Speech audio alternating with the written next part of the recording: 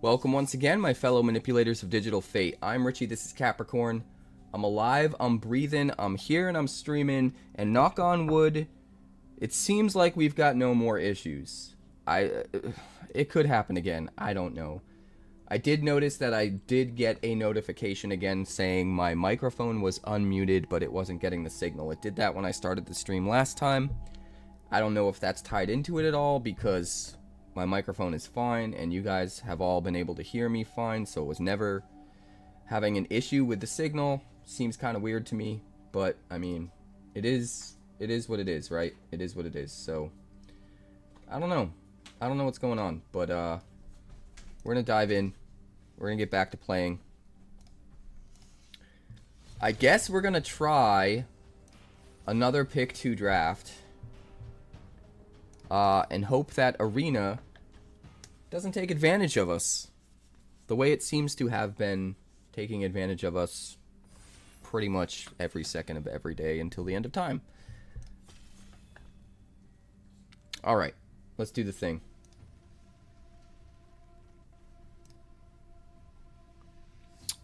Alright. Lost in Litjara. Get a copy of the next thing.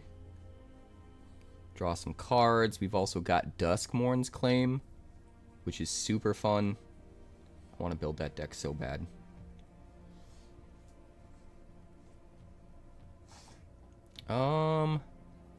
May cast spider spells.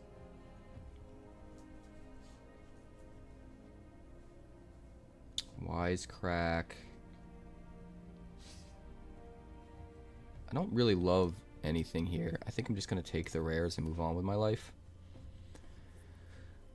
Probably leaning more towards blue than black, but I want the Duskmourn's Claim for standard, so we'll take it anyway. We've got Vazine, we've got Nu and Sumi. Discard a card, draw a card for each card you've discarded this turn. Interesting.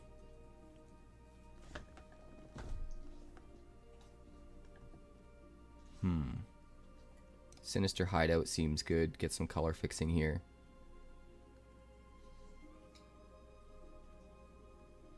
And I guess we take Vazine?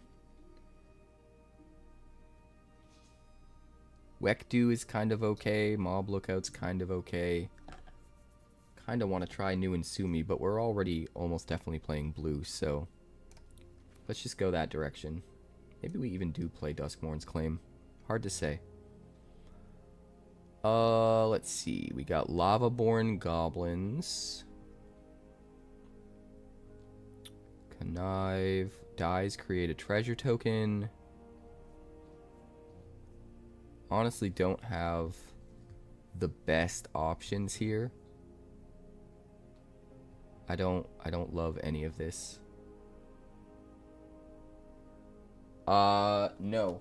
I mana screwed 2 games in a row and got punted out with no wins. So, didn't want spectacular tactics. Damn it. I got distracted by boss.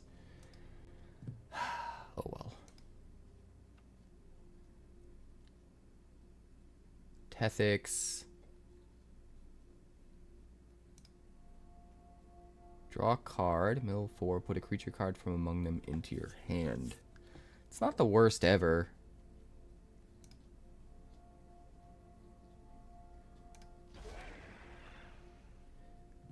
I think the biggest issue I have with pick 2 draft is it's a lot harder to sort of hedge your bets and wait to decide like what colors you want to get into. You're just there. Like by the time you're done with pack 2, it's like it's really hard to pivot out of those colors. And I don't know if I like that, you know?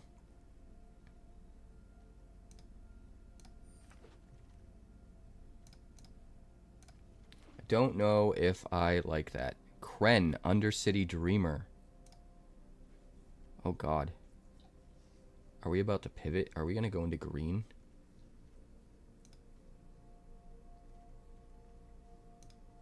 We could go green, black, or green, blue.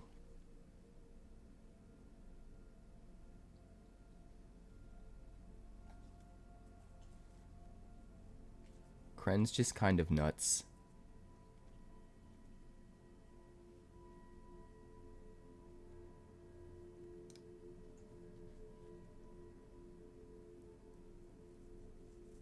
I guess we just take the 2 mythics. 2 freaking green mythics. Good lord. Bellion is awesome. Thinking maybe we go Simic again. But it only triggers off of blue spells. Crash is pretty good. And Zahn to color fix us is also pretty good. But we are going to need some removal.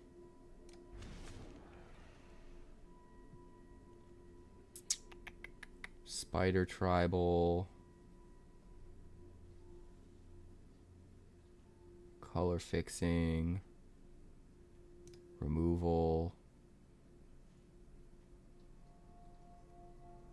Perilous Lunge. I mean, we gotta play green at this point, right? I think we take...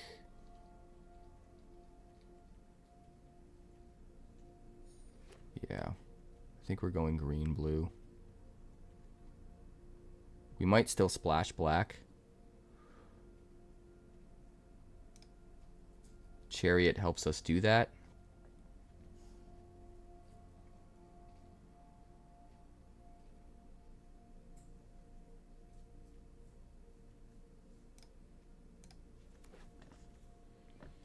Yeah, I'm not a big fan of the pick 2. I'm going to be completely honest. Another Chariot.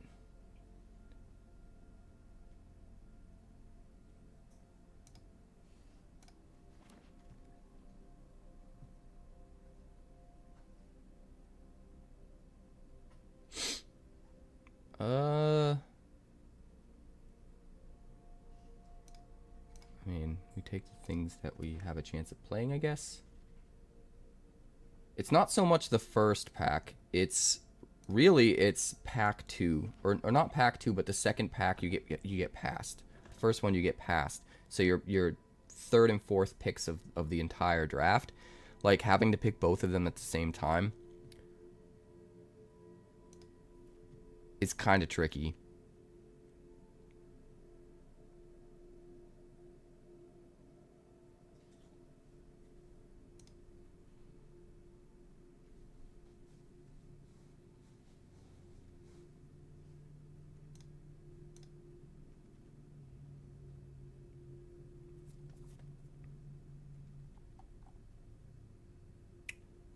I think we're some kind of Sultai.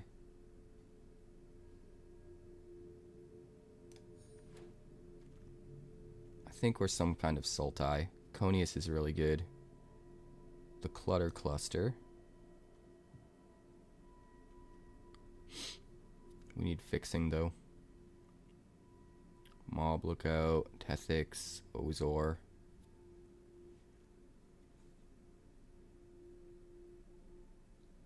Just gonna take the rare.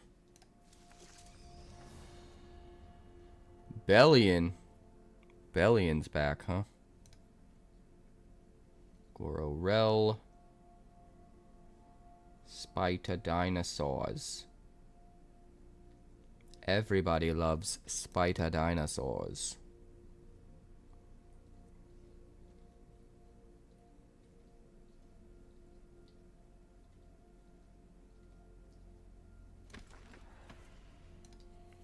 Error 9 Viral Node. Non-equipment artifact. I don't know if we care enough about that.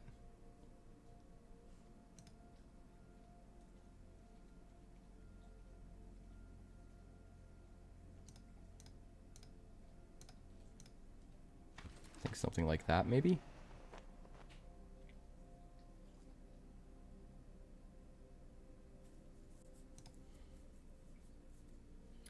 Carriage of Dreams. Don't know how I feel about that one. Let's take the Aerialist. Mob lookout. Sure.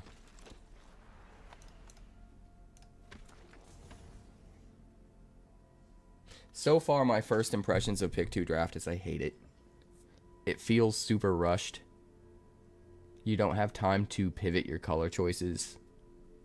It feels like you have to, like, lock in on your color combination right out of the gate.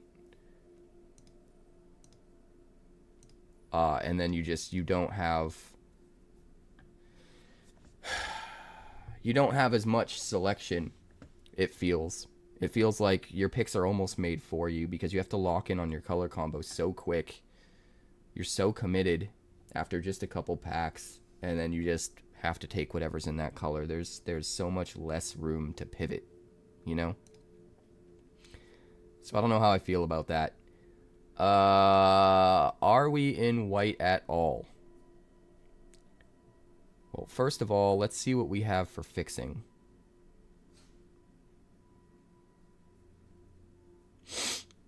Let's cut all of the less than stellar cards. We've got Chariot for fixing.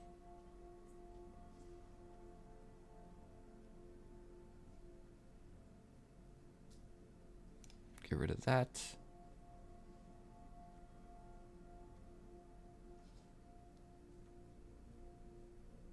Surveyor for fixing.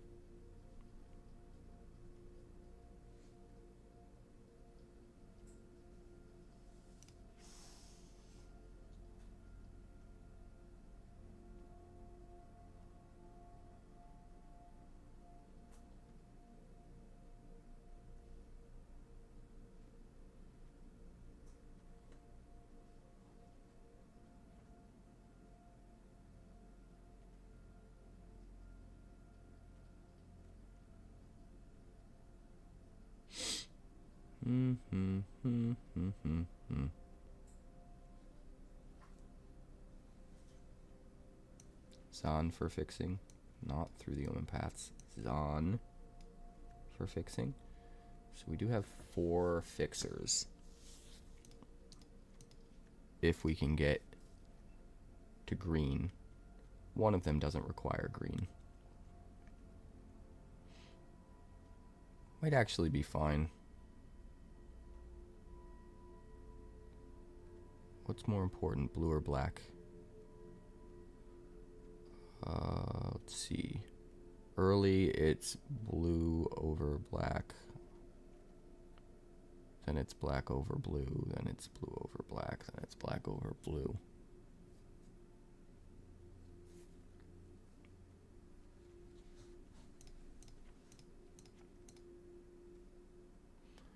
So 10, 17. That gives me 4 black, 5 blue, 2 white.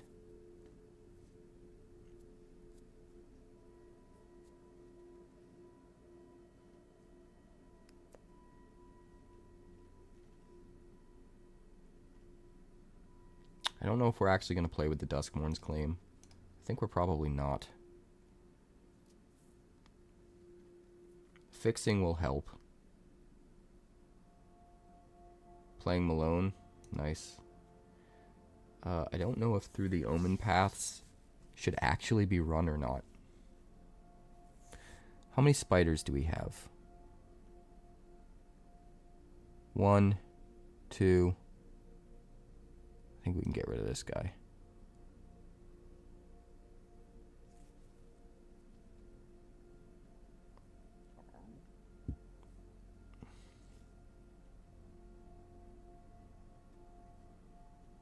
Not a lot, huh?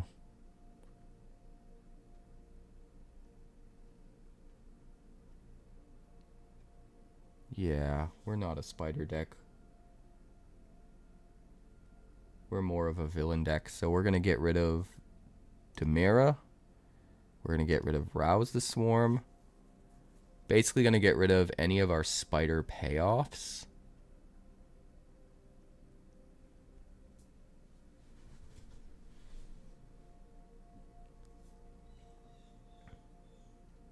Kren is still just good enough on its own, I think.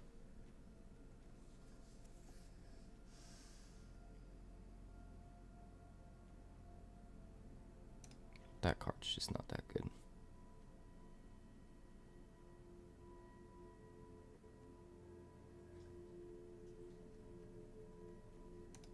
Alright, so now we just need to cut 3 cards. That seems okay. Cut a mob lookout. How many things do we have to put counters or modify the area list?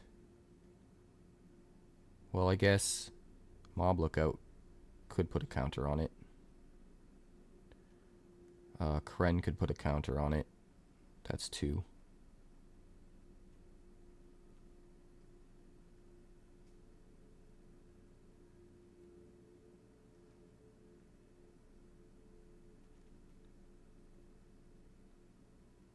Perilous Lunge could put a counter on it. That's 3.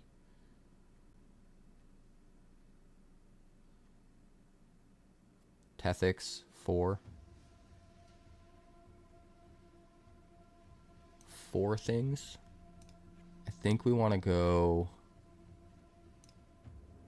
up on our mob lookouts and get rid of some of the more meh. We'll get rid of Merciless Enforcers. That seems okay. Discard.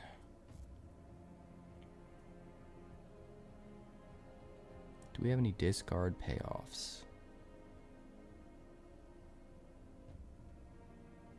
Any mayhem or things we can use from the yard? 1 mayhem. 1 from the yard. And that is it. So, Crash still might be good enough just on his own.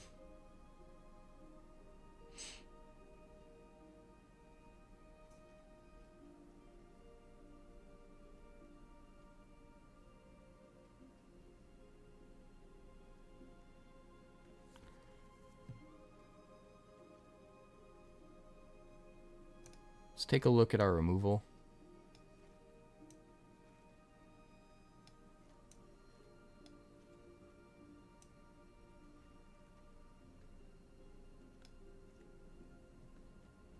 We've got Knife Trick, Conius, Perilous Lunge, Hide in Mundanity, Snatchback,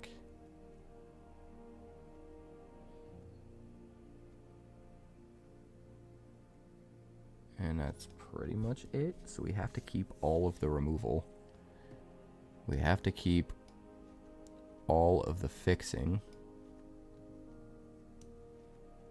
So what does that leave?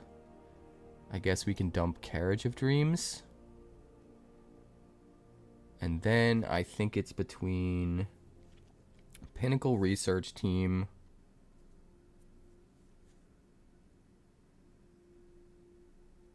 Chizek,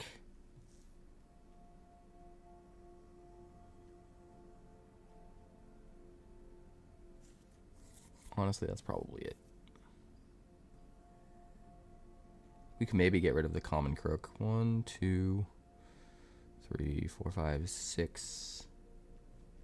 Yeah, we can probably just get rid of the Common Crook. Even though it technically does give us some fixing, it's in black, and black is our 3rd color. Right? We have 8 green, 5 blue, 4 black. So that makes sense to me. Alright, 4 color Insanity and pick 2 draft. Let's see how bad this bombs. But hey, on the bright side, knock on wood, no disconnects yet. Alright, see what we got. Let's see what we can do!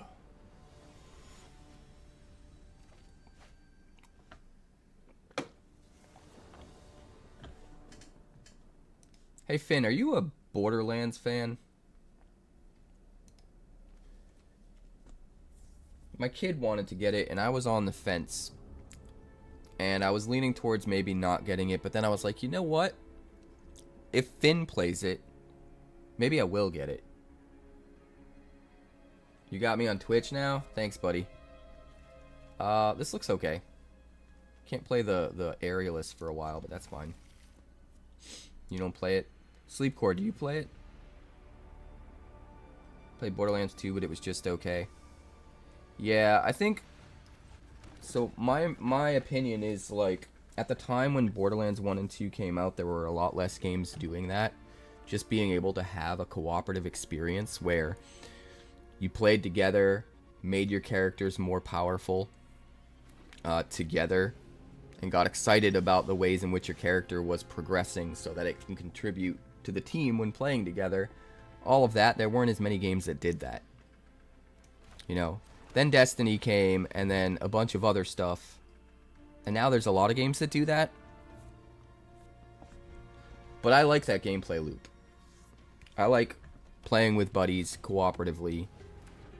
And, you know, trying to make my character better so I can better serve the team as a whole. I like that vibe. Alright, so I could search for a blue here. Or I could just do this.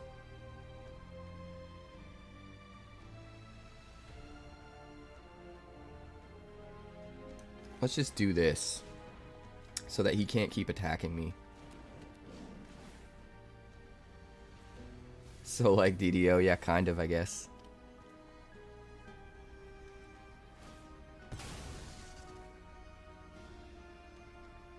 Yeah, I will probably end up getting 4 at some point. But there's a bunch of games that I'm looking to play. Warhammer Space Marine 2 is an awesome co-op game. And I absolutely love it, but I'm only like 3 missions in because that's a game that I can play by myself. You can play it single player, it's just way more fun with people, and I don't play it unless I have someone to play with. So I'm only like 3 missions in. But that one's really, really fun too. And same thing with Monster Hunter Wilds, which me and Finn are going to have to play at some point. He's beaten the entire game without me already. But 'tis what it is. Forcers? Sorcery, huh? I mean, I guess I could trade my 1 for his 2. Theoretically.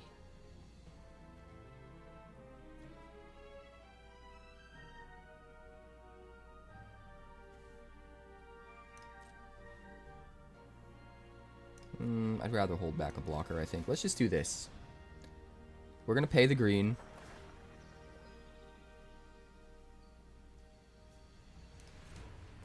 And we're going to find blue.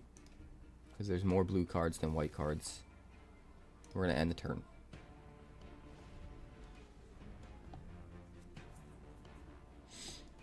But I'll probably play all of those games at some point.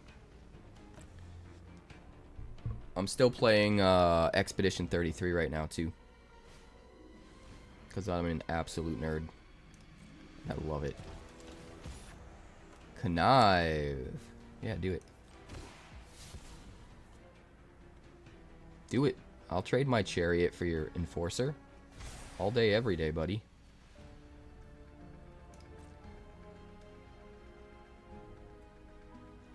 That's what I thought. That's what I thought! We've got Tethix, another really big death toucher, which is perfect for the Perilous Lunge.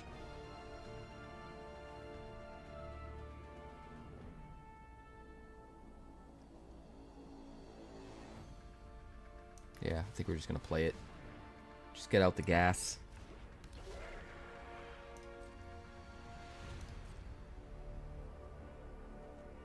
No attacks. End the turn. We're biding our time. Next turn we find a white mana, which lets us play the Wonderweave Aerialist and gives us both 1 blue, 1 white, so that anything in our deck can be played at that point. And then we also Perilous Lunge.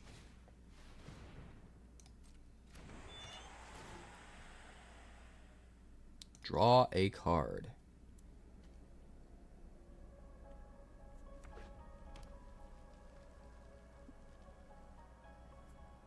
Why, hello, sir.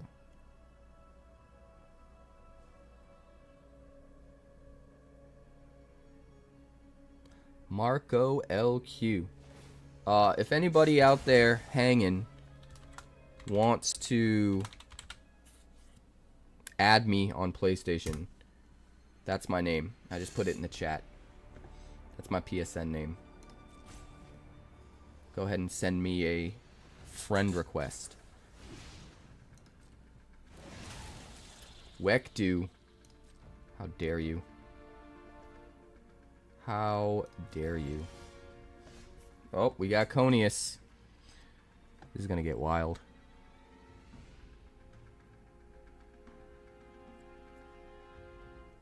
Alright, so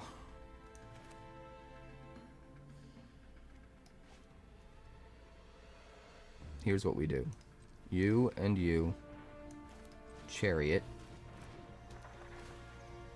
Auto pay. Fetch the white. Play the white. Play the lunge. Target this guy. Target this guy.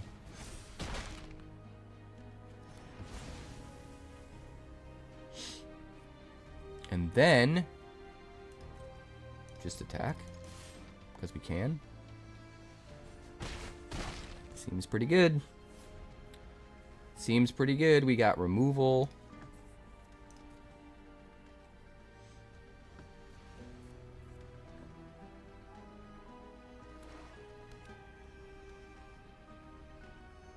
We need something in the yard that we can target with Conius, though.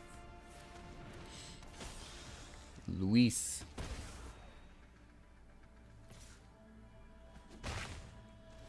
Five, 4 lifelink. I mean, we need to get rid of that thing, right?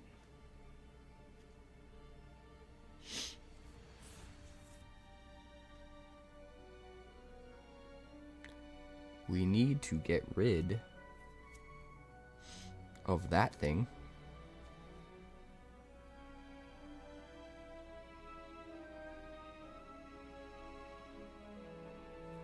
One, 2, 3, 4, 5. Lets me play a 2-drop.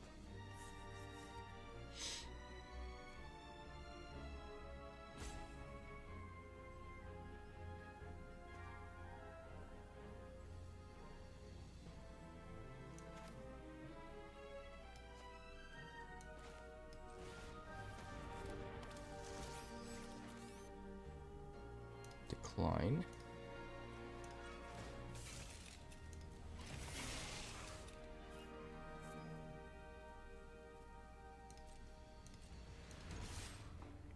He'll block the chariot and gain a bunch of life, but that's fine.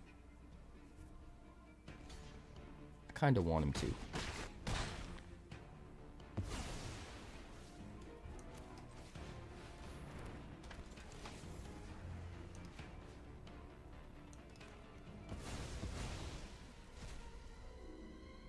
End the turn.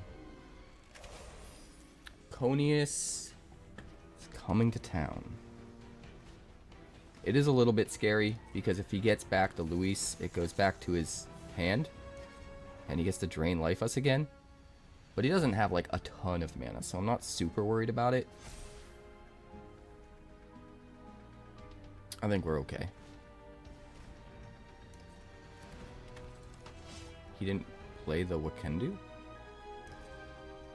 Wow. Okay.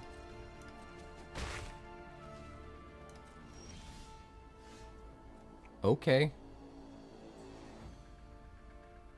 Target creature can't block. Dude likes that.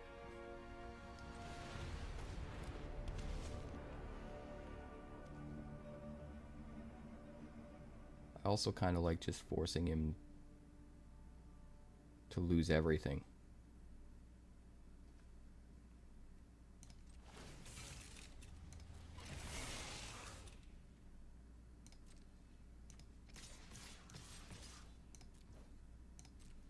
We'll just do that.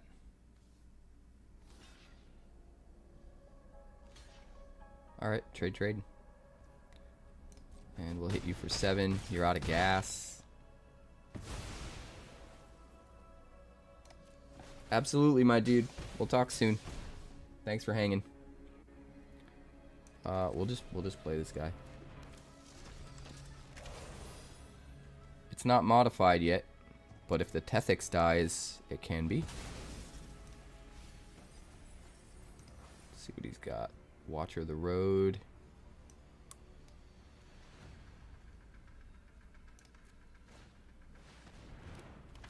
He's gonna get 2 3/3s.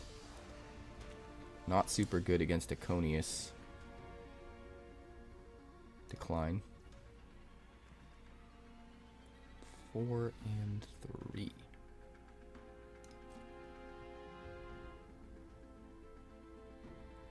Well, if he blocks with 2 3/3s, it's not super good. But we'll get rid of both the 3/3s, and Tethix will be in the yard.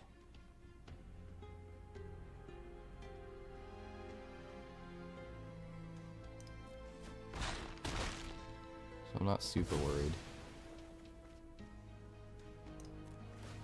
He'll take some damage.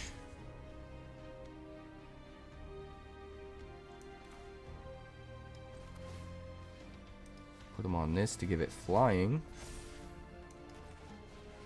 And then play the Pinnacle Research Team so we can draw cards. Seems good, man. Seems good. It's nice to not be mana screwed, that's for sure.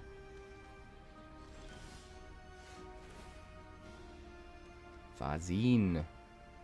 Decline. We could copy Conius. Oh god. That feels so wrong. I should have discarded this for the mayhem. Ah, I'm a dummy. Whatever. We'll hardcast it.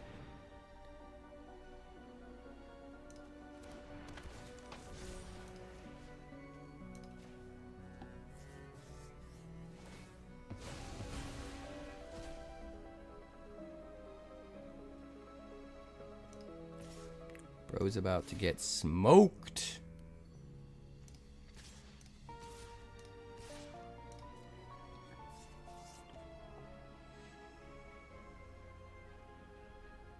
Does have one card left in his hand. It might have been smart to not attack with Conius, but I think if he had some kind of trick or removal, he would have used it by now.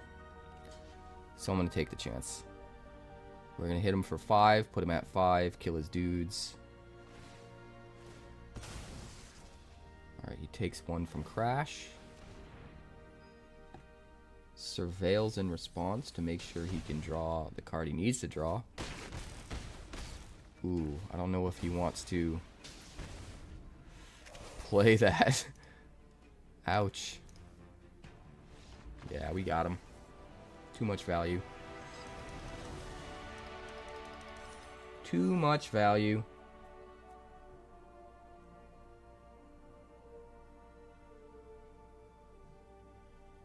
Too much value, boys.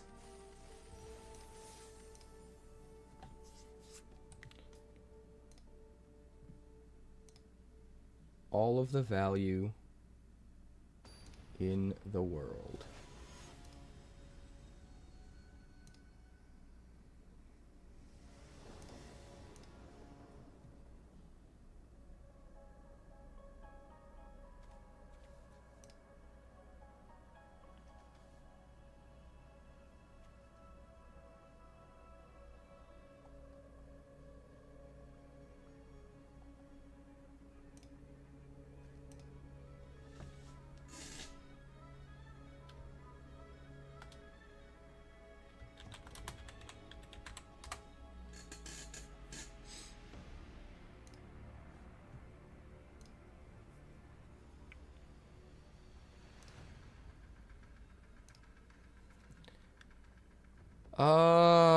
No black.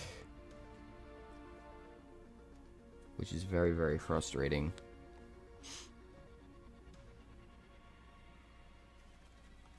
Still think we keep it.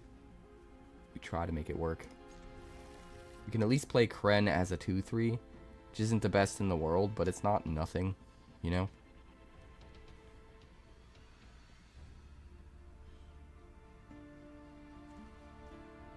So we'll start with the campus.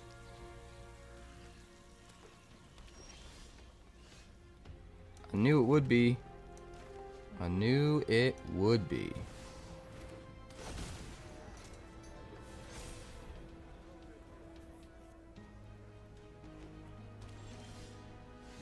Hey, there's our black. Well, we'll start by attacking. Crash or Bane marked.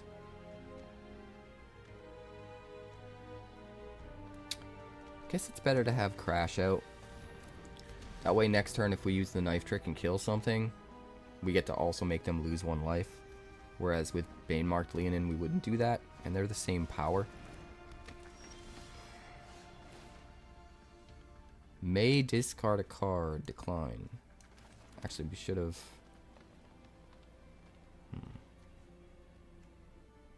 can't pay the kicker cost for Snatchback. We can just kill this. And honestly, I think we probably should. Take away his mana fixing. If he's running another color, he now can't make mana of that color, which is kind of huge.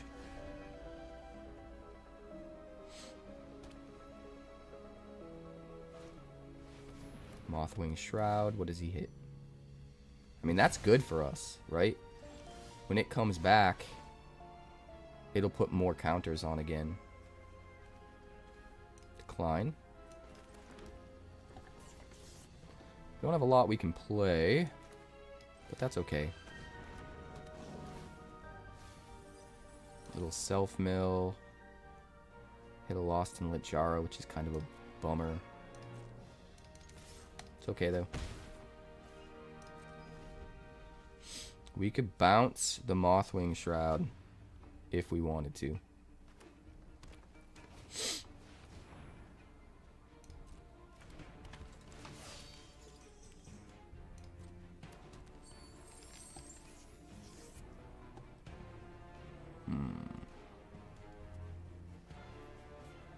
Do we bounce the fighter and give him more treasures? Just so that we can stay aggressive? I don't know if that's the answer. I don't think that's the answer. Hey, what's up, guys? Welcome, Michael. Welcome, Mark. So this is the pick 2 draft for the new Through the Omenpaths set, aka Spiderman on Arena. I don't think I'm gonna bounce that. At least, not yet. Maybe now we bounce it because we can return a permanent. Or draw a card as well. Although I kind of think we wait on that too. I'm going to attack with the Death Toucher.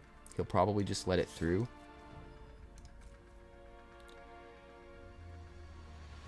I think I'm going to play it safe and play it slow with the Snatchback. Because we have a lot of potential right now. So we'll play the Aerialist. We can still double block the fighter and we only lose 1 of them. Which is really good. So I don't think he attacks. Oh, it can't be blocked by more than 1 creature. This is still the play regardless, I think. I think we wait on the Snatchback until we can get more out of it. Ward 2, that's a good example. Perilous Lunge. Decline. So, we could turn our Death Striker into a 3/4 and then trade it for his best creature. I don't love that. We could also bounce the Shroud, which will allow him to eventually get rid of something else, which is bad, but it would also get us 2 counters. And then Perilous Lunge, which means our Bane-marked Leonin would actually survive fighting the fighter.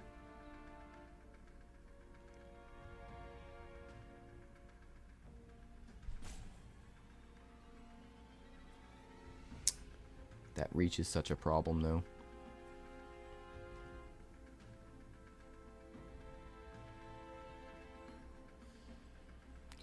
That reach is such a problem. Alright, I'm going to attack with my Death Touch guy and see if he'll trade. Alright, he will trade.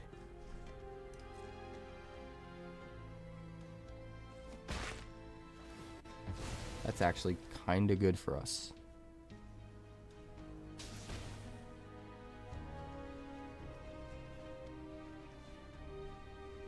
Alright, end the turn. So now the plan is we're going to bounce the Chizek so that he can't block with it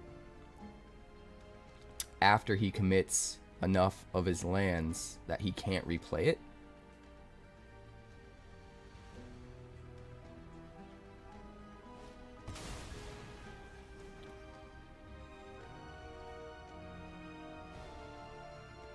Yeah, that black enchantment's going to be sick. We're going to be brewing that later. A new Golgari version of that deck. I don't know if you guys saw the No Vacancy deck on my channel.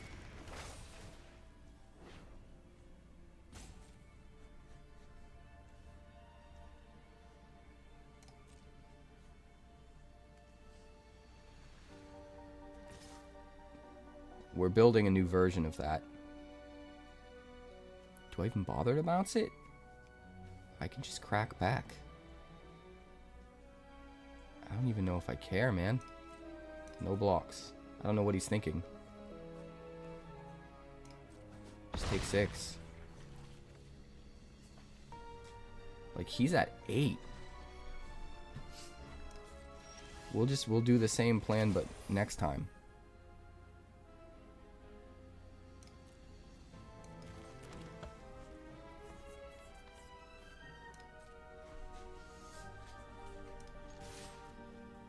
We hit for 4.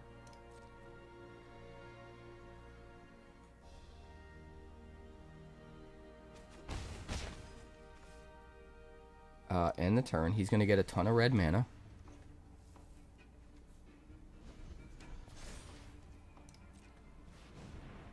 But we're going to bounce something and draw a card and have enough mana to pay the ward as well.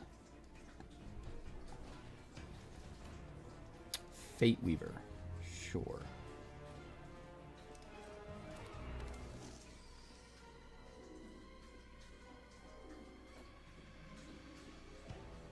He's going to be greedy and swing with the Chizek. If he does, we're not going to bounce it. We're going to bounce the Fate Weaver instead. Bro does nothing.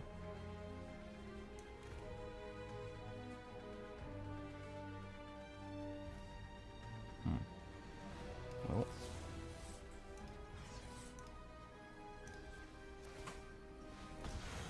Auto pay. Bounce the big dude. Not sure what he's holding up all the mana for, though.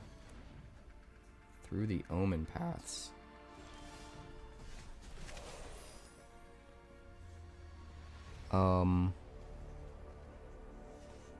We could make it so he can't block, and then we just win.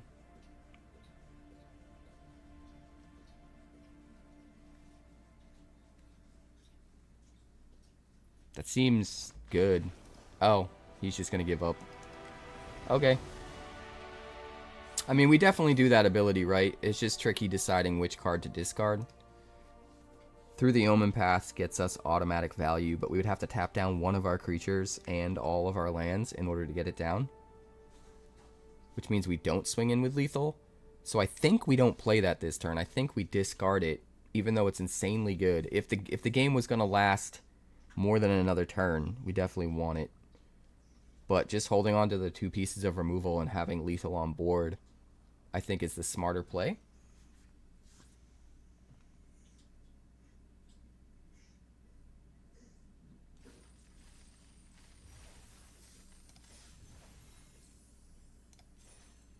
Alright.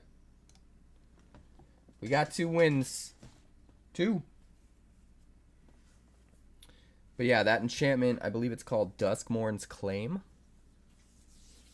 In Spiderman, it's called Parker Luck.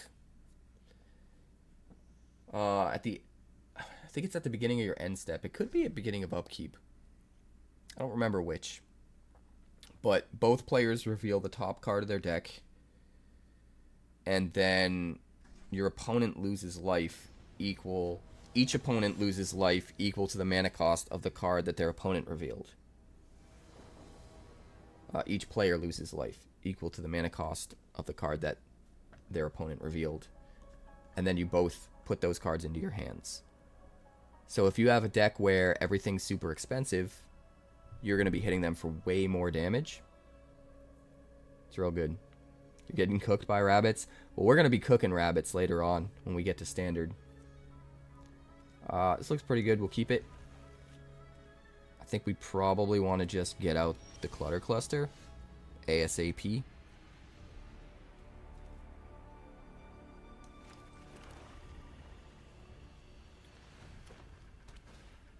Gallant Citizen.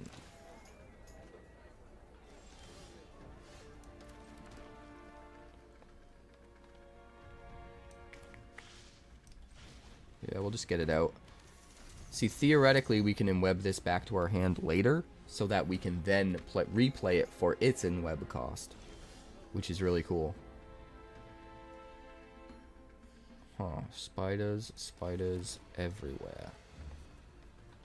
And not a drop to drink. Well, I guess we'll just do this. Just gonna block with a citizen. Sure. Sure. I'm completely okay with losing my random 2/3 for 2 and getting rid of a combat trick that could blow me out later on and kill a much more relevant creature. So in my opinion, I'm really, really happy to do that.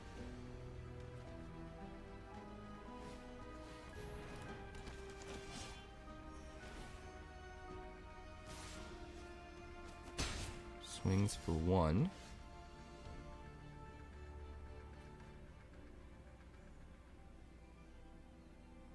Do we need you? No, we need you first. So we crash. We could also play the knife trick and discard the extra forest.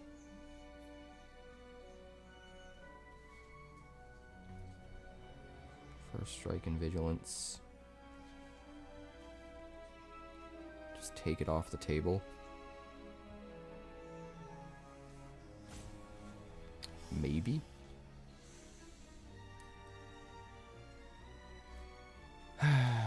Let's go crash.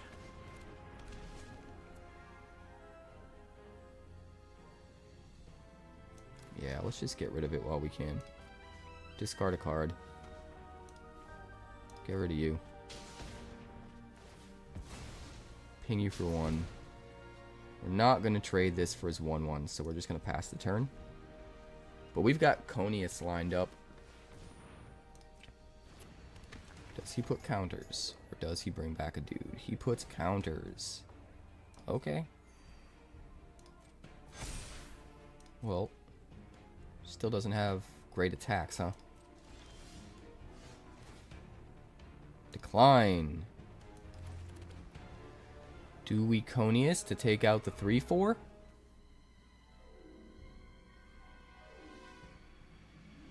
I think we do. I think we gotta leverage the tempo. And the Clutter Cluster. And then we will crew with the Conius. And we will attack with the team.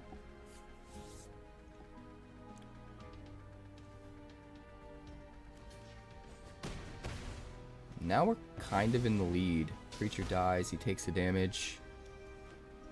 Obviously, if he kills Conius, he gets value back, but so don't we. So it's not the worst thing ever. Costume Closet. Do I care? Decline. For now, at least. We'll play this. And we'll attack.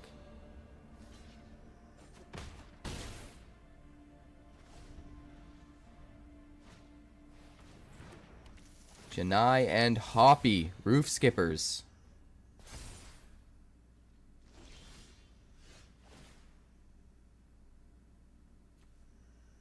Can't block. Decline. We're going to wait until next turn, now that we've got that. So we're going to pass.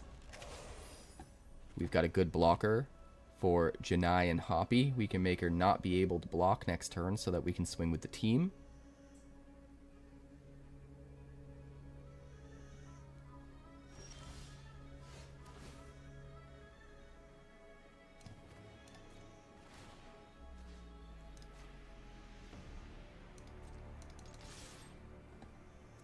What is that last card?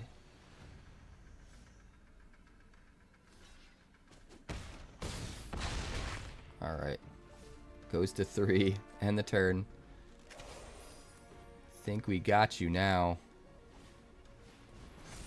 Well, Lunge gets back some value for sure. But it gets us back some value too. We'll see which one ends up mattering more. Puts the counters on.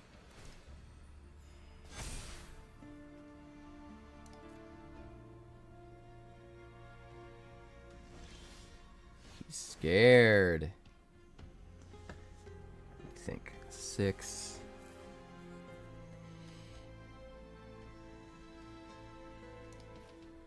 Let's do it. No blocking for you.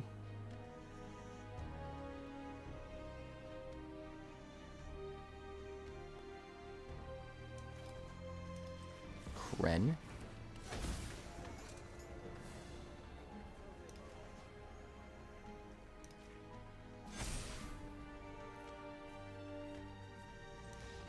Yeah, he's gonna scoop. We got him. We got him. Dunzo. Dunzo. Dunzo.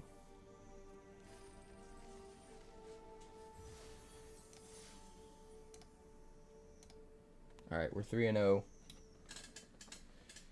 The algorithm's not brutally dismissing us like it typically loves to do.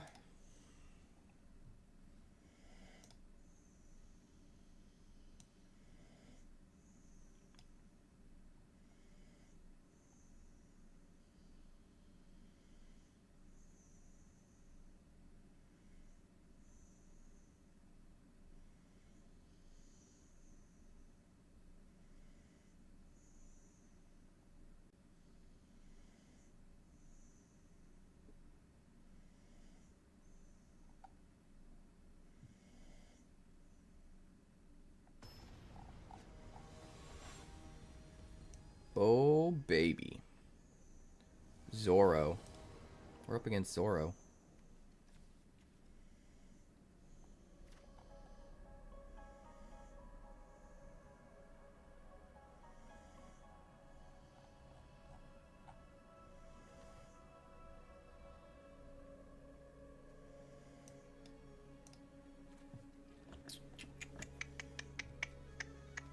Seems good. We've got most of our colors. We can't Wonder Weave on 2. But we can just play the Clutter Cluster.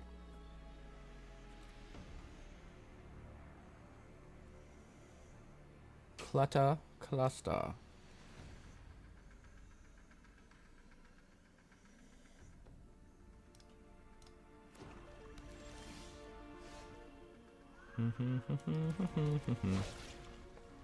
Should have led with the planes, actually, in case I top deck a white or blue source. I could have led with the aerialist.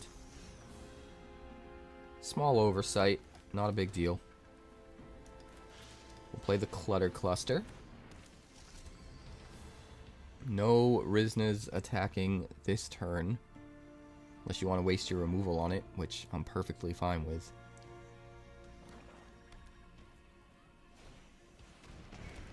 The house grows hungry. What a card. What a card.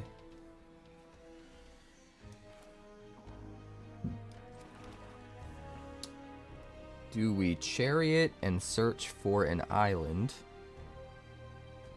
Or do we Bane-marked Leonin so he can't attack effectively? I think we need to do this first. As much as I would love to get that out of the way, I think we just need to. Alright. I'm not super sad at seeing those.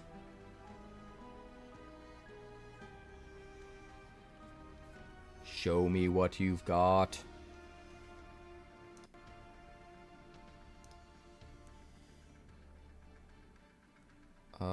Decline, thanks. Discards the Mayhem dude, that's fine.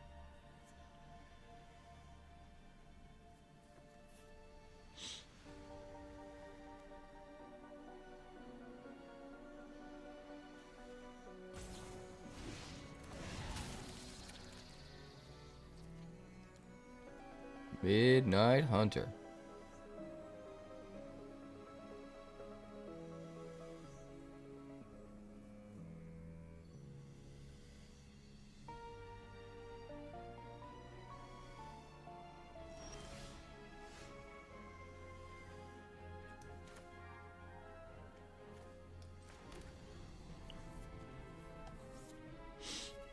I think we chariot.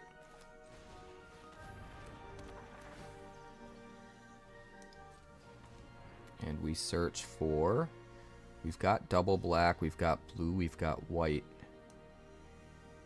So I think we just find a forest.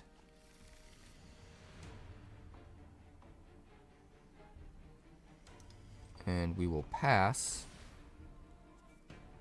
so that we can trade our chariot with Rizna if he decides to attack with it. Sure.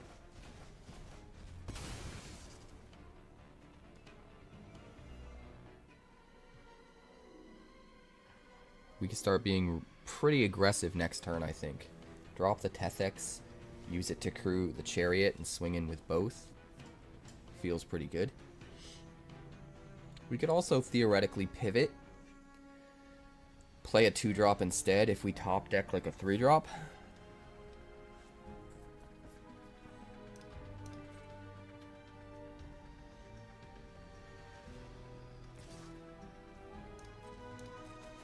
No blocks, my friend. Bane-marked Leonin. Sure. Mill 2. Land and Merciless Enforcers.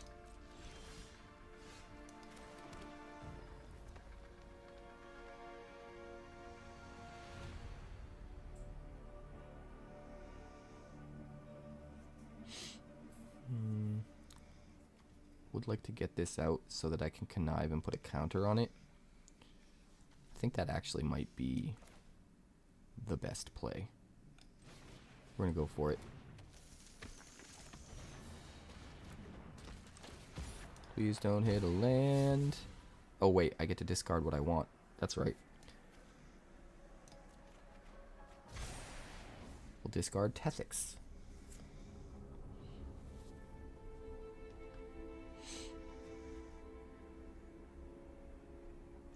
Do we want to swing in?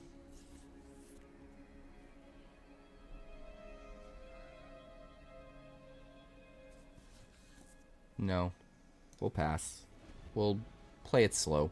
We want to be able to trade the chariot for the Bane-marked Leonin. And hold up the aerialist so he can't attack with Wakendu.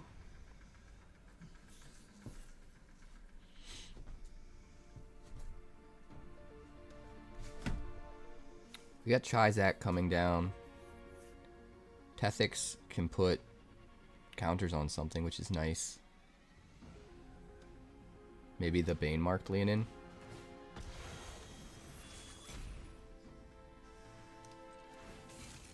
Decides to kill the aerialist, which is fine. Can only swing with the 2/2.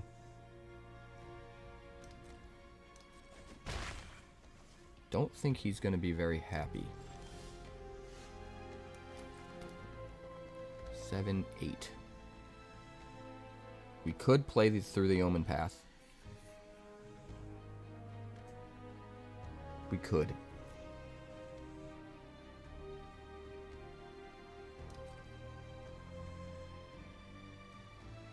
Um...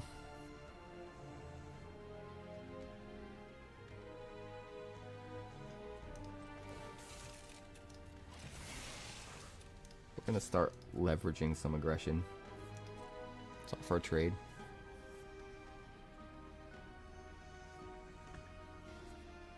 This thing can get really crazy later on. He might be underestimating it. So, I will take that trade all day long. We'll get Chizak down. He can't really swing very effectively now. He can't even really attack with the Leonin either. Because then he doesn't have a good blocker for the Chizak. But we're going to tap down the Mob Lookout and 7 lands to play through the Omenpath. And then we'll just be spitting out a creature every turn.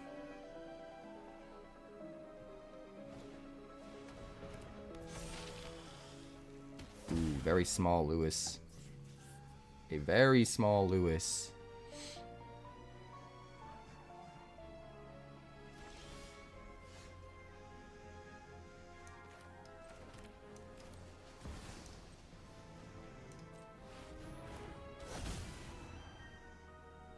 Kren. Interesting. How do I want to do this?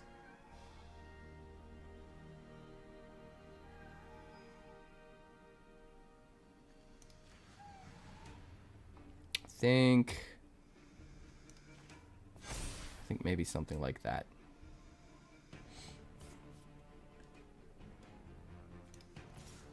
He would have to trade his Bane-marked Leonin for ours. And if he does, that leaves him open to our Chizak next turn. So I think that's a good play. And also, this is triggering every turn. Don't forget that.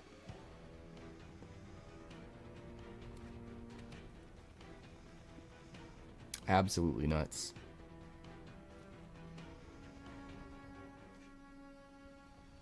Absolutely nuts. Kivney. Put a +1/+1 counter on him. I mean, do we just do it? It gains Death Touch. He clearly doesn't have an answer to this. Screw it. What are we gonna find?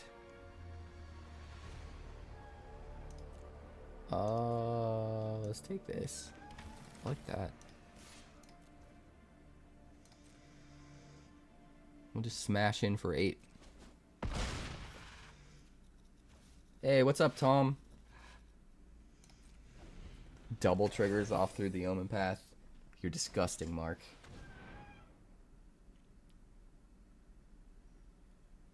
It is a very mid set. There are a couple absolutely insane things you can do. But it's a small set, too. That's the thing you gotta remember. This is like half the size of a normal set. Or maybe a little more than half the size, but it's not a full set.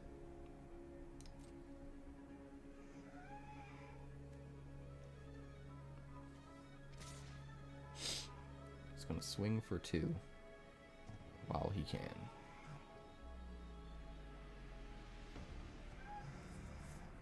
The set's super meh. There's a few cards in it that I really like. And the Spider Tribal deck is absolutely insane, but it requires like almost all of the cards just jammed into the same deck. It almost completely disregards like everything else. I think that's actually really good for us. Yeah, we're gonna keep you.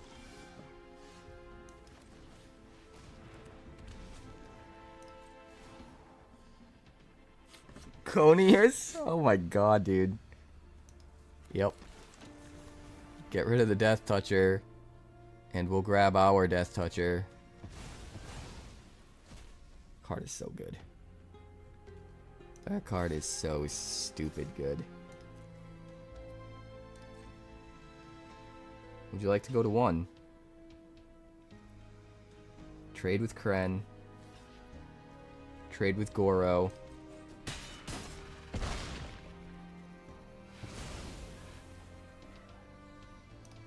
take extra damage from Crash.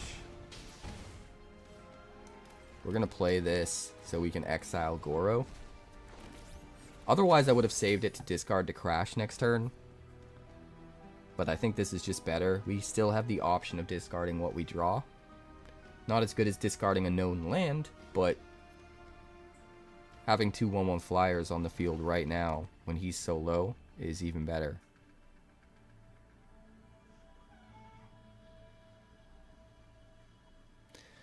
Conius is really cool. I like this card a lot. It's the closest thing we've gotten to like a Chupacabra in forever. And I think it's going to get overlooked because the two things that stand out about it is 5 mana is a lot, and if it dies, they get their thing back. But what's overlooked about it is when they get their thing back, it doesn't come back onto the battlefield. It goes back to their hand, which gives them a huge tempo loss. They have to replay it. And then the other thing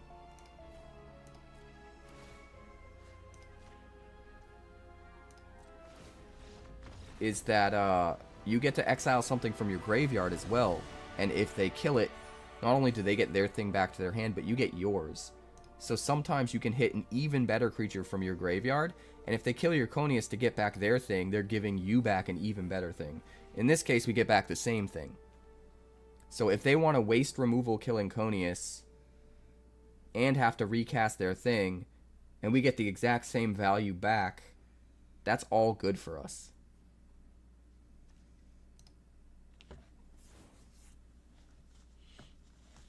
The Legend Rule card. Yeah, that'd be pretty fun. Well, we got to 4 wins.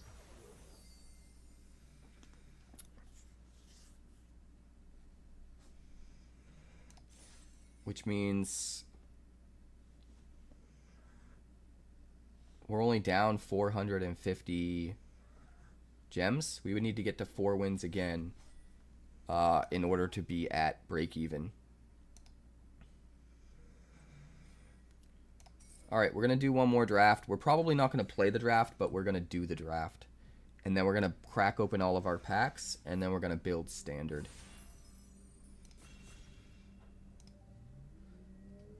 What's up, Foozy?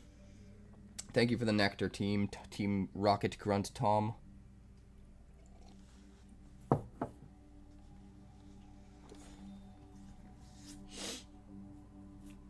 It's not good that your left knee almost gave out.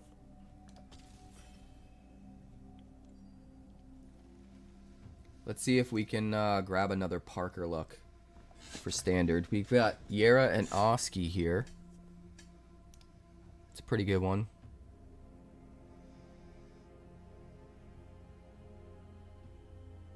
Probably just take Basil to stay in colors. I feel like it's really important to try to pick 2 of the same color in your first pack, so that if the second pack brings something crazy, you can have a second color to go into.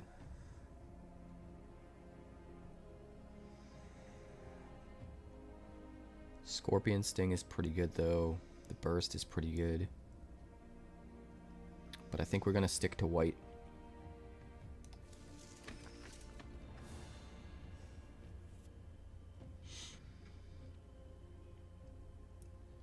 So far it's looking like in web, Basil can tap your own creature down so that you can web it back to your hand if you need to, which is cool. And Yaranowski has in web. Opponent's thinking hard, I guess.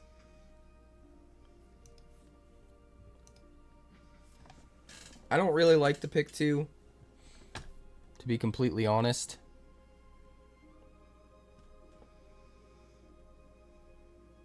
Caverno is cool. But if we're in web, the Sanctuary might even be better.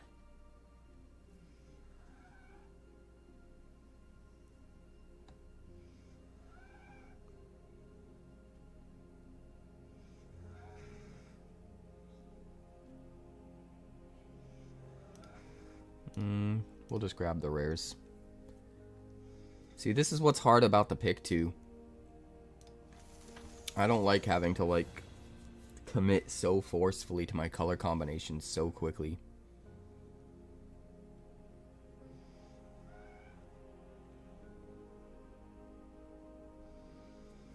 Like, we're probably not running the Caverno.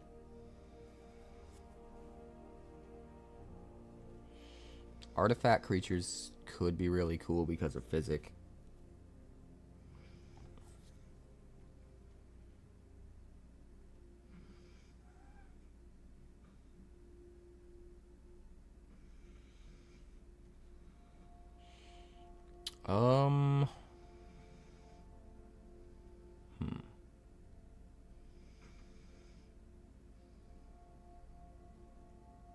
I do like Tethic.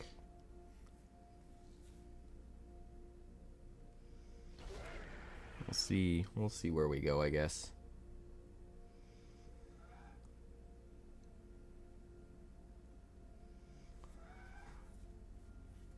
Perilous Lunge. We're probably Selesnya, but I'm gonna keep the option of going black a little bit open.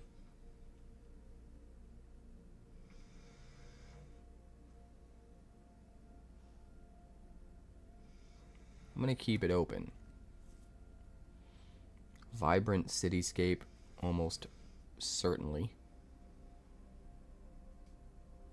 Flying until end of turn. That thing is so expensive. We'll take that. We are almost definitely Selesnya. There's a chance we can splash black. And there's a chance we go artifacts too.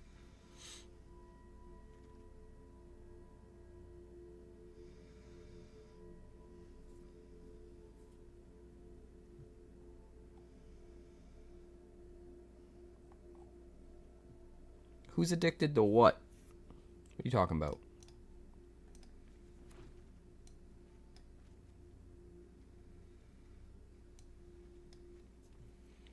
We've got Surya. Well, I guess we're in Bant. We've also got Bellion.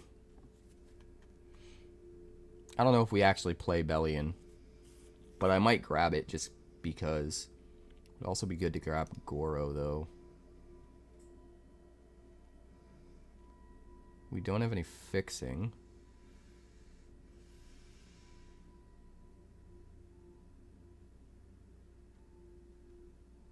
We really want an web.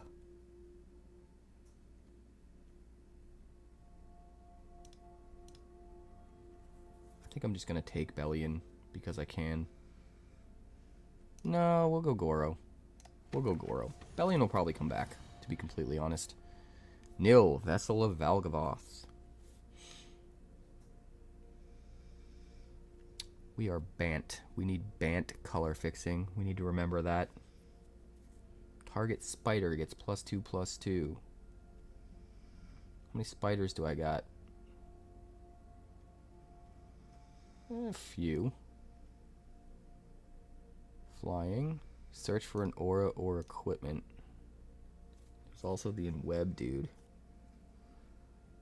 Do we have any aura or equipment? Doesn't look it. Let's do the Inweb card instead. It might come back and maybe we'll take it then. We're definitely Selesnya Splash Blue. And we need fixing for that.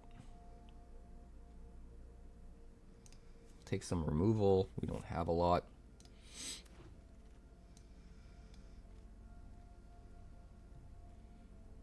I certainly do like +1/+1 counters.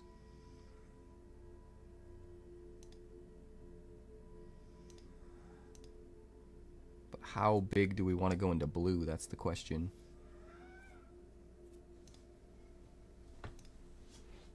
I think we do that.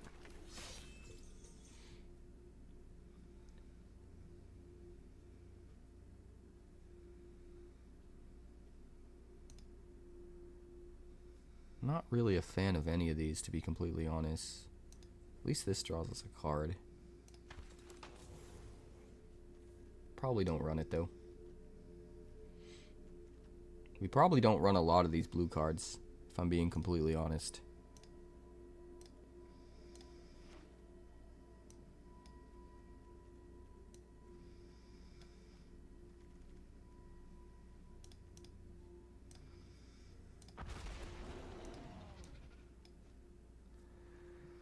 Detect intrusion. Counter an instant spell, sorcery spell, or triggered ability. We've got Vazen. I'd rather focus on Selesnya. Tap a creature. Mothwing Shroud for sure. And a Vibrant Cityscape for fixing.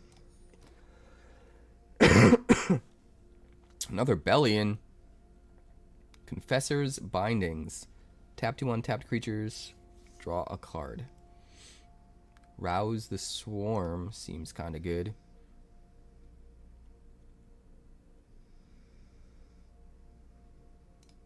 Fixing there seems kind of good too.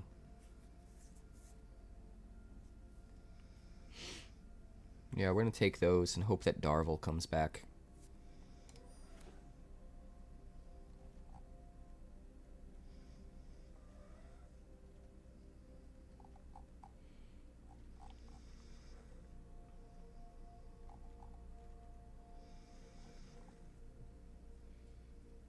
Terrific team up.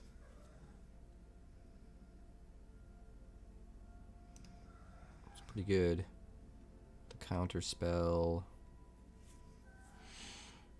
When it enters, draw a card. It's pretty good for in web, right? I think we take it.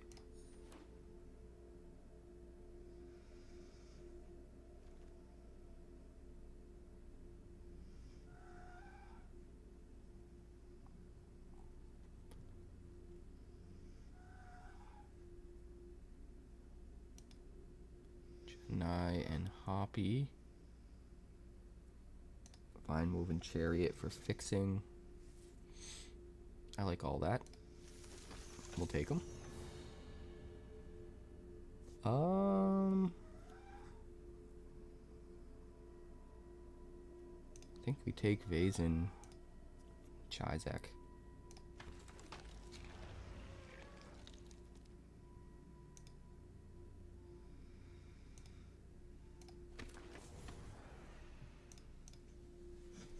Well, I think the deck is pretty good. I think we're going to cut most of the blue stuff. There's a couple blue things that might end up being okay. We don't want any blue on curve, that's for sure.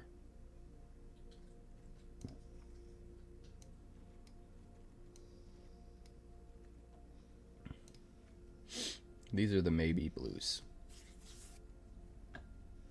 The only definite blue is...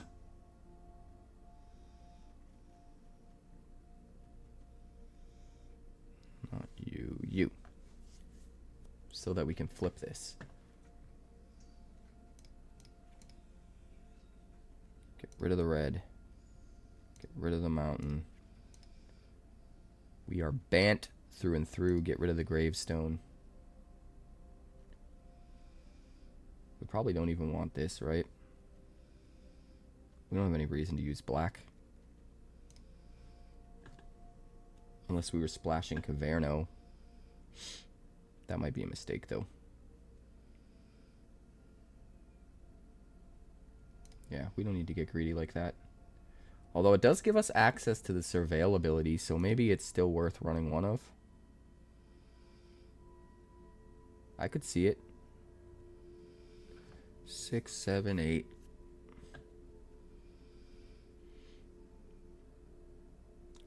Five, 6, 7.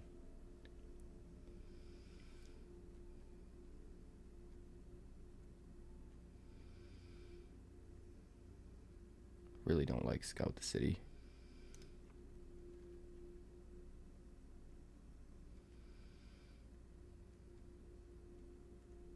How many artifact creatures do we have?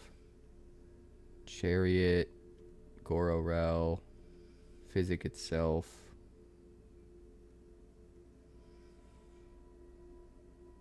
I mean, I think Physic might be worth running no matter what, because at the very least it could put counters on itself, and then eventually let you draw cards with those counters, right? So I think Physic's like almost an automatic run anyway.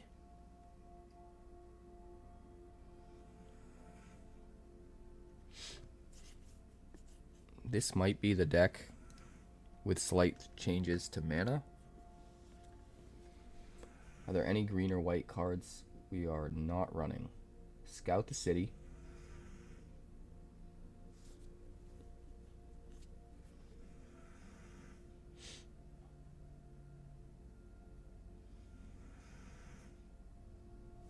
Carriage of Dreams.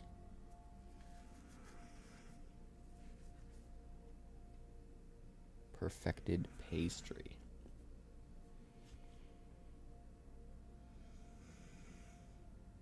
I guess it depends on how much that +1/+1 counter matters. If the +1/+1 counter matters from the pastry on enough cards, we maybe consider running it.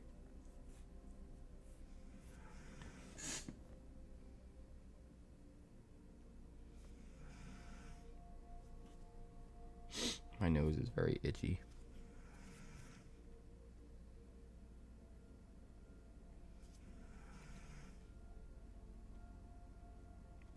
Doesn't look like anything really cares.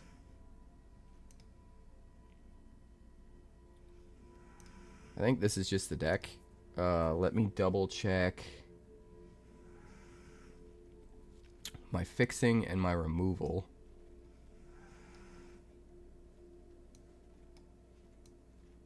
So we've got removal. Combat trick, I still count it. Bandit, you are snoring so loud. Combat trick, I also kind of count it.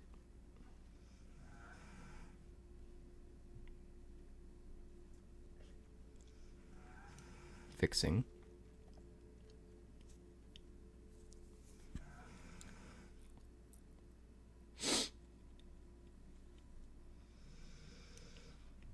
Removal.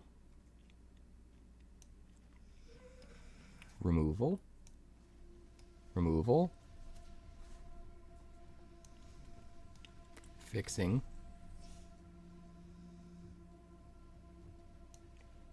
Fixing.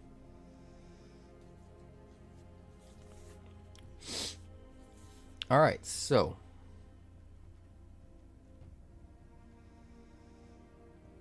we've got 3 fixing. They are all green. That means we definitely need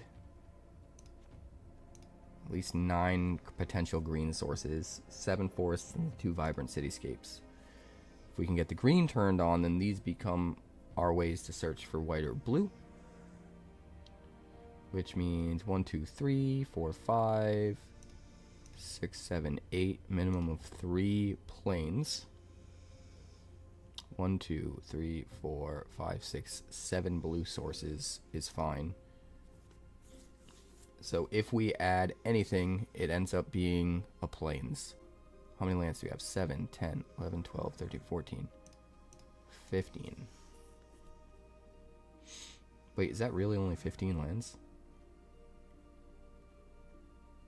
Okay, so we need more lands. I don't know why we're down to 15. It's plenty of blue, though. So we go up 1 plains, 1 forest. Gives us 10 green sources, 6, 7, 10 white sources if you include the fixing. 7 blue sources, which is plenty for 3.5 cards. And we do have Surveil. None of our blue cards require more than 1 blue mana. And then we just need to cut a couple cards. We have a lot of removal. 2 lunges, a shroud, a team up. We could probably cut a lively leap, but I kind of like it and don't want to. Is there anything back here we can cut? Maybe the lurking lizards?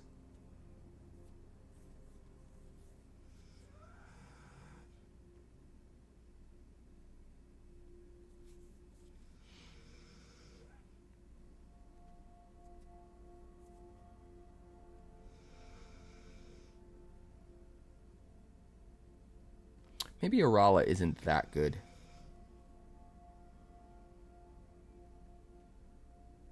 It's a flyer. When it dies, it can put a counter on something. But we don't have a ton of ways where our permanents care about the counters on them. Other than just being beefier. We don't have any modified synergies or anything like that.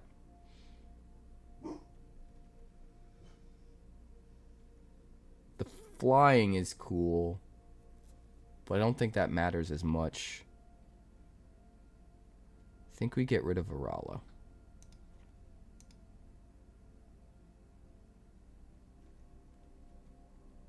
Get rid of Arala, and we'll get rid of Lively Leap. And we'll call it a day.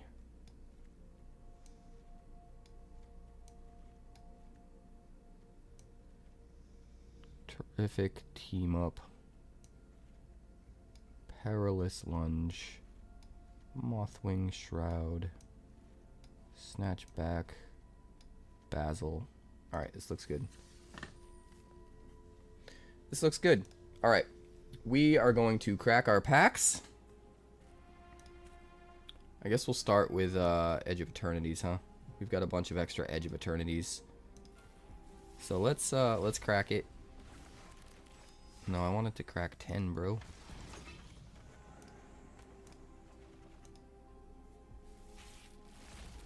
We're gonna crack everything, and we're gonna build Golgari control, and it's gonna be wild. We're gonna use Parker Luck, aka Duskmourn's Claim.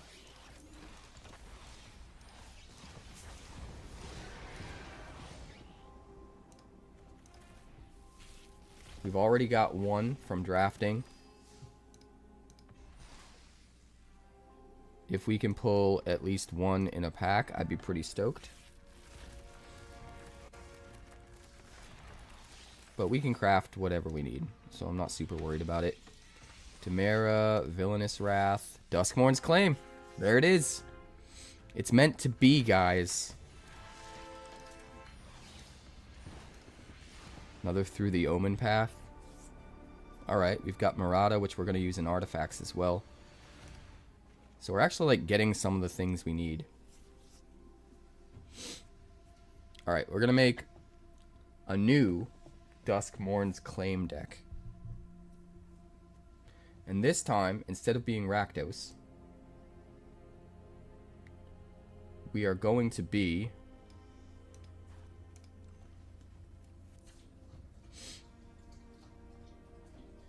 Golgari. Get rid of the Carnosaurs. Let's get rid of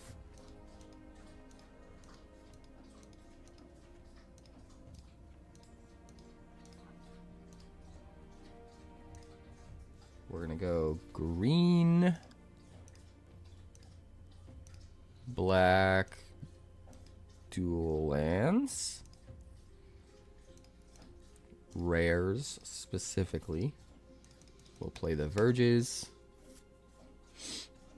play the Mortuaries, play one Cottage. I guess we can probably play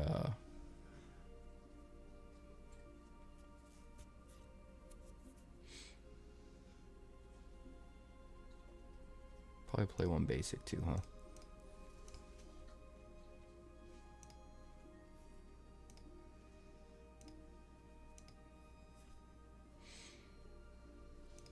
Alright. Now there's a reason we're going green.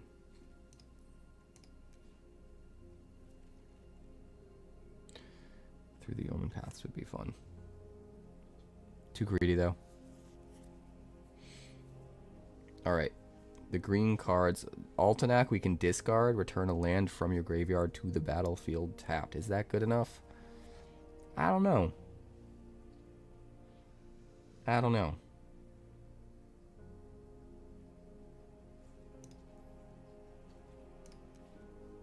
Let's change over to standard.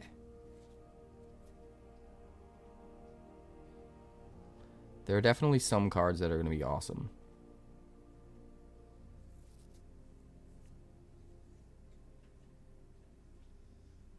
Rickety Gazebo seems kind of fun. But there's one card in particular,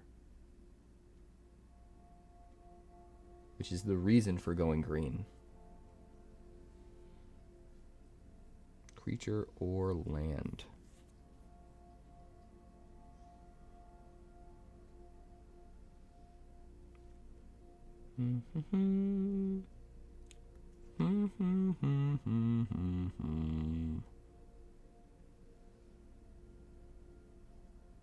Greatest power among creatures you control.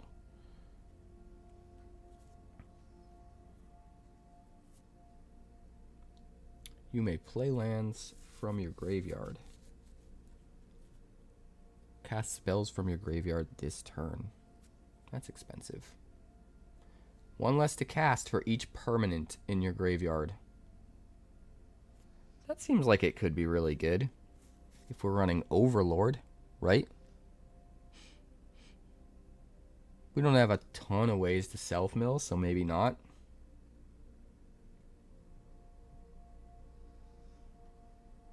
But I think it's at least worth considering.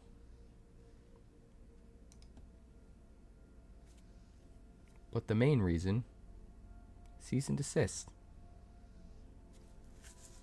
Cease can absolutely wreck Reanimator decks, anything relying on the graveyard, and desist can absolutely wreck Synthesizer decks, any kind of artifact decks, or the enchantment decks.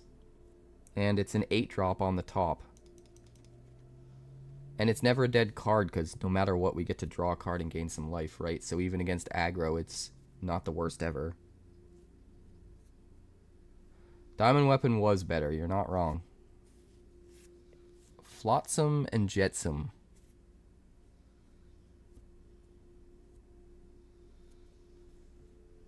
That could be interesting too.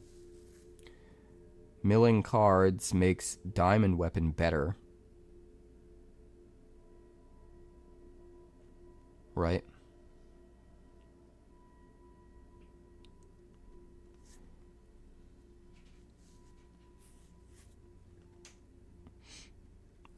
I'm curious. What are the other, like, really expensive creatures that get the cost reduction when you have a lot in your yard? Specifically creatures, so Hollow Marauder.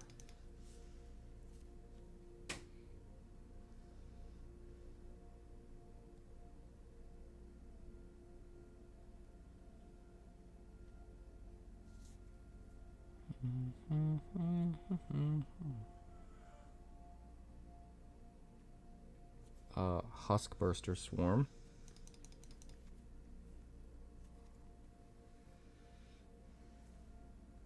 Is there another one? Maybe one that costs 6?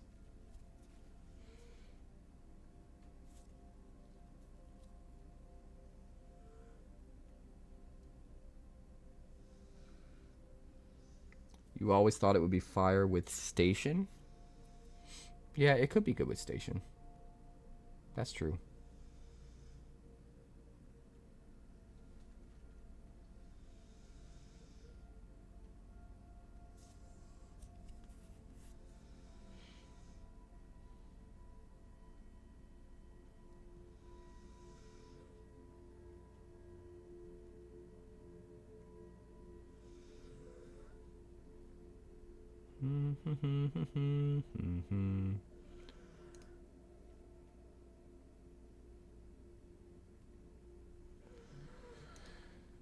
So I think those are all of the creatures that get reductions, right?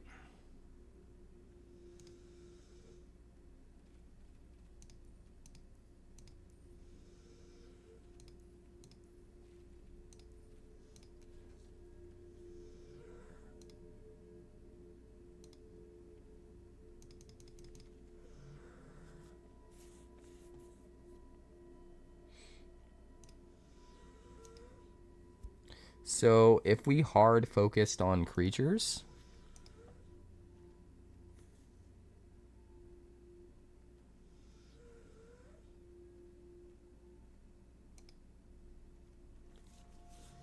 we could do some pretty crazy things, huh?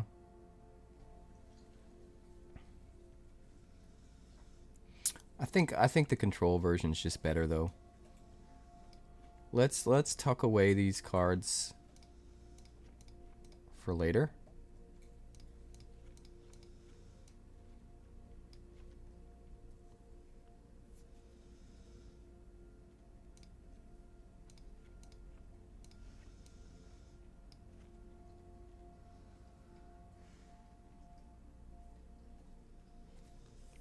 I think the control version is just too good. So let's see what else we can come up with.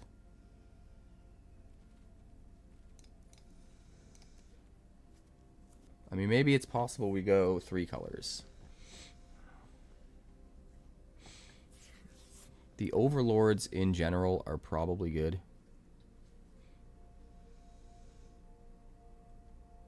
Because, like, if we just keep the board clear, Duskmourn's Claim just kills them. So we don't really need creatures in the sense of, like, oh, we need to kill by attacking, right? All of our creatures are utility. Like, Bloodletter makes the Duskmourn's Claim and the Unholy Annex better. So it's makes perfect sense to run that. Overlord, Harvester are just bigger hits on top that can be things you can play while you're curving, which makes sense.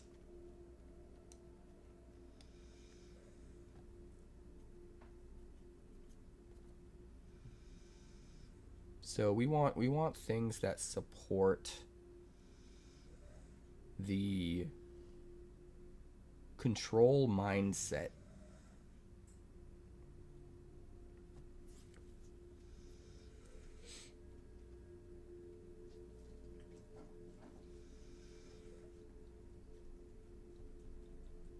That also are really expensive on the top, if we can. Turn all creature cards from your graveyard to the battlefield. Yep, Bloodletter. Cosmogoyf, I feel like we have to, like, build too much around. I really want the focus to be Duskmourn's Claim. I just think that card is bonkers, and I love it. But I feel like there's something else we can put in here that we're just overlooking.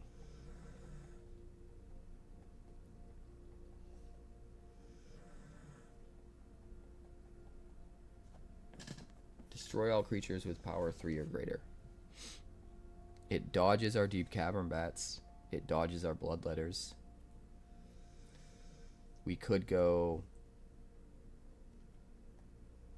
white instead of green. Right? Black-white can still use both sides of Cease Desist and Push-Pull. We'd have access to a sweeper that, while it's on top of our library, is worth 11 if the claim hits it. I think that's probably worth it. Avarice.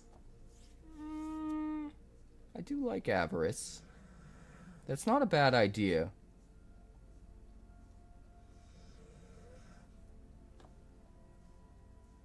I was also thinking maybe red for Roaring Furnace. Like 2-mana removal spell. That's worth 7 on the top if claim hits it. Is kind of good. Right?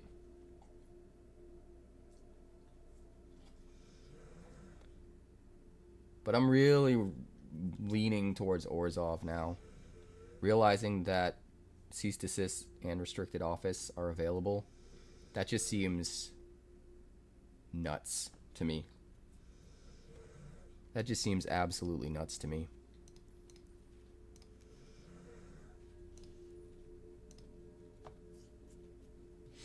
All right, let's see what else we've got here. My nose is so itchy, dude.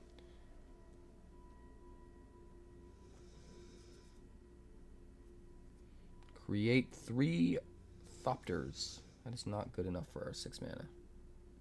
Just isn't.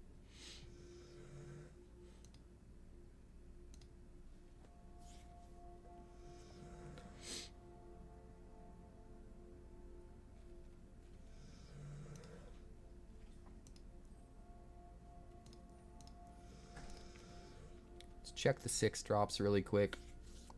It would have to be a really good card to be worth running something that's only worth 6 on the top. Kind of just like Harvester of Misery and Overlord of the Balemerc are good enough. Although Balemerc needs 15 non-avatar creatures to be really good. We've got 4, 8, 12. We've only got 12. Because we no longer have the dinos that we got from Red.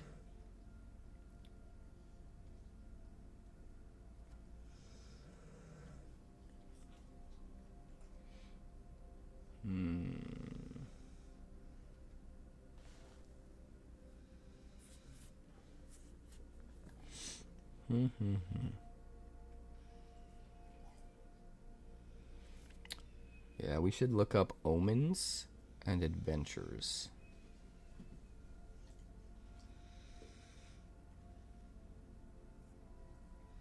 Oh, and these.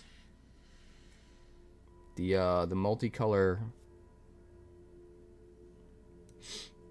from Tarkir.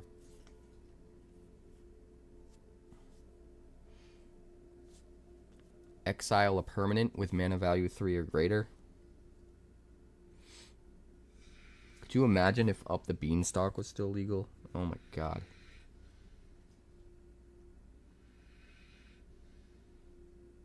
Could you imagine? Anti-causal Vestige. Warp's another one that could be good.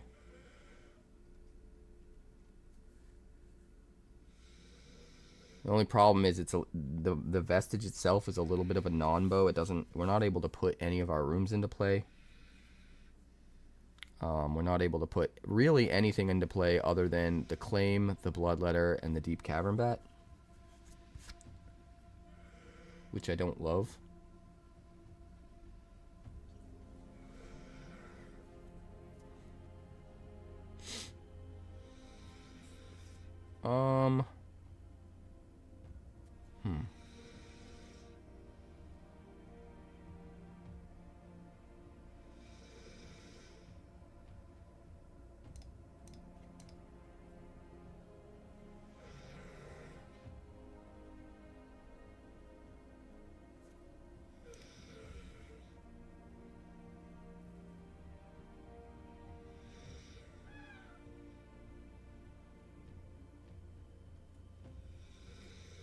So we've got maybe Kin Tree Severance. I like that. Where did it go?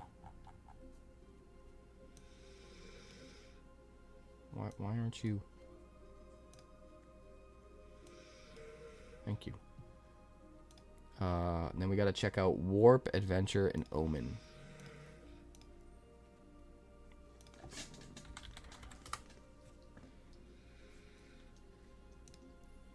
And we want things that are expensive with Warp, right?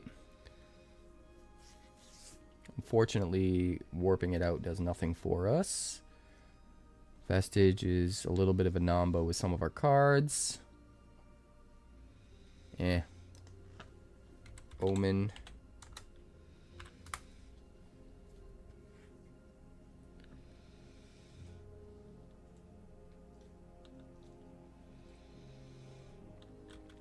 If we were still running red, the Twin Maw Stormbrood would actually be pretty good.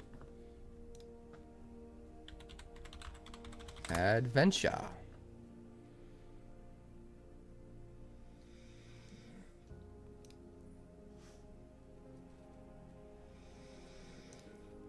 I mean, there is...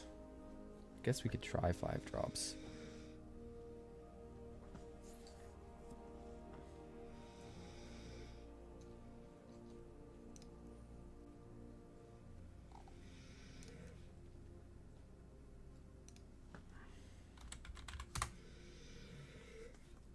Omens are kind of cool too because they put it back into the deck.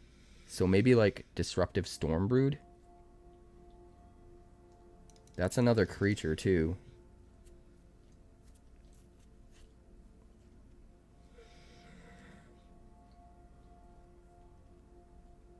Which means we can find it with Overlord. That might get us to the number we need.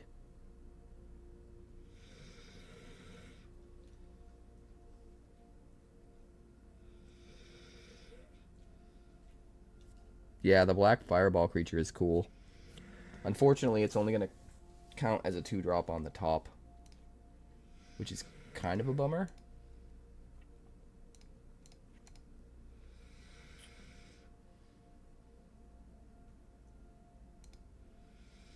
Do we actually play Restricted Office? I mean, how many creatures with power 3 or greater is this actually going to hit? Normally we want our sweeper to hit all the cheap lower power creatures, right? I don't know if we need it. Maybe we do stay Golgari so we can use Stormbrood instead. For a... That gives us 16 things to hit with the Baelmerk, which is kind of perfect.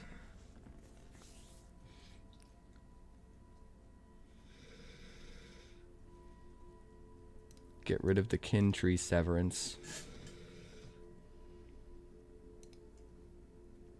Yeah, I think this might be the best version. My dog is so snory. 23 lands. We have plenty of card draw, so that seems fine. We could even maybe go to 22 since we're almost definitely dropping card draw on 3. And like, to be honest, this is a 3-drop. This is a 2-drop. This is a 2-drop. This is our curve. Right? 2 drops, 8 3-drops, 4 4-drops. We can probably go to 22 lands.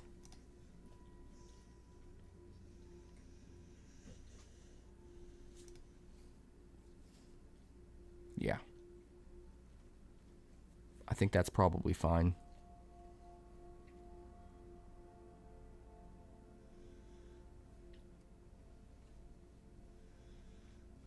And then we just need to cut 1 card. Maybe we cut one of the Cease and Desists or one of the Disruptive Stormbroods since it goes back into the deck anyway.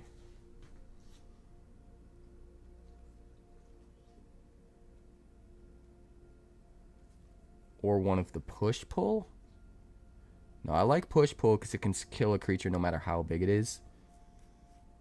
And there aren't a ton of cards in this deck that can do that.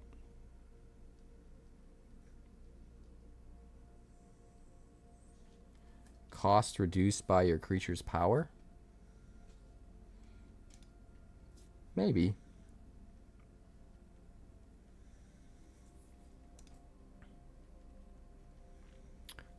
I think we're pretty close to there at this point.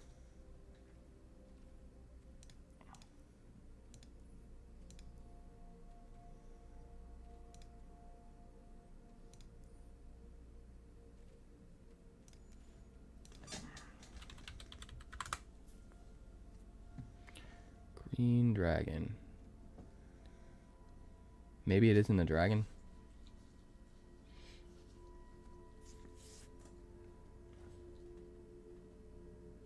I think it's a dinosaur. The thing that you're thinking of, Mark.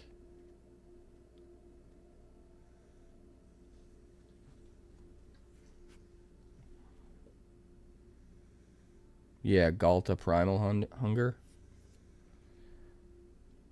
I don't think we need that creature on the battlefield, though. I think I'd rather have... Really, the deck's a control deck, right?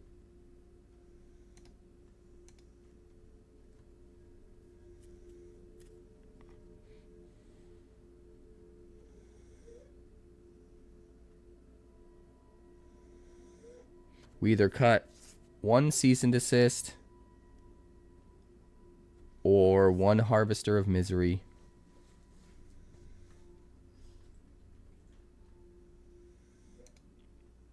Actually, I think we cut... Yeah, I think we cut the Harvester. We've got 4 Virtue of Persistence, which does even more --, and gains us life, and is worth more on the top of the deck, right?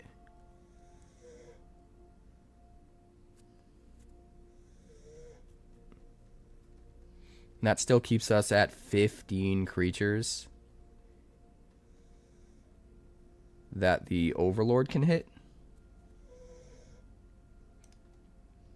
when he mills, which is the minimum that we want.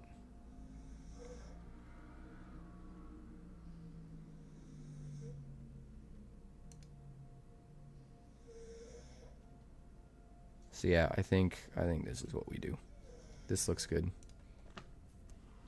We're gonna call this one The Shining.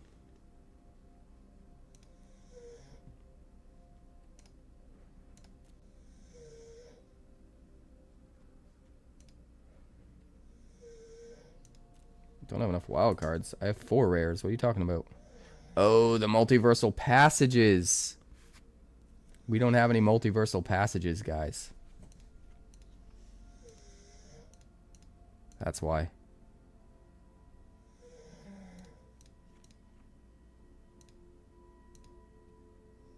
So we need 6 rares and we only have 4. That's okay though.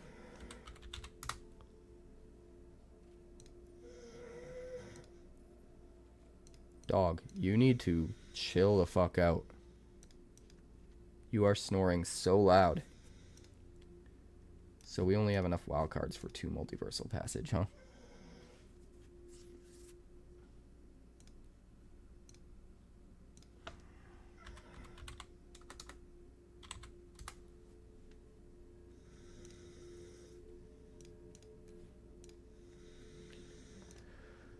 I mean, it's probably fine.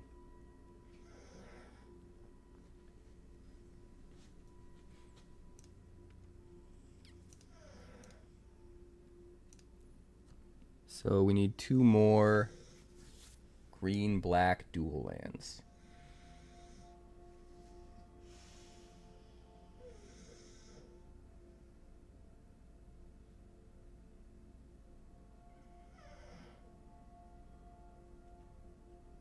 Maybe we just run 3 cottages? Yeah, I kind of like that idea.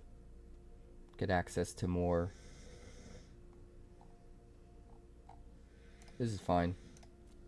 If the deck ends up being as good as I think it's going to be, we'll just cram enough packs in order to get wild cards to buy the other 2 multiversal passages.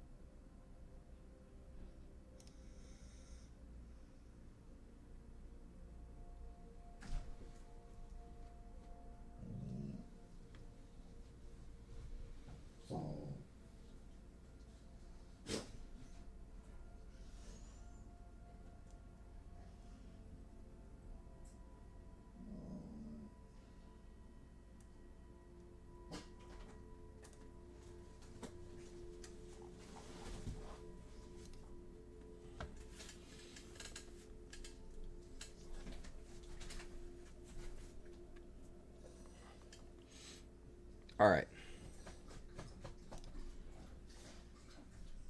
Hi, boys. Do you need to go out? Is that why you're puffing and puffing at me? Huh? You huffing and puffing because you need to go out? You're gonna breathe in my microphone now? Alright. So I think we need to take a quick break so I can take the boys out. Grab something to eat. So I'll be back in about 10 minutes. So, see you soon.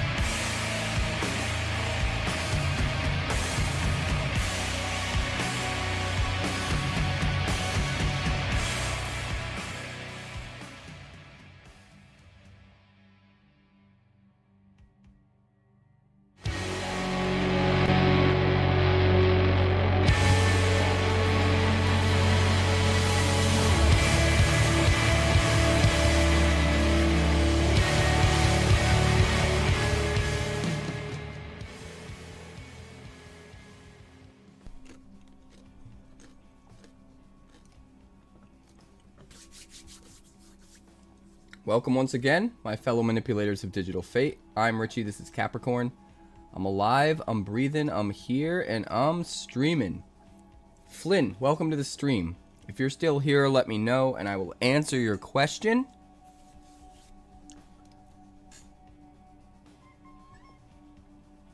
Alright, we're gonna dive straight in. New store items have arrived. Interesting.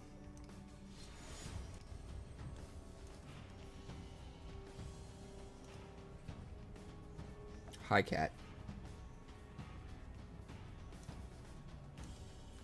How many times do I have to click find match? Jesus.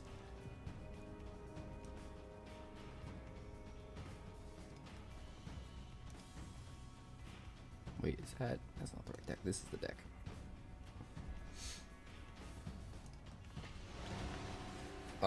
So Itsy Bitsy is definitely the better deck. Although I have a slightly updated version of that I would suggest, which I think uses slightly less rares, if I'm not mistaken. The Itsy Bitsy deck takes a ton of wild cards. Like, almost the whole deck is from the new set, which is crazy. So, crafting that is not for the faint of heart. But the Itsy Bitsy deck is going to be a meta contender, for sure. Or something similar to it. Something very close. Excuse me while I eat some buffalo chicken dip.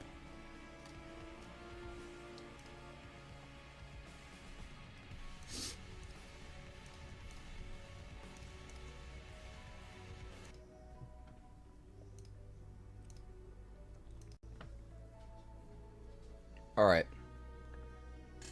This looks pretty good. Let's do it. Yeah, I feel like they do that on purpose. They make a certain deck archetype available in the new set that uses a ton of cards from the new set where you kind of have to. And it's very, very good and very competitive. It's like you have to go in super deep into the new set. That's what Spider Tribal seems to be to me. Like 5-color legendary Spider Tribal. The deck's going to be so good, but it's going to require a huge investment into the set. Alright, we'll lead with the swamp, pass the turn. We'll eat some buffalo chicken dip because it's delicious. You'll have to take my word for it. Tifa. Well, we'll get this out of the way now.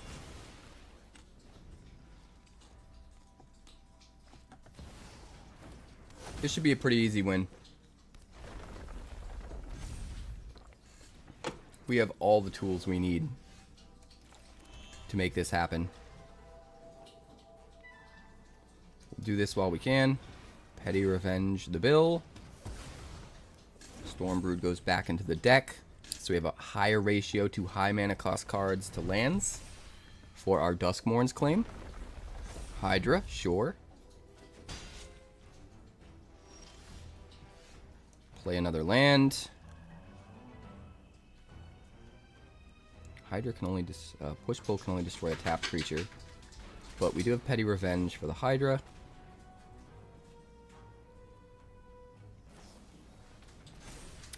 Should have Deep Cavern batted first. That's what I should have done. But we can at least get the last card out of their hand. World Soul's Rage, huh? He's in top deck mode. And we've got push.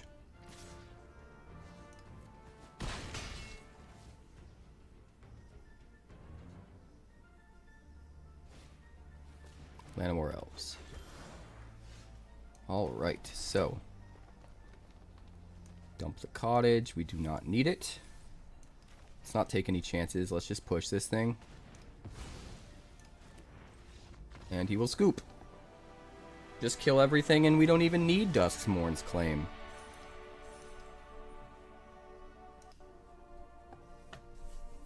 Piloting it is pretty wild. I'll eventually rebuild it again. But it's probably going to be one of the last decks I get to because it requires so many of the new cards.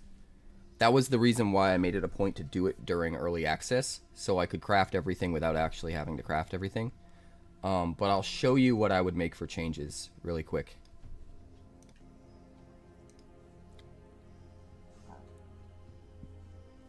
So here's Itsy Bitsy.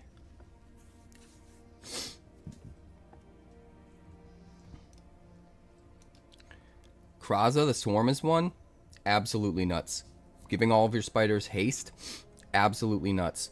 Or counters, because we have ways of doubling counters with things like Kren of the Spider Brood.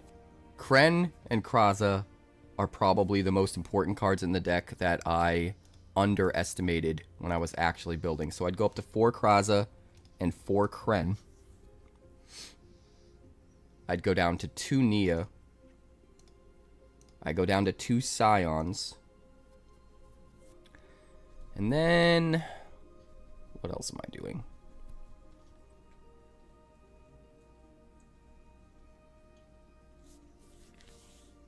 Maybe, you know what, maybe I don't go down to 2 Scions.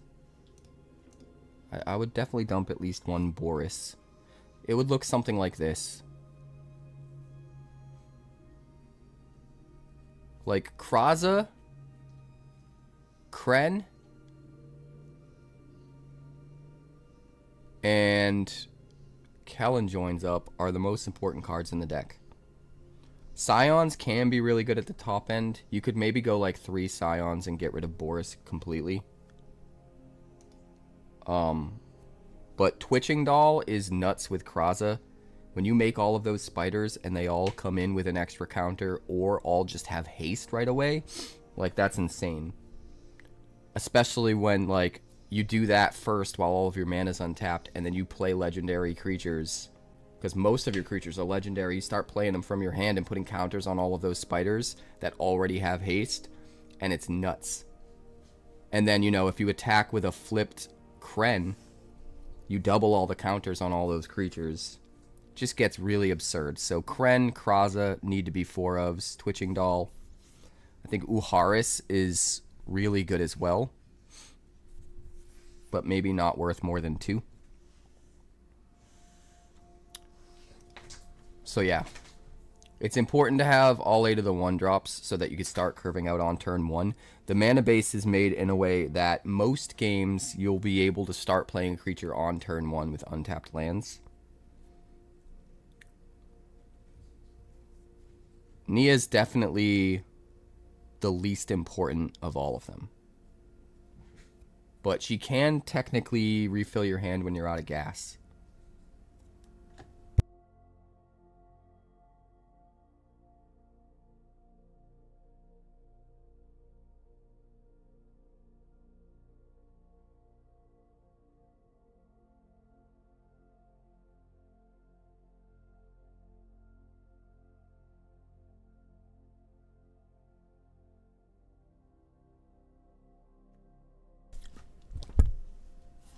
So, yeah, Kellen joins up. Kraza, Kren, super important. Scions, you could go 2, you could go 3. Boris, you know, is probably the least important card in the whole deck, even though he is kind of good. The only other card I would go 4 of that's legendary, well, other than the 1-drop, because you want to make sure you can play it on 1, is the Surus, because it's valuable. And because since it is a flip, you can you know, you can have 1 on the back side and 1 on the front side, and it's not a dead card in your hand necessarily. So that's mainly the changes I would make.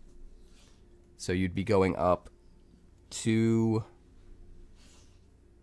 rares and a mythic, and going down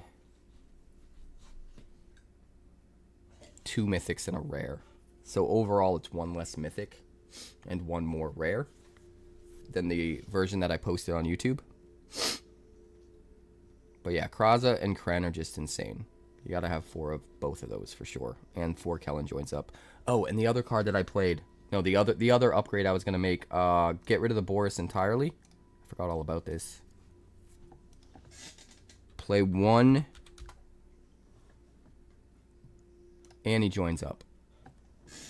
I don't think it's worth running more than one of, because it's not essential in the deck, and it's legendary. But doubling all of your triggered abilities of all your legendary creatures is kind of nuts. And you get to just kill something when you play it too, so I would play one Annie joins up, and I wouldn't even craft the other guy. I think his name was Uharis. Yeah, this is what I would run. Oh no, two Uharis. Whatever the Gruul guy was. I know he's Scarlet Spider in the actual Spider-Man set. 2 Uharis, 2 Nia, 3 Terran Tusk. Yeah, you could drop. You could, if you wanted to go up to 3 Scions, I would probably bring Nia down to 1 to make the room. I think Uharis should stay at least 2. Sometimes that thing can just kill out of nowhere. But you got to be careful. You want enough of these flips that you can use Kellen joins up with them. So you don't want to go too low on them. That's why I'm thinking 2 Scions, 2 Nias. Even though Kren and Cirrus are better. But yeah. It's real good. It's real good. I think it's going to be a meta deck for sure. But it requires so many new cards. Like 8 new lands. And then, as for non-lands, there's only 9 cards in the whole deck that don't come from the new set. The 4 Twitching Dolls, the 4 Kellen joins up, and 1 Annie joins up. You could probably substitute a few things. But like I said, you're definitely going to want your 1-drops, so you start curving out with spiders, and you're definitely going to want 4 Kraza, 4 Kren. And you need enough transform spiders for Kellen joins up. But like if you were making cuts for now, you could probably get away with like only 1 Uharis. Maybe going down on Terran Tusks. Maybe going down to 1 Nia. Maybe going down to 1 Scion. Like those are things that feel a lot more okay only having 1 of them. But like Krens, Krazas, the Cirruses, because you're going to need them for Kellen. The Kellens. And then next in line would probably be the 1-drops to make sure you can curve out appropriately.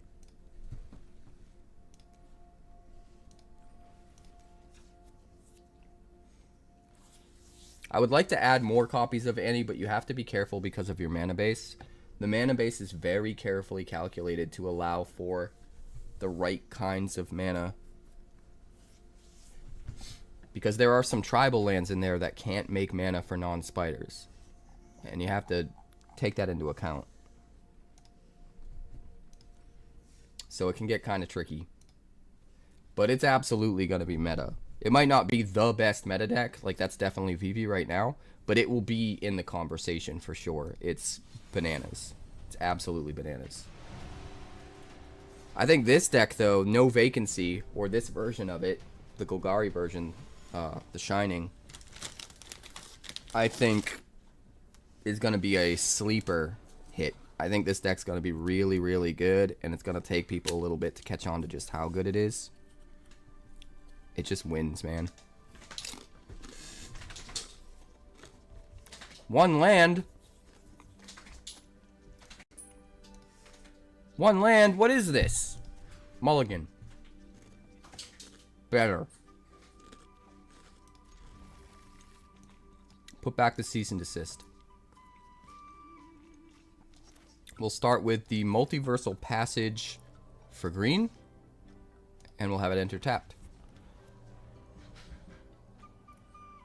It's true, you do need lands to win.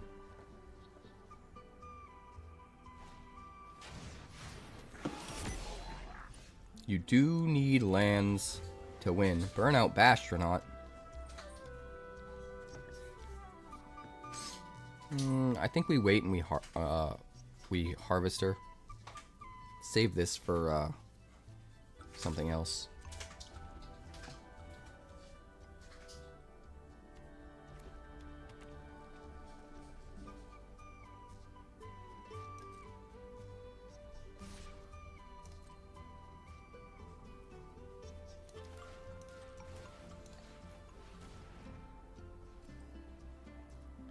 Hello, sir.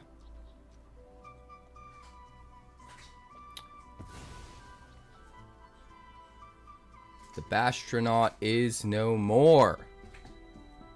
No more. But you know what is some more? My buffalo chicken dip, which is delicious.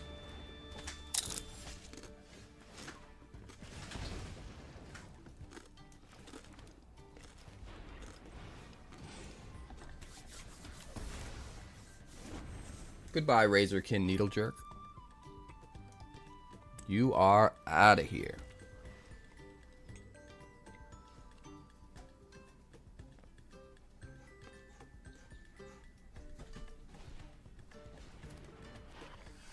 Hired Claw, sure.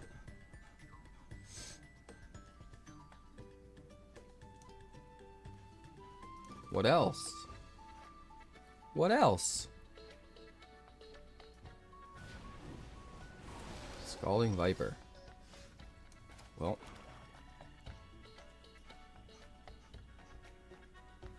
We definitely got to kill the Viper, right?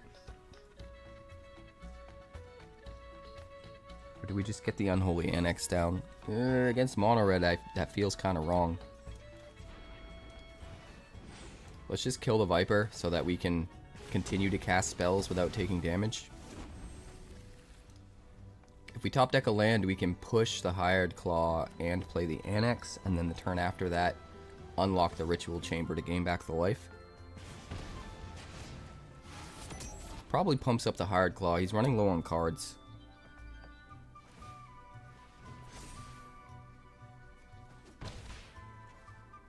What else you got? Nothing. Well, I guess maybe we just play a blocker. I mean, we could push this, but then maybe we do just push it. Maybe I just need to get rid of the damn thing. Yeah, when you're up against aggro, I think you just gotta. It's less important to be mana efficient, and more important that we just keep the damage potential off the table. Nova Hellkite, sure. He is going to need one more land to hard cast it next turn.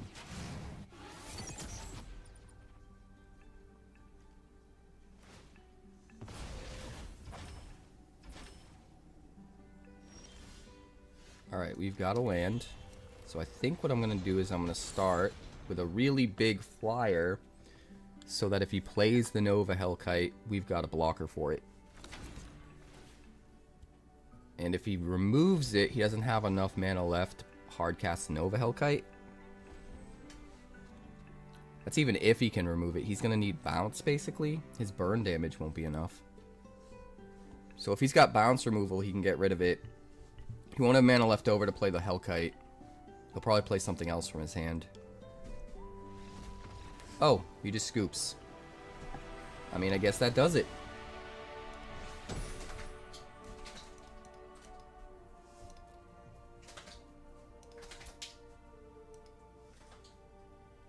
I gotta check on my dog real quick. He's scratching like crazy. His allergies are acting up. I'll be right back.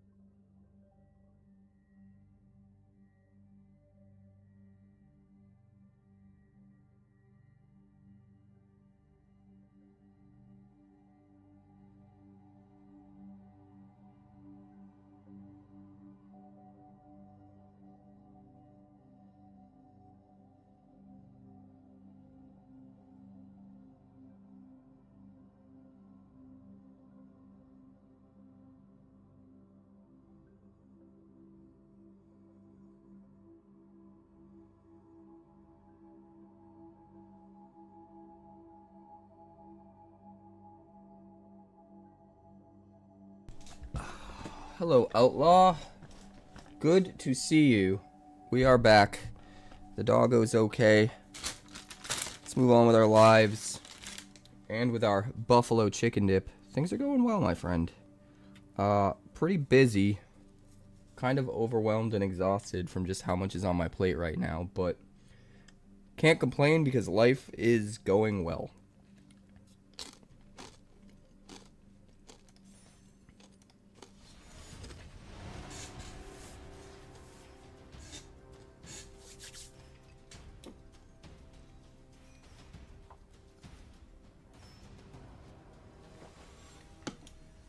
Man, this buffalo chicken dip is to die for. I swear, if I ever have a meet and greet, like an official meet and greet, I'm making buffalo chicken dip for everyone. Because this shit is amazing.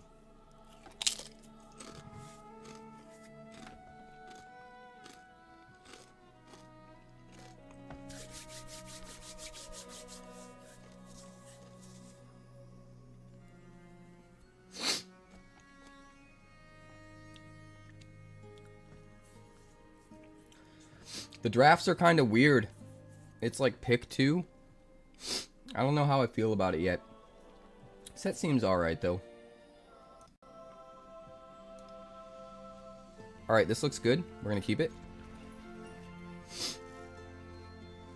We'll just kill everything until we can drop a Duskmourn's claim, and then we'll just win off the Duskmourn's claim. That's the plan. That's the plan. Very easy plan. No problemo. Alright, we've got a lot of options for 2-drops. I would normally say we should play the bat, but he probably kills it in response, and that feels bad. So we're going to go with Overlord of the Balemark. If he was tapped out, I'd probably play the bat. Ooh, we whiffed. That feels bad.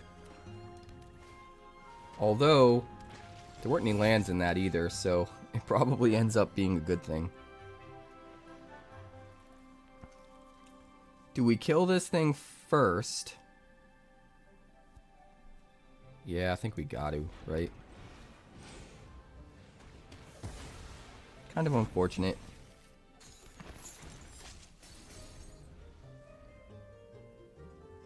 There's exactly 15 creatures in this deck that the Overlord can find. Uh-oh.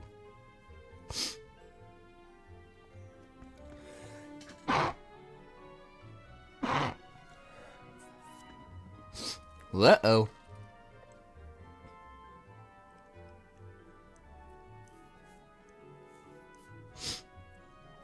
I don't know what we do. I think we do it like this. And then next turn we use push to kill that one. Or to kill one of them. Probably the one with the stun counter so that it's gone for good. Right? Oh god. Well, I guess we could just kind of kill both of them, right? Well, that's just going to bring back a stun counter, man. Do I care about that? Let's get rid of this one so we can get rid of it for good. Like, yeah, we're going to go down to 9 life, but it is what it is.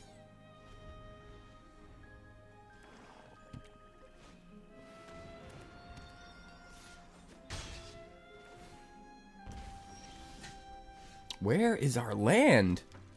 We're literally a quarter of the way through our deck and we've seen 2? That's kind of absurd.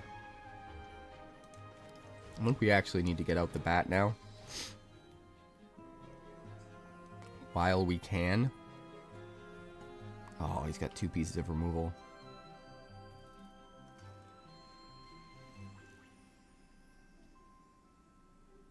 I don't like that. I don't like that.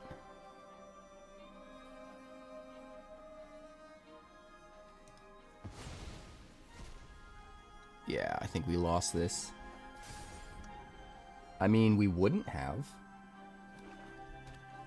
if we had just, you know, drawn a land at any point in time, literally.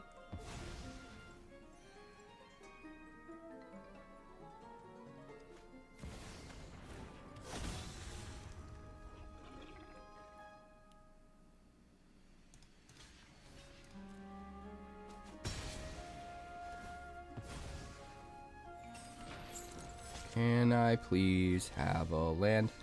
Finally! Thank you. Is it a day late and $1 short? I believe so. I believe it is. I believe it is. Well, we gotta deal with the bloodletter right now, right? Is there a way we can deal with the bloodletter?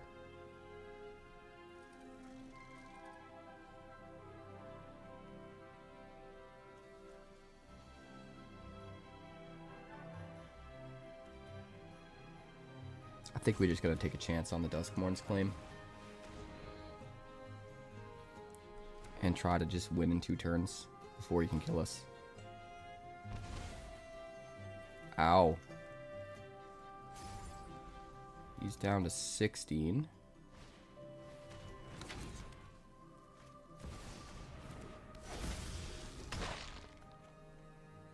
Ow. Yeah, we're dead. That was a very bad game.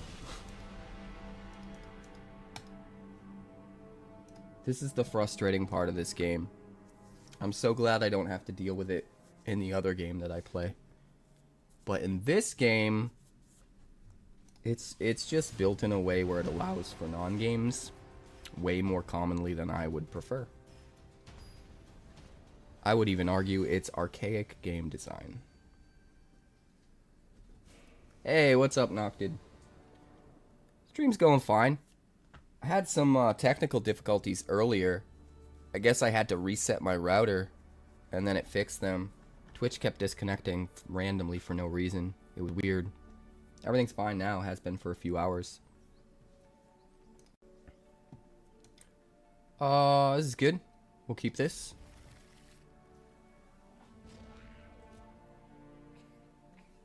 We're gonna start with a swamp. This deck's nuts, man. This is a refined version of a deck that I did during early access using Duskmourn's Claim, which is like one of my favorite new cards. So we're gonna start with an Overlord here. Find a Bloodletter. That seems pretty good. We don't have any of our card draw spells yet, but we have plenty of removal. So he is not going to get any creatures to stick anytime soon. That is for sure. Alright, we'll play the Mortuary. I think we need to dig for card draw. So we're going to dump the Virtue of Persistence. We're going to pass and hold up the Cease. We're also holding up Harvester,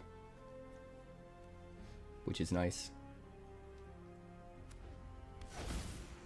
Sphinx. Quantum Riddler. Sure. Sure. It's just card draw, right? He doesn't... Splash Portal? We don't like that, do we? We're gonna have to kill this thing. Sure.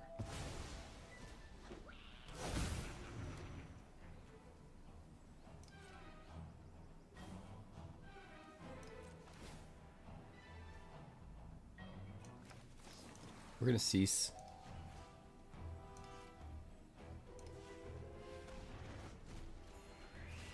Just try to find the cards that we need, you know?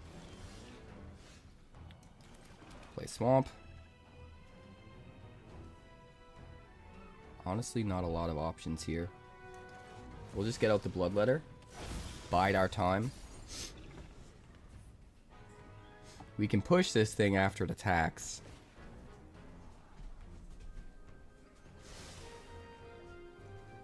We just need our card draw.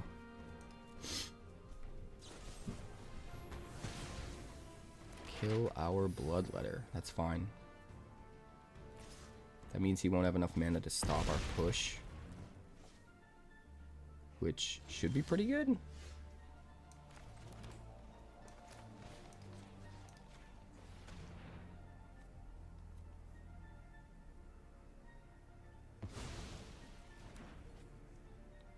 Alright.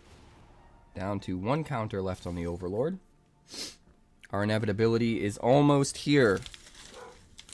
And I'm hungry, so I'm going to have some buffalo chicken dip. And apparently the dog is excited.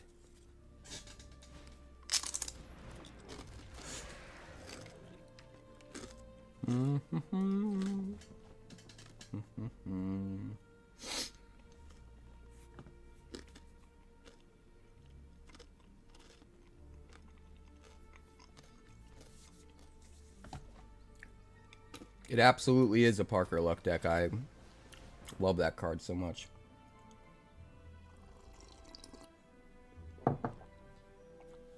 Resolve.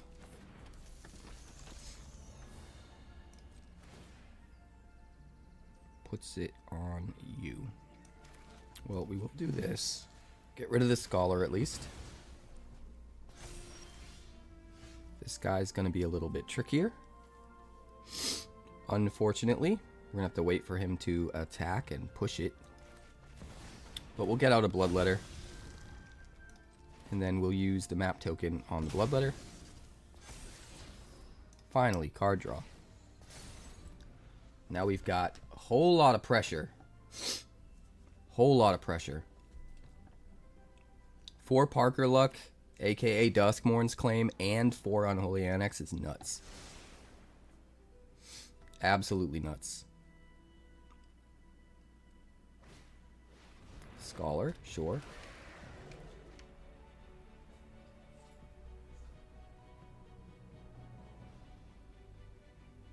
Two, three.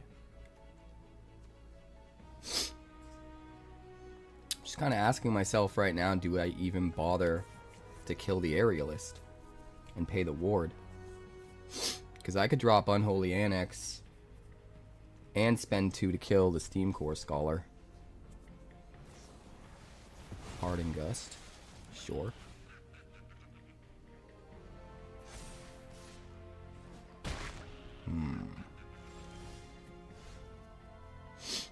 Well.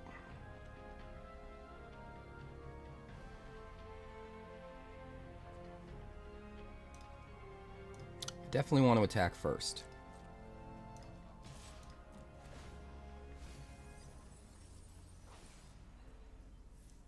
Get back.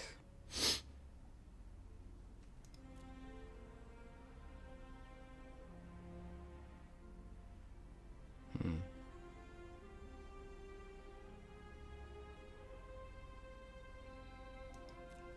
think we have to get back the Harvester.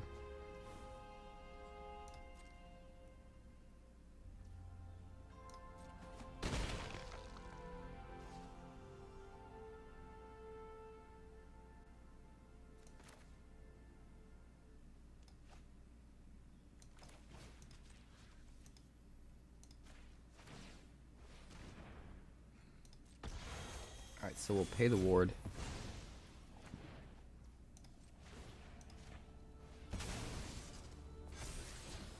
Another Bailmark. I don't think we need it. I don't think we need it.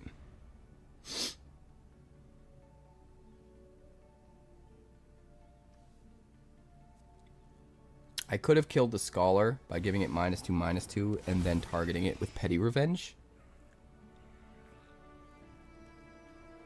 But I think it's just better to get rid of that Aerialist now and not have to worry about it later.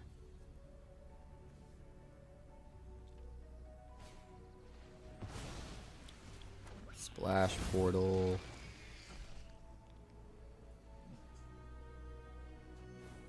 Well, he is tapped out, which is nice. But 8 is a lot. 8 is a lot. And it's got Vigilance, which is a problem. Now it's too big to kill. Let's see what he's got in his yard. We could bring back Halia. We could bring back Quantum Riddler.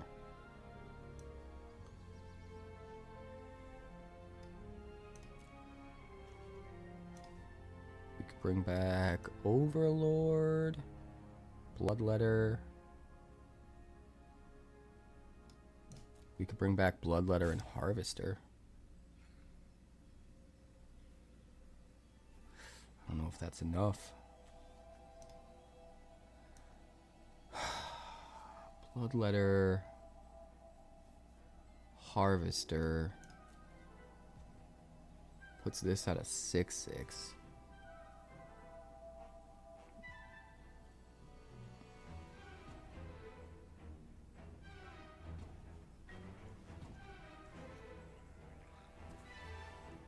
Tricky.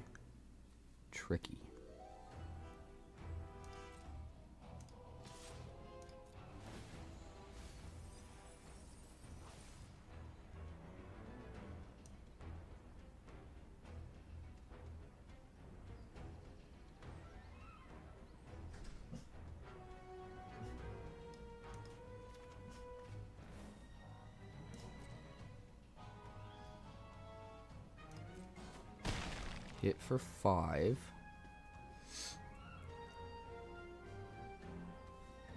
I don't love where we're at. I don't love it. I've got a pseudo answer, but I don't love it.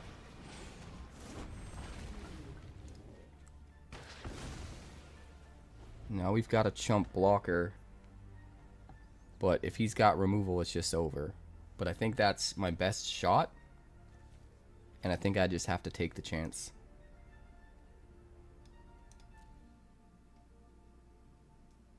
Biggest problem this game is it took way too long for me to find my card draw.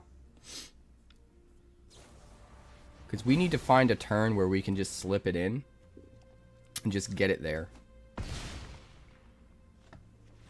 If we had already had an Unholy Annex or a Parker Luck down, we would have won that one, I think. Because we could have much more easily just removed the threats that are coming down, but we had to do more than just remove the threats because we were just treading water. Unfortunately. We have 8 3-mana card draw enchantments in the deck, so normally that doesn't happen. Normally it should be fine. And we'll show you how it's done this game.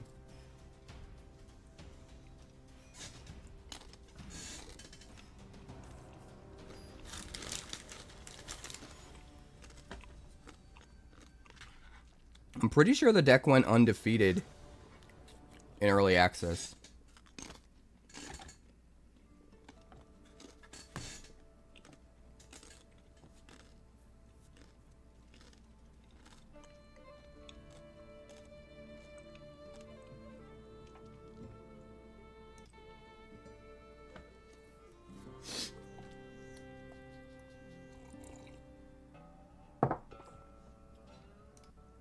Well, 2 mortuaries is rough. I don't like seeing that. But I think we gotta keep it. We're on the play, so we can dig for an untapped land with the first mortuary. And even if we do have to play just both tapped lands out, since we're on the play, we won't be as far behind. So I think it'll be alright. We're going to dump the Annex. Gotta try to increase our chances of hitting an untapped land. No dice. Let's find a land. Find a land. Dump everything until we find a land. Alright, we've now seen 10 cards. 1/6 of our deck. And we only have 2 lands. I don't know what's going on here, but it seems to be happening every game. Very strange. But look on the bright side. At least I have this delicious buffalo chicken dip I can eat.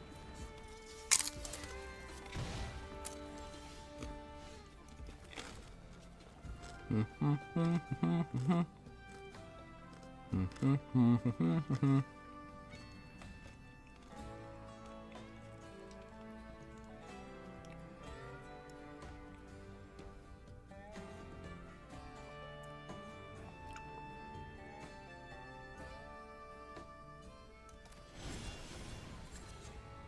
going to save the Harvester of Misery, since it can be used at instant speed. That's usually really good against mono red aggro.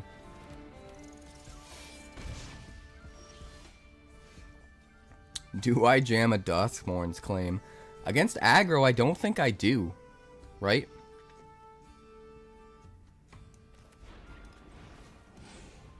I think we just gotta clean up the board.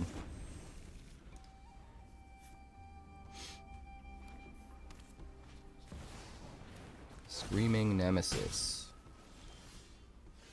Well, we'll just keep killing everything, I guess.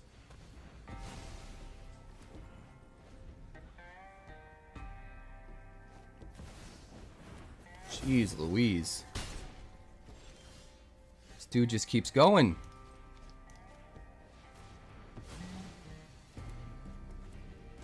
We need to top deck a land so we can play the bat and hold up the Harvester. Another one? Dude, what is going on? What is going on? Oh my god. Are you kidding me? Are you kidding me?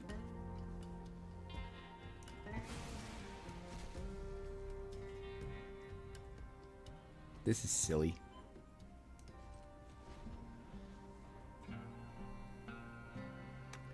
This is silly.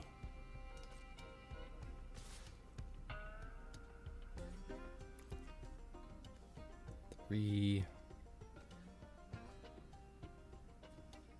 4, 5, 6, 7, 8. I don't like this. I think we have to do this, which feels really, really bad. But it's our best chance because of all the burn he has.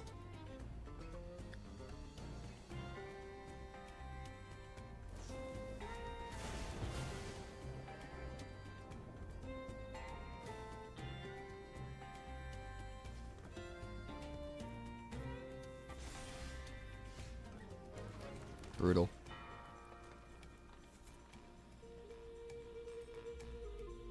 Get rid of that. Gotta play the Bloodletter.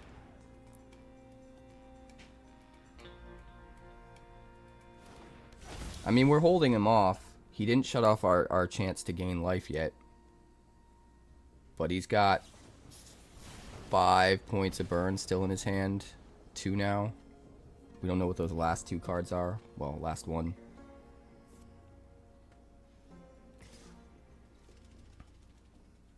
We go down to 3. He's got a shock. I guess the real question is that last card burn?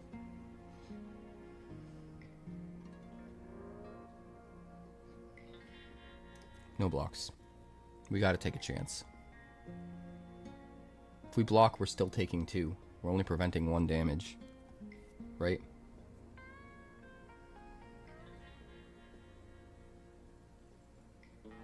We gotta just try to kill him in one fell swoop with a Duskmourn's Claim. If we top deck an 8-drop... Oh, he Witchstalker Frenzies his own guy. I didn't even think of that. My hope was if he hits a land and we hit an 8-drop with our doubler out, Bloodletter, we could actually kill him next turn. And even though the chances of that happening are kind of slim, it was at least a chance, and it was our only chance, so I was just going for it. Alright, so we've hit some bad luck for sure. But I still think, for the most part, the games we have lost are going to be like some of the only games we lose. I really do believe in this deck.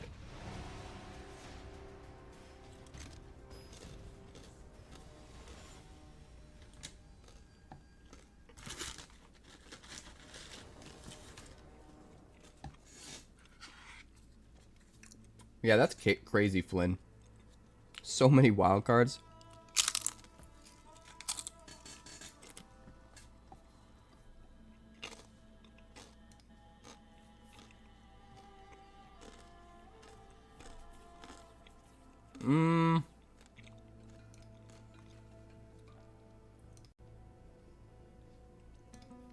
This looks good. We can keep this. We'll start with the mortuary. We do not need 2 Duskmourn's claims. We're good. We're good.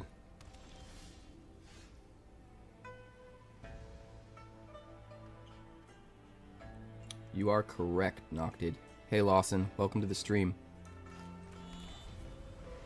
So we hold up the ability to discard Harvester if he plays something we don't like, which he did. Get out of here with this life gain deck. So the question is, can we outpace the life gain deck? Let's find out. Duskmourn's claim. Take 5? Sick.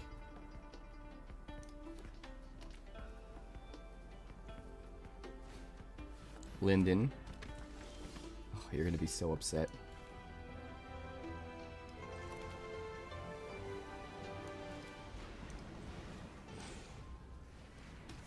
Kill the Linden. Duskmourn's claim. Ah, 0-0. So lucky. Ruin Lurker Bat. Essence Channeler. How crazy do we want to get here? Probably need to kill the Lifelinker, right? With the Stormbrood. And then also maybe play an Annex. Could also maybe just kill him outright if we play Bloodletter and we hit something big enough. We need an 8-drop on the top. We got plenty of those in the deck. It's tempting. It's very tempting. I'm not gonna lie. But I think we play it safe. I think we Petty Revenge the Ruin Lurker Bat so he can't gain life. And we play Unholy Annex. And he takes 8. Yeah, so he would have died if we played the Bloodletter.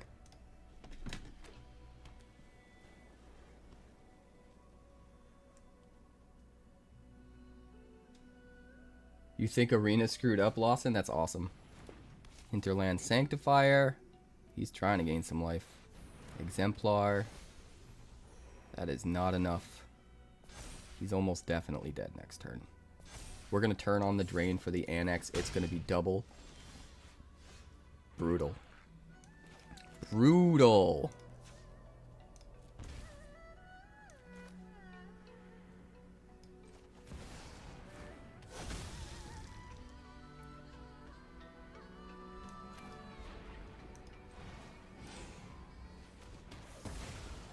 Well, here goes nothing. Let's see what we get. Take 16. Oh god, I love this deck.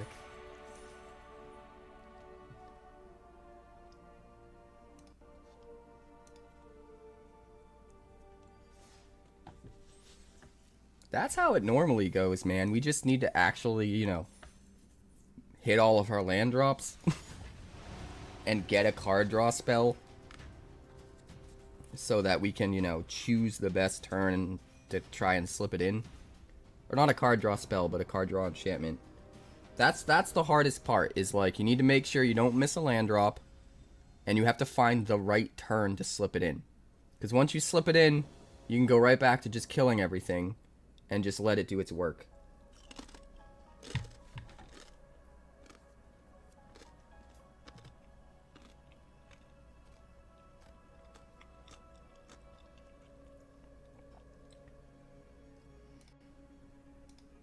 This looks fine. Lots of removal. We've got our claim. We've got 3 lands. Let's go.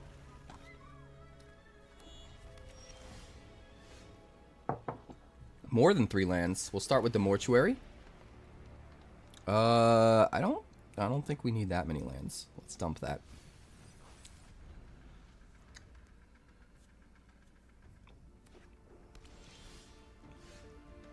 Alright. Play the Verge. Actually, I probably should have played the Mortuary. We don't have an instant speed 2-mana removal spell. They're both sorcery. But that's okay. We'll just Duskmourn's Claim. See what we can do. Can we race the VV deck? Can we race it?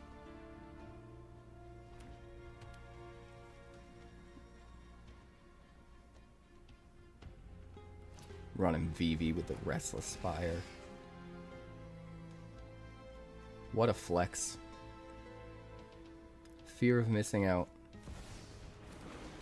There's the Soul Cauldron. Alright, so you can make 3 more mana. And then we can kill it. I'm going to try to save the Stormbrood, because if I can drop it, I can just kill the Cauldron. That would be really nice.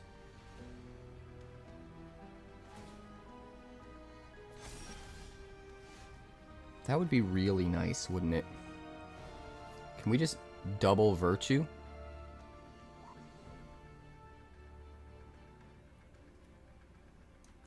Yeah, let's do that. Let's just double Virtue.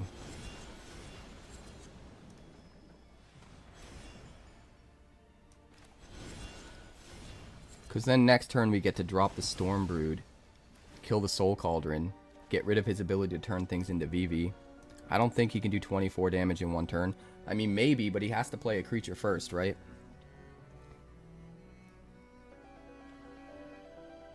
He got lucky we hit a land, too.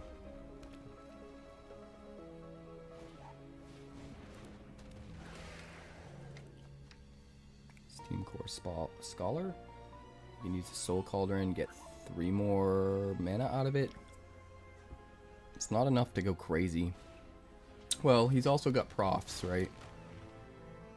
That'll do it too.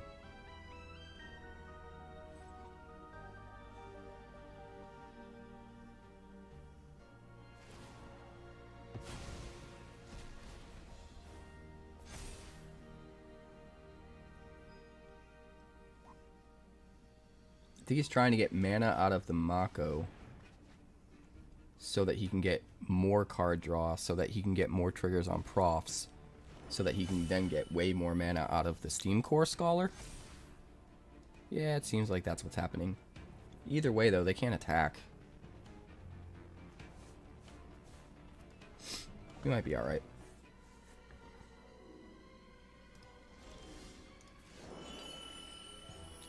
We might be alright.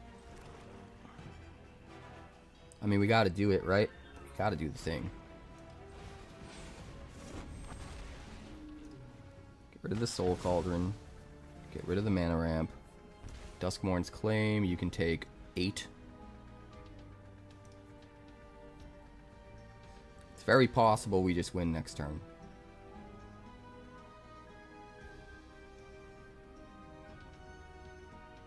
We can drop a second Duskmourn's Claim. We just need to stay alive. There's a good chance revealing the top 2. If neither one's a land, there's a good chance that's enough to just kill him.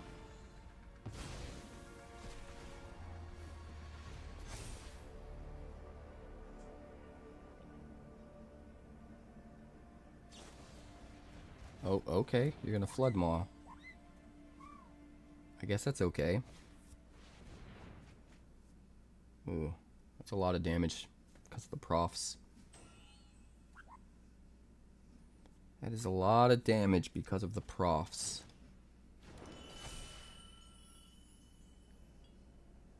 It's going to put us at what, 11?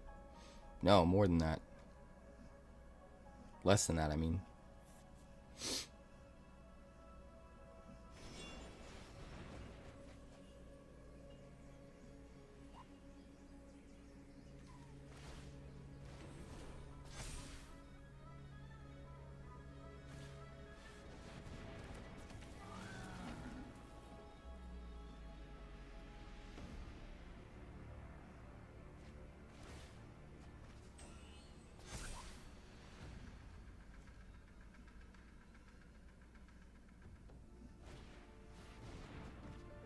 Winter Night Stories again. Yeah, this is too much mana.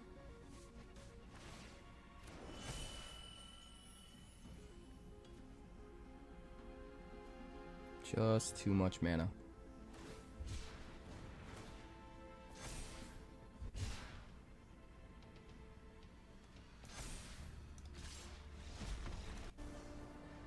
That was unfortunate. It's almost like Vivi's broken or something. Or something.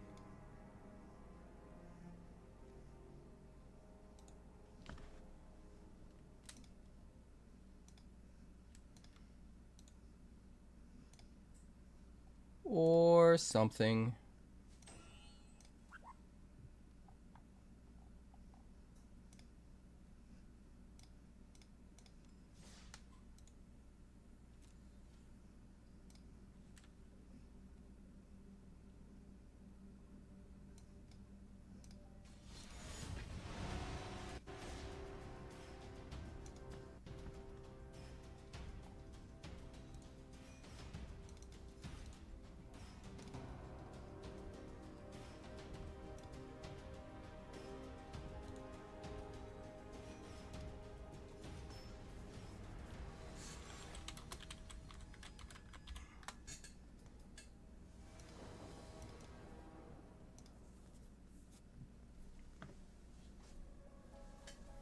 Yeah, that's the dumbest decision they could have made. Even for them. Because, like, think about it. Everyone knows it's getting banned. So nobody's going to buy the card. The value's going to tank. But yet, we still all have to put up with two extra months of Standard being ruined because of the card. It's like the worst case scenario. It's like never banning it or banning it right now. Either one of those would be better. The worst thing they could have done is announce they're going to do a banning, but say it's not for 2 months. Has all of the negative effects of a banning and none of the good effects of a banning.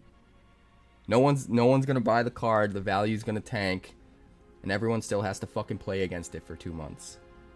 Makes no sense. Alright, we're going to keep this. Start with the cottage.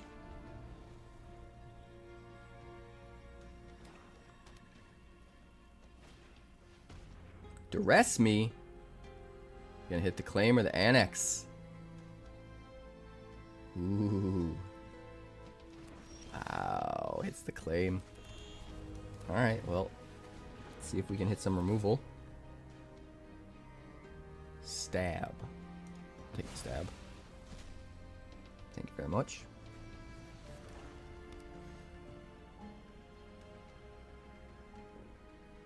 What is that last card? Something to kill the bat with? Maybe. Maybe not. Well, let's attack. Gain some life. Play the claim. We're gonna put some respect on your lips, buddy, for the claim. Can't believe you did not get rid of the claim and instead got rid of the annex. You don't understand. You don't understand what's coming. We're gonna double claim you. Just to show you. Just to... Oh, and now you're gonna lose even more. Brilliant. Welcome to Earth. Have a nice trip.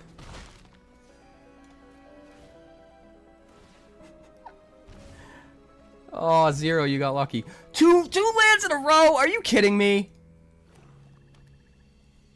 I don't buy it. I feel cheated.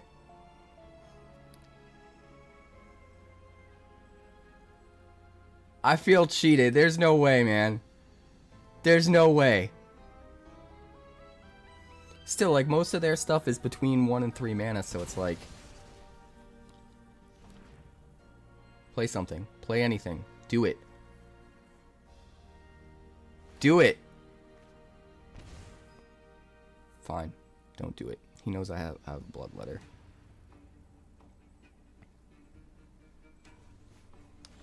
Although, I'm gonna be kind of honest. I think it's just better to play the other claim. Because all of our hits are big. And most of his hits aren't. He's probably holding up removal. He is holding up removal to kill the Bloodletter. So screw it, man. Spin the wheel. Spin the wheel. We're playing three claims. Do we kill him right now? Probably. Let's see what happens. None. None. 3? How? How did I hit 4 lands in a row after dropping double Duskmourn claim? 2 off the double and then 2 off the triple. No fucking way. No way. No way. I'm gonna play 4 just to spite them. This is ridiculous.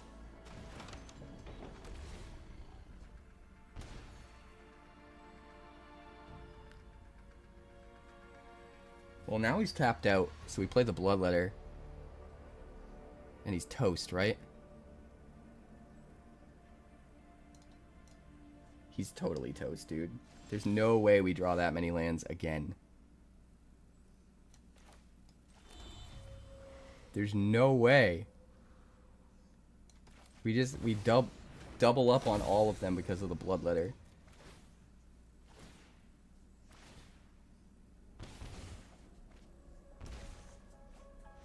Boom! -10, buddy.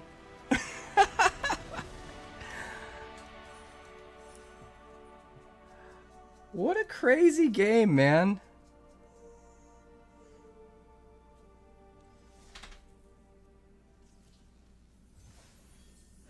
Vivi's such a problem. Vivi's so dumb. This one is fun as hell. It doesn't take too many of the new cards either. I love this deck. It's better than it seems right now, too. Like, right now, it seems like we lost, like, 3 games in a row at one point. Insanely bad luck on our hand. That normally will not happen.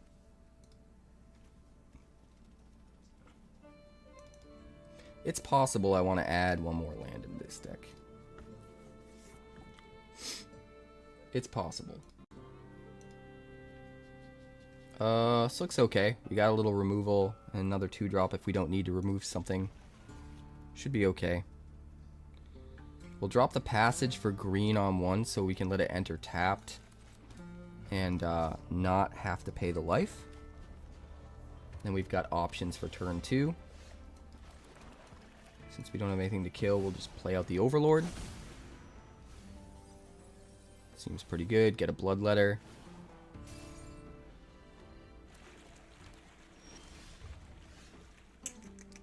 Verge and Duskmourn's claim. Hello, P-Master. Do you have enchantment removal? Ooh, he does. But not before it triggers once. Take 7. That's right. Sack the Cathar Commando. What?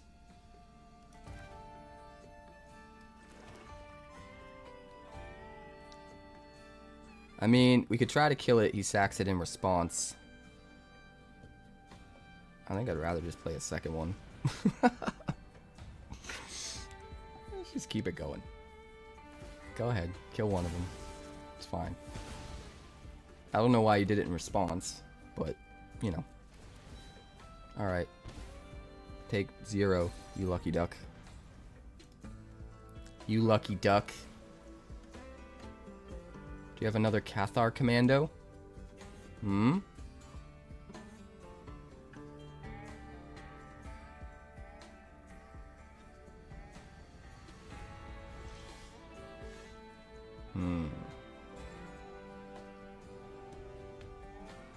Well. Do we drop the Bloodletter? Or do we drop the Annex? I think he's just holding up removal for the Bloodletter, right? Let's just drop the Annex.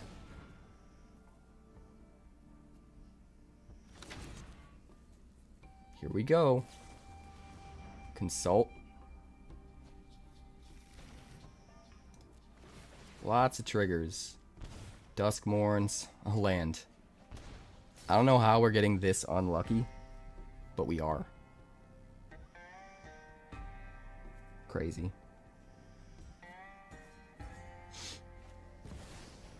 Beza.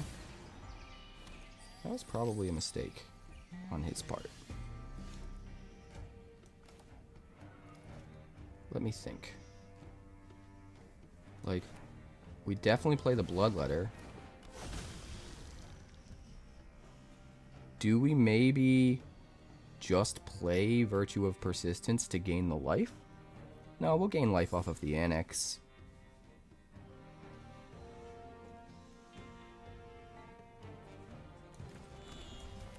Play Overlord. And then we might just kill him outright right here, to be completely honest. I guess we'll see what happens. Claim does double. 7 -1.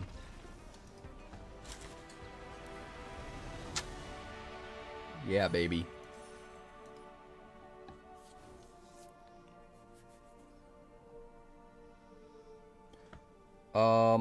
There's a list on the YouTube deck tech, Flynn. Look for the no vacancy deck tech. And the only real difference for this version is, I'll show you real quick.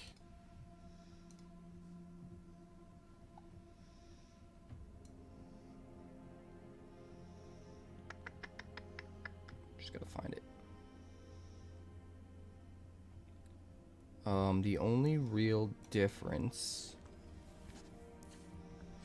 is we took out the red in favor of green. So we took out the 4 Carnosaurs, 1 Harvester, 1 Terminus of Return, the Soul Stone, and 1 land. And we put in 4 Disruptive Stormbroods and 3 Cease and Desist.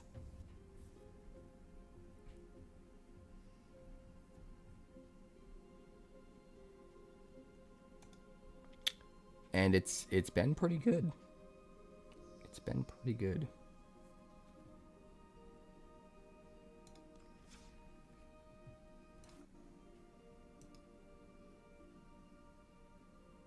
But this deck tech's going to be going up on the channel a little bit later. So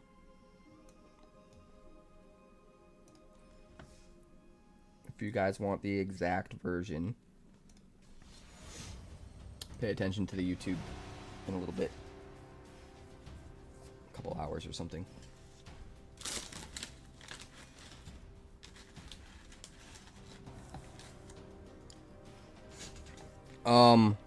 So it depends on who comes, how many people come. I have members of the competitive team that I'm a part of for Wonders of the First coming as well. So if the plan we came up with is, if there aren't a lot of people coming down with me, we'll just share a room with them. And if there are a bunch coming down with me, whoever comes down with me, we'll all get a room and share ourselves. So that's kind of the plan for Baltimore.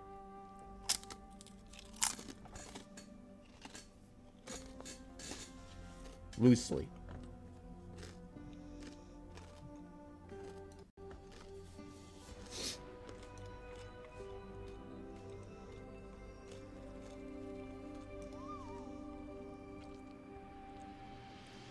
This looks fine. We have no removal, but we can dig for it with the mortuary, and we're also on the play. So I think we're alright. Mortuary. As much as I'd like to take the removal, I think we need to make sure we hit a land.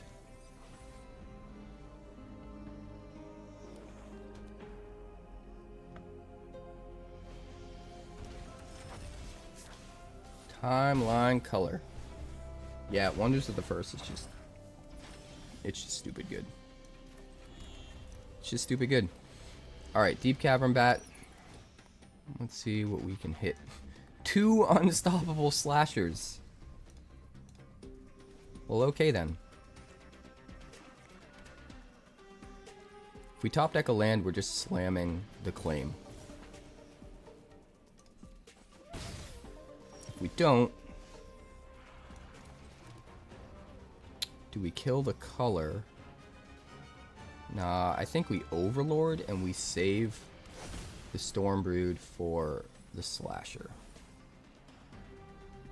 Oh, now we have 2.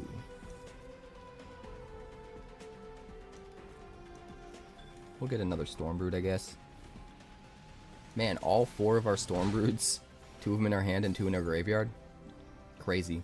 Why is everything in doubles? 4 Stormbroods, 2 Overlords, 2 Duskmourn's claims, and 2 Harvesters. So weird.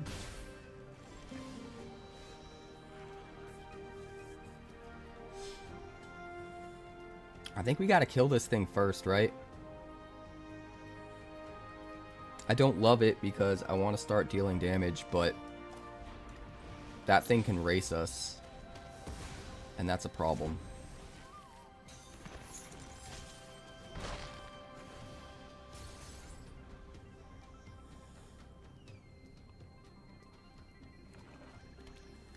Alright, 4 mana. Does he have removal for the Deep Cavern Bat? I would assume he does by now.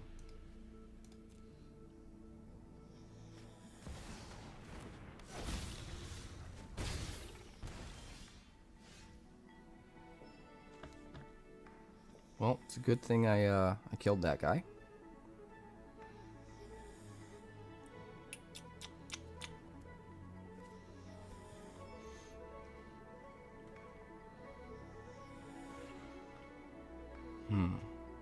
I mean, not much of a question here, right? We have to kill the Bloodletter. And then we have to attack. And we're a little bit behind now. Whew.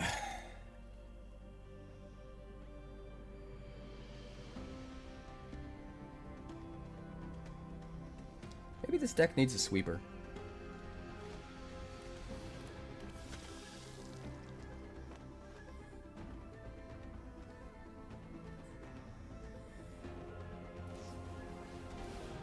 Charm, sure.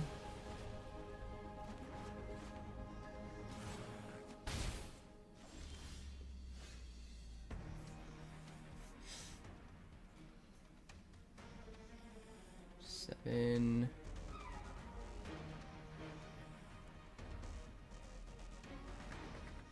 Get us to 2. So if he top decks a 2-drop or more, we die if we play the claim. But 2 triggers off the claim could win us the game as well. We can get 1 now and 1 next turn if we survive.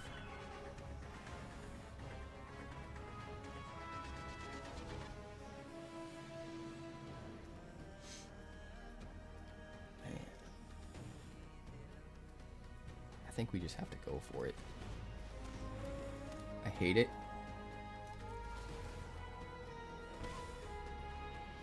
Alright. He's down to 7 and he drew a land.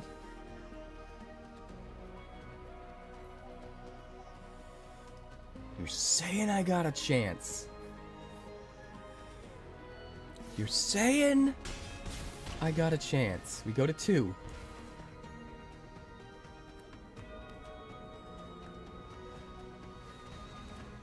Slasher. Miner.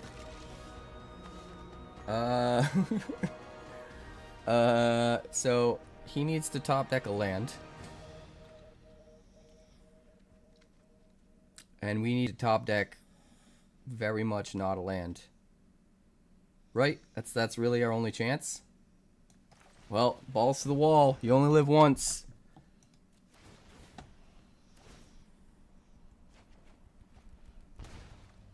What? What? 2 lands in a row?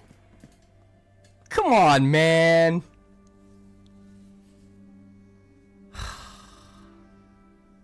This is some bullshit. This is some bullshit.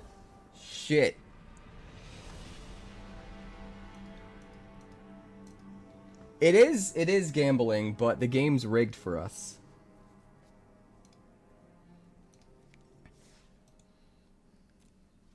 That's what's kind of cool about the deck. It's like gambling, except we rigged the game.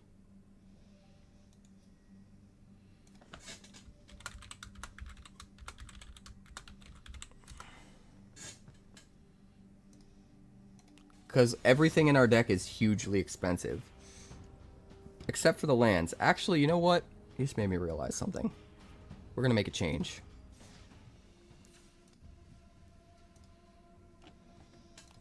Not only are we going to add one more land back in,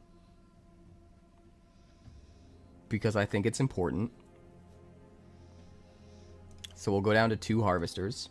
Well, what do we have for instant speed removal? Is it just the harvesters? Maybe that's the problem.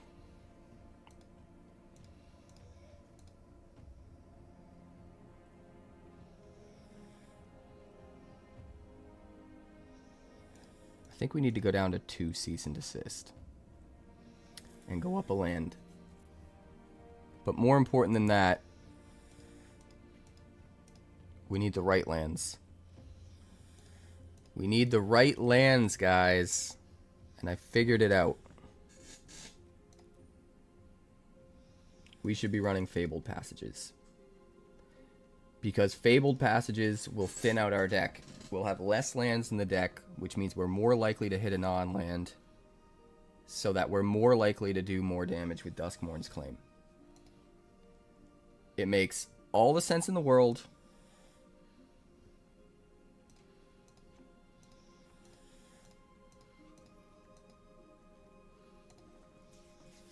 Yep. That's what we need to do. 2 cease and desist is fine.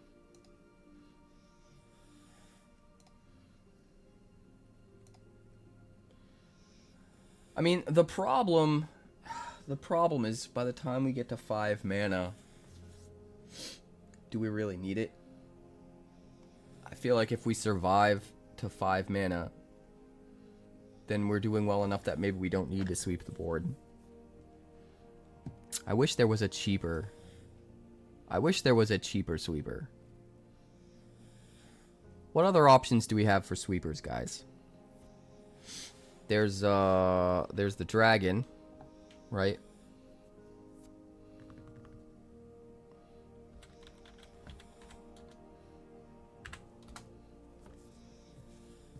Scavenger Regent, but that only hits non-dragons.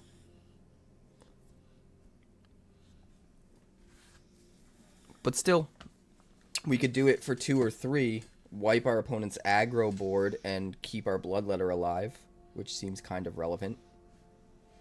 The only big problem is it does hit our Deep Cavern Bat. But it's something that we can get off of Overlord of the Baelmerk, too, since it's technically a creature.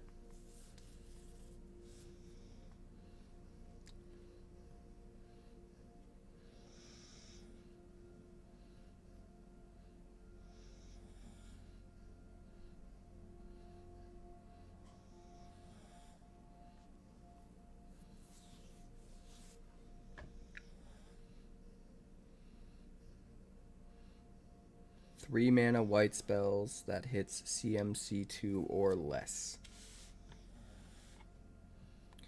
Yeah, I'm thinking 3 dragons.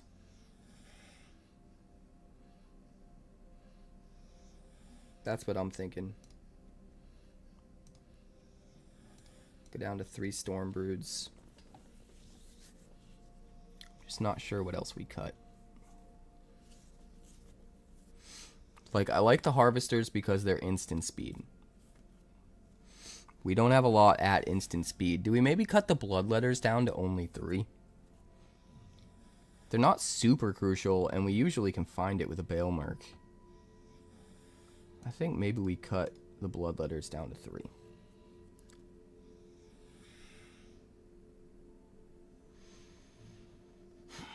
I don't really want to get rid of the bat. We might have to, though.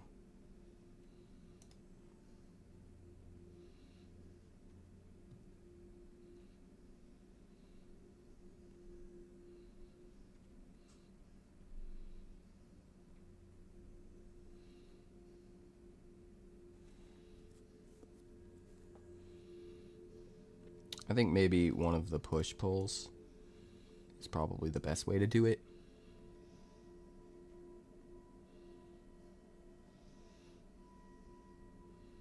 Just kind of trimming.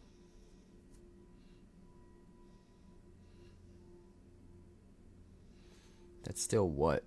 3, 6, 9, 13 pieces of spot removal. 3 sweepers, 16 pieces of removal total. We've got 8 card draw. We hit the hand, we gain some life. We gain life from this. We can gain life from cease. We can gain life from this if we set it up. Yeah, this looks better to me. This looks better to me.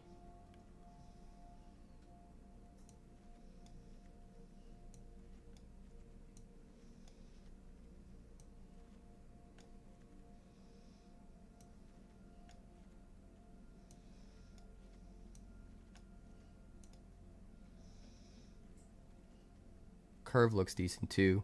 And we're up 1 land, right? So 23.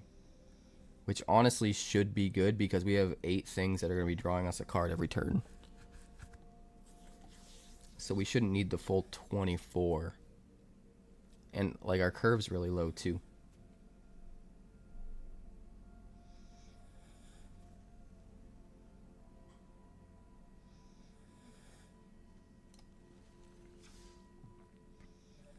Splash white for light stall. Why do we want a 1-drop in the deck? We don't want 1-drops on the top. We want 8 drops on the top.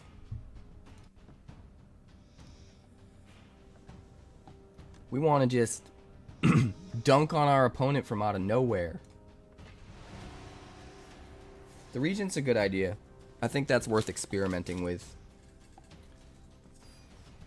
But I think even just the Fabled Passages are going to make a huge, huge difference.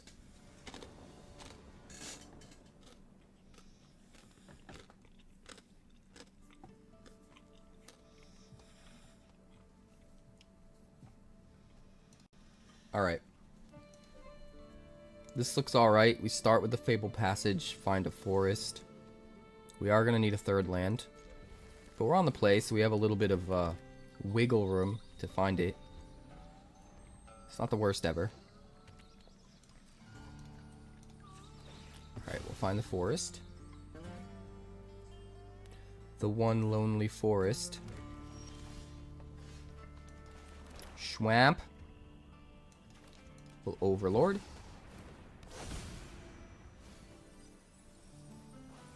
And we'll grab the Harvester. Looking pretty good so far.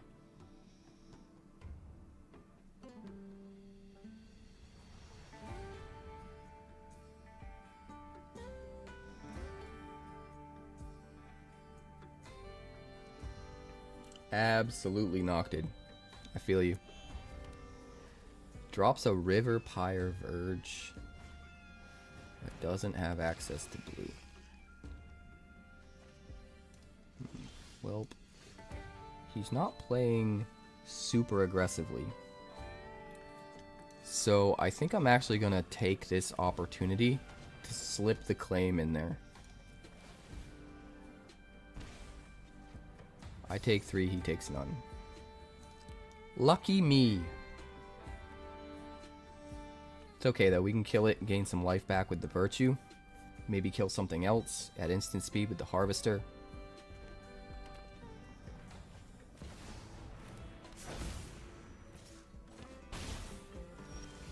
VV.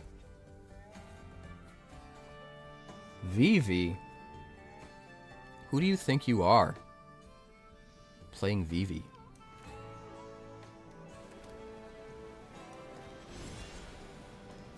Who do you think you are?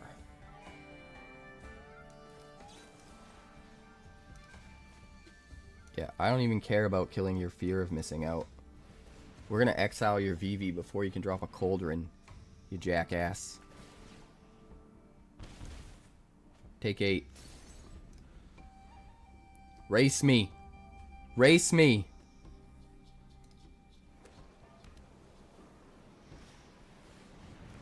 Tursa.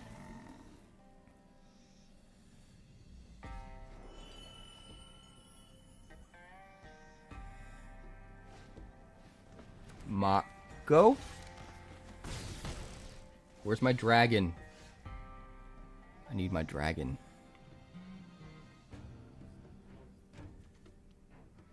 Harvester of Misery would be fun. We'd kill 1 creature. But I think I'd rather kill 2. Right? We'll go, green, tapped. And then we'll go, Scorn.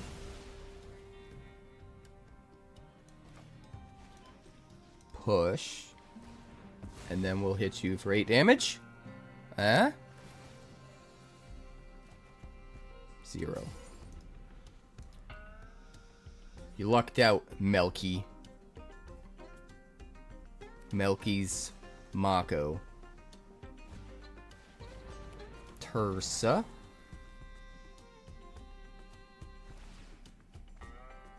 Sure.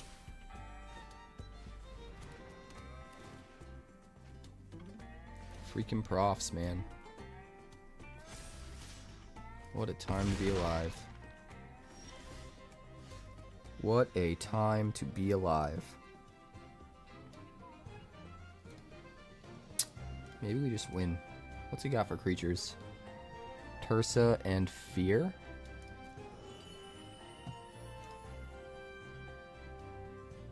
Let's see, we've got Sorcery, Instant, Land, Enchantment.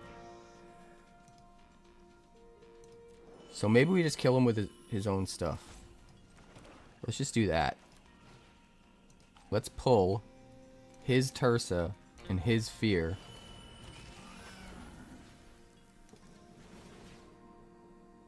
Discard the Passage and the Bat.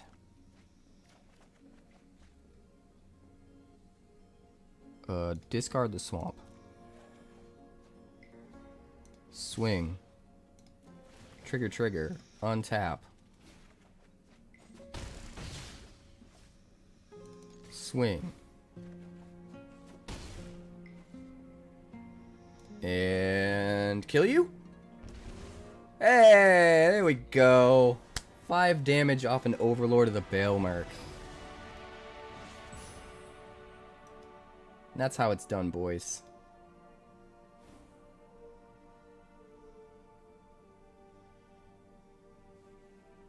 Take 8. Take 8. No, deck's great. It's just a little rough around the edges, but I think we're really close. I think we're really close to a final version. I do think maybe we want one more Cease Desist in there. I think I underestimated how good that card is in this deck. Like, it deals with Vivi, Cauldron so well.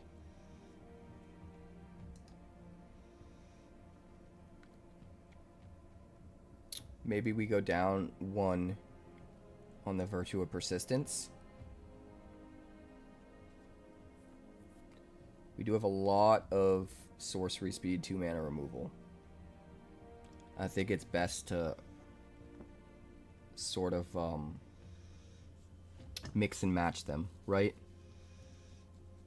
It's important to not go down any lower on the Harvesters or Stormbroods because we can find them with the Baelmark. We want to have the right math. to make sure the Bailmerk is always consistently hitting. Push is good because it doesn't care how big the creature is. Virtue's good because it gives us some life. Cease also gives us life against aggro, messes with graveyard synergies, whether it's Reanimator, VV, whatever, and draws us a card, which sometimes helps us get to like our land drop or whatever. Can also just like, in a pinch, it can pivot and like destroy synthesizers and every artifact in play, which is pretty sick.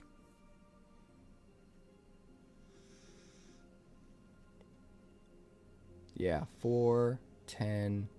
This gives me 16 cards to hit with the Bailmerk, which is a 1-card buffer over the math we want. Because the Bailmerk mills 4 cards, which is 1/15 of our deck.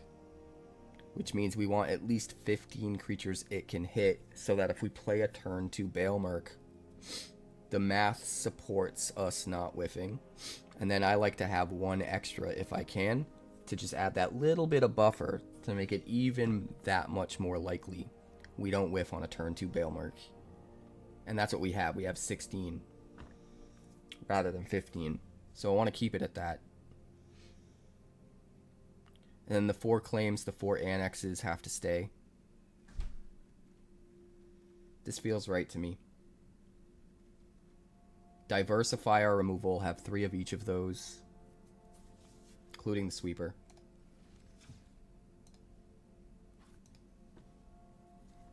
I think the Regent is a good idea, Flynn. I think the problem is the Regent pushes us just a little bit too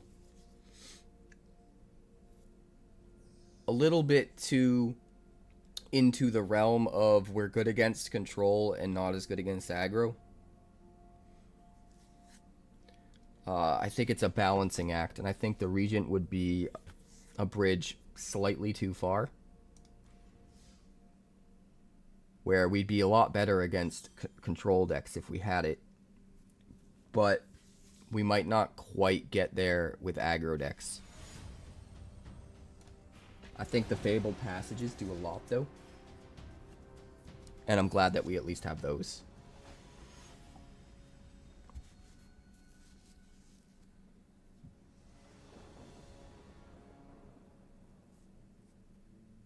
Three Deep Cavern, 1 Rakshasa. Rakshasa's a weird idea. Just for like the, I guess for the demon synergies.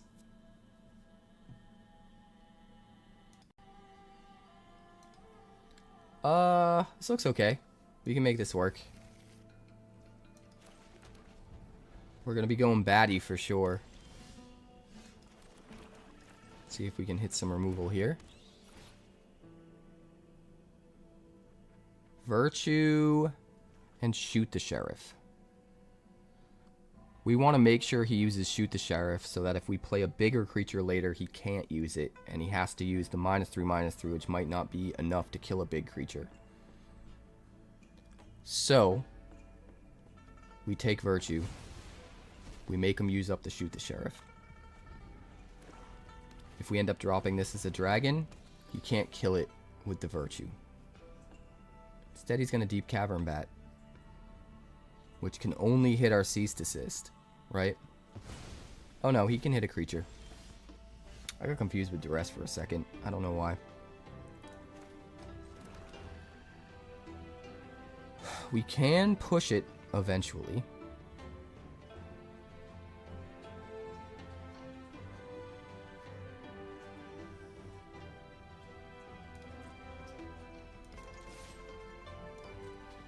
The whole reason I'm doing this is because I want him to attack with his bat so that I can push it.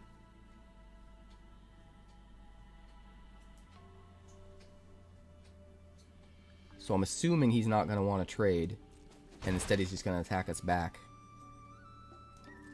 And that's kind of what I want.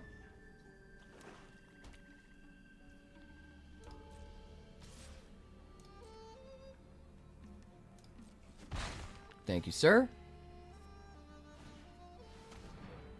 Annexation of Puerto Rico. Do I want to draw a card? No, hold on to it. I should draw a card while I can. Submit 0. Target me.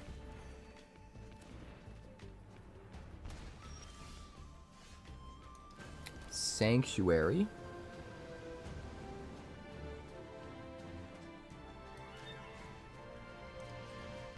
Push this. Play another one. Take the shoot the sheriff. Swing in. Now we've got Bloodletter. We've got Scavenger Regent. Duress doesn't hit anything. Carsi Revenant. Well, that kind of works.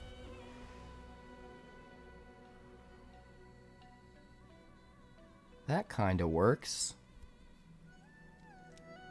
Although there's a few different ways we can go here.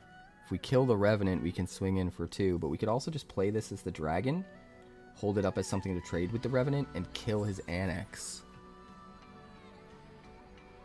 And that might actually be better. We definitely don't want to use Exude Toxin anymore. Let's do this. No attacks.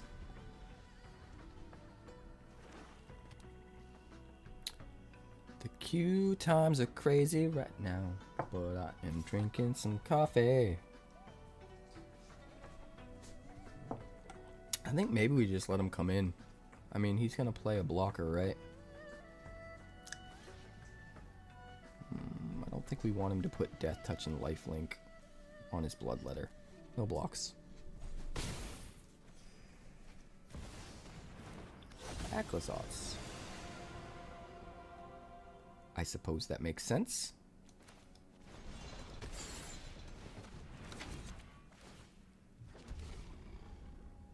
No tax. Welcome to Demon. Do you has removal, sir?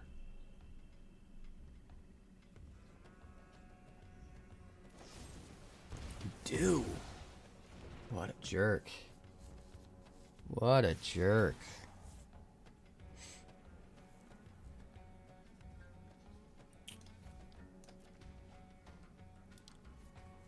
What a jerk. No blocks. Just gotta take it, man. Surprised he didn't play the Bloodletter first. Kinda weird. Kinda weird. We don't have a demon. This becomes one.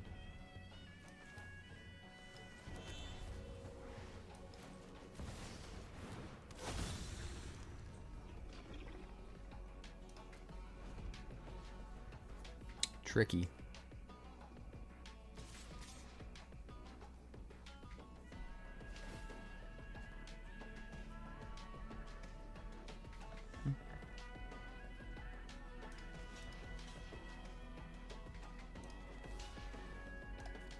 We'll do that. That's fine. He'll kill a Bloodletter. But we will take less damage, which is important. Kill his thing. He's running out of gas. We need to unlock this, but we need to have a demon as well when we unlock it.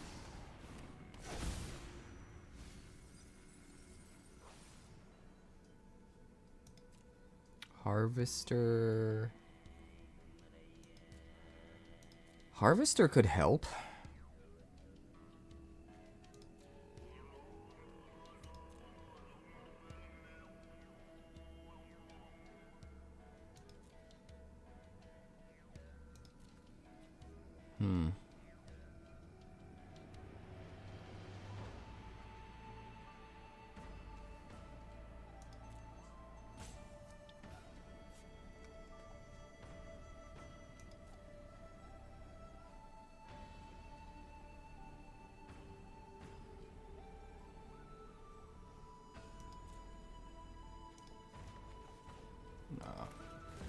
We'll just play out the Bloodletter.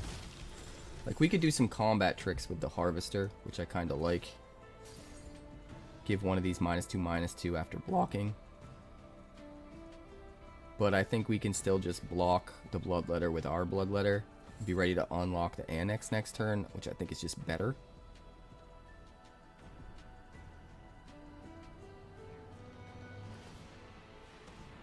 So if he swings, the Bloodletters bounce off of each other. The Stormbrood trades with the Revenant. We're about to take 4. Go down to 3.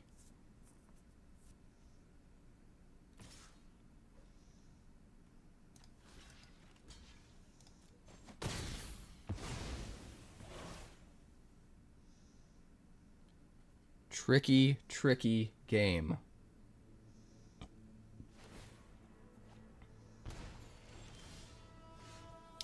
Let's see, we got a bat.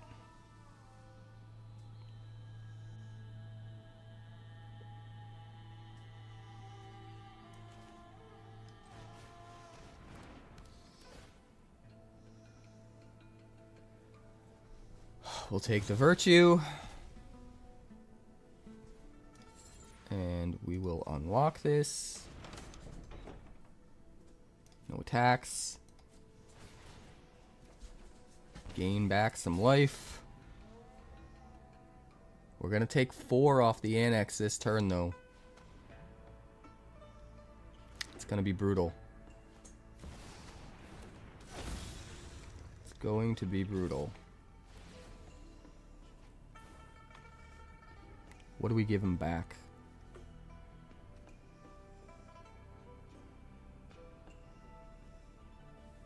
Do we block with everything?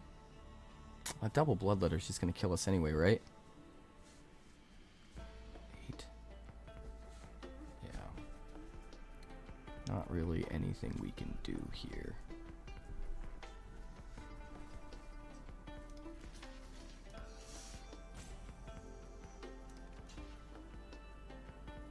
Unfortunately.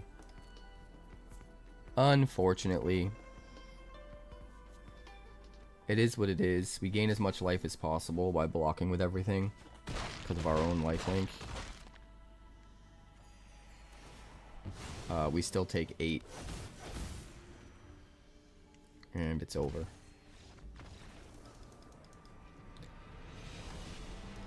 Damn shame, man.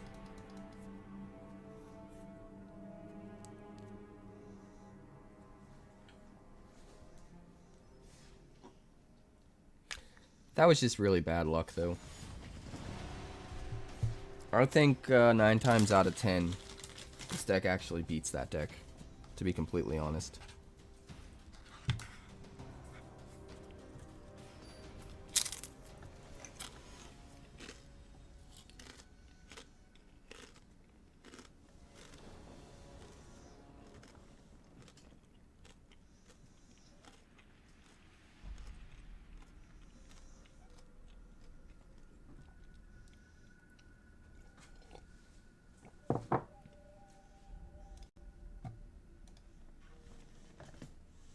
This looks fine. You can keep it.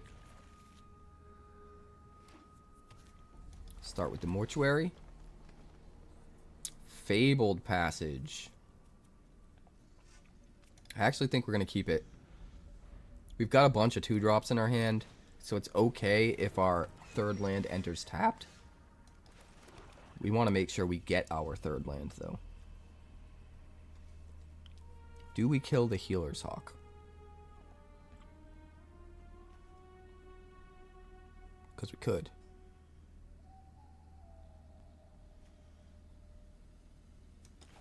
Yeah, I think we just do it. Just get it out of here.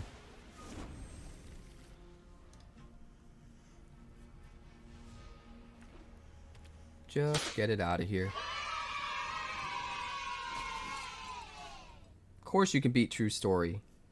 You can beat anyone and everyone. Ooh, a Regent. I will keep that. Let's see. Do we bat? Or do we Bale Merc? I think we bat. Banishing Light. Well, thank you, sir. he's got to drop Linden, right? So he can gain life. No, he's going to drop another Pride Mate? Oh, I guess he can drop the Vanguard as well. And that will gain him 1. That makes sense.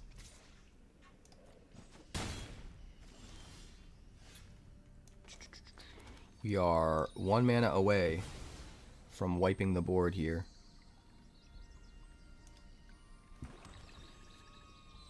Which is very sad.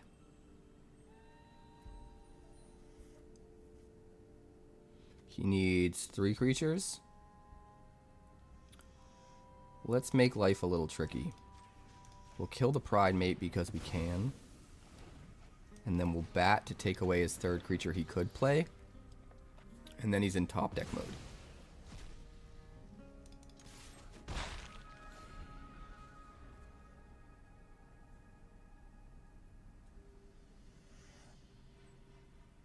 Let's see what he got.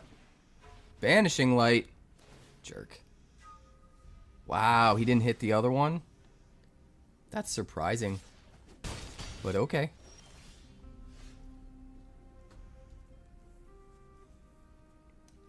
I guess we bail Merc.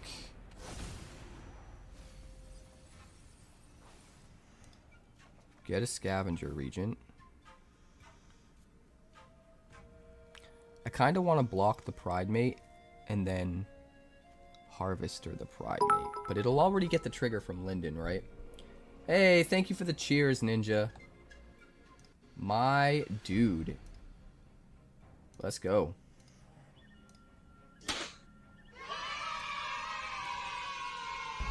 Let's rock! So do we attack? I think we attack.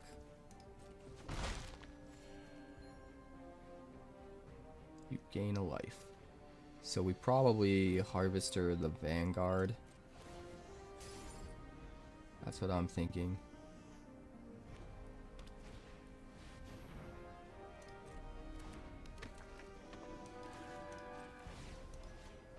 He'll only gain 1 life and hit us for 4. Which isn't the worst ever. Although it does mean we can't kill the Pride Mate with the Scavenger anymore. And that's kind of a problem.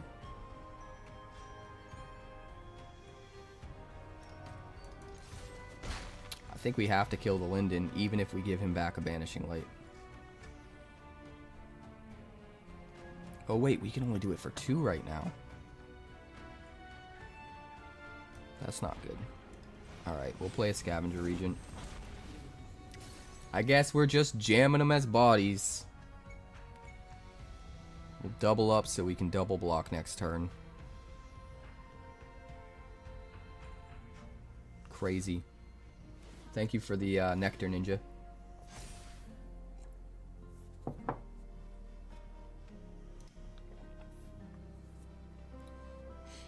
No blocks for the 5/5. What is that last card in your hand? Alright, we could -3/-3. Gives him back the Banishing Light to use on the Regent, which I kind of hate. I think the smarter play is to just play the Regent as a creature. Attack with the bat. Go back up to 8. Now we have a double blocker to stop the Pride Mate. Potentially.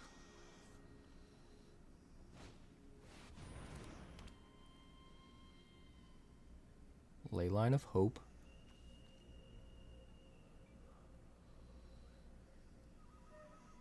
So if he attacks, he gains 3.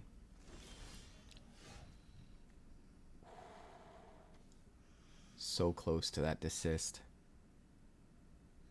So close to that desist. We can hit him for 18 if we play the Bloodletter. But it's risky as all hell because of the crackback.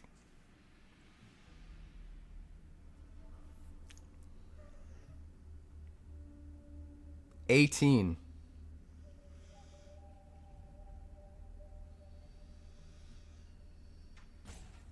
Alright, I'm going for it.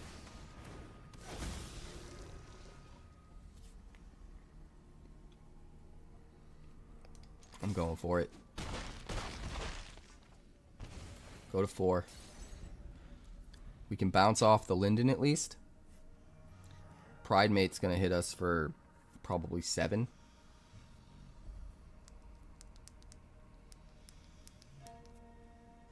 Worst case scenario, we can throw the Bloodletter in front of the Pride Mate.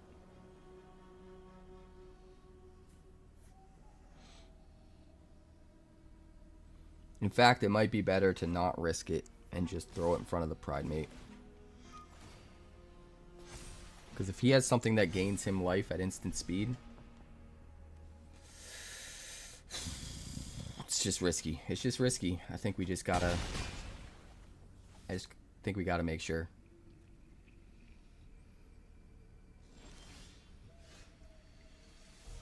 Well, that's something. I'll take it. We've got 9.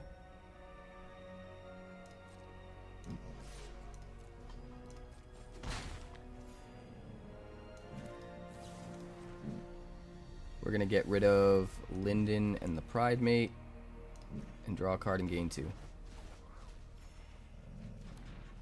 Alright, next turn.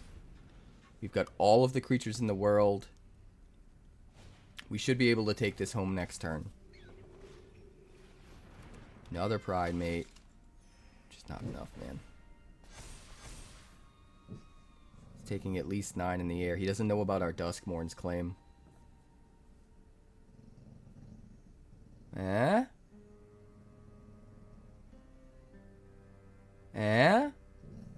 He's thinking. He's thinking about swinging it. Dude's out of his mind. You're out of your mind. Absolutely out of your mind.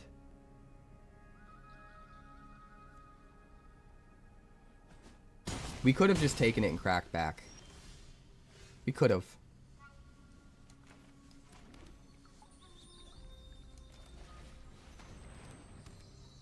We're going to crack the Fabled Passage to thin out our deck so we can hit off of Duskmourn's claim.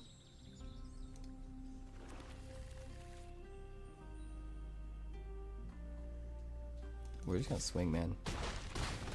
Put him at 3. He's dead unless we draw a land. Every time, I swear to God. Every time. I mean, I think we still got it. I think we're too far back up ahead on life, but it's funny. It's real funny.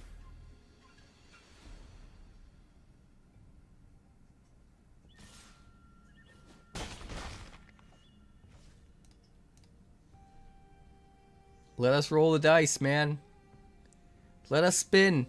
Let us spin the wheel. Duskmourn has claimed my soul. Come on, let me spin it. Let me spin it. I'm itching. I'm itching for a fix. I need to spin it. Thank you. Appreciate it.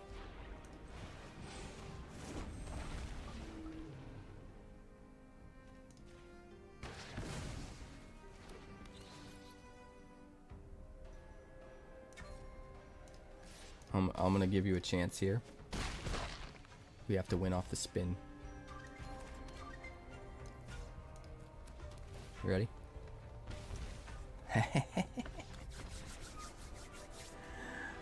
We won off the spin. I would never do that if there were stakes on the line. But it was fun. It was fun.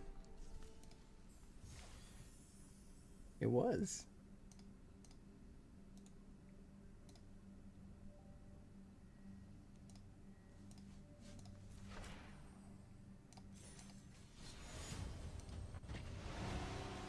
Hi, kitten.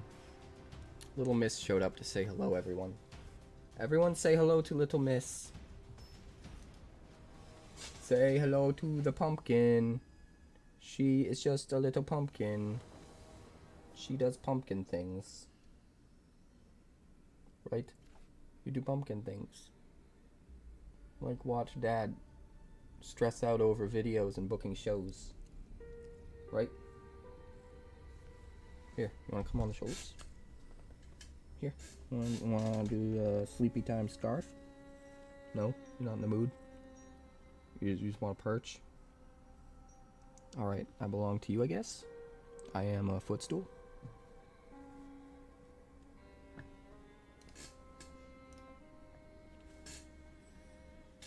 Alright. We're back up in it. This is fine. It's not amazing, but it's fine. We'll keep it. We'll make it work. Bushwhack. That's whack, yo. Pass the turn.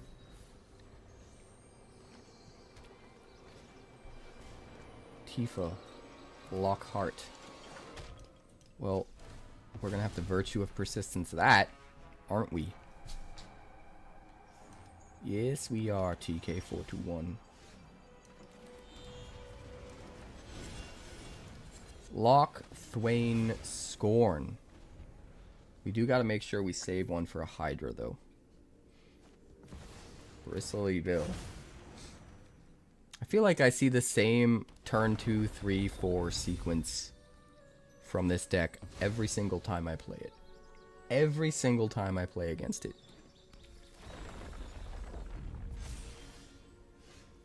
It's fine. We can't kill it. So instead, take away something from their hand. Spring Bloom Druid. One or more counters on a creature. Well, we'll take the Druid.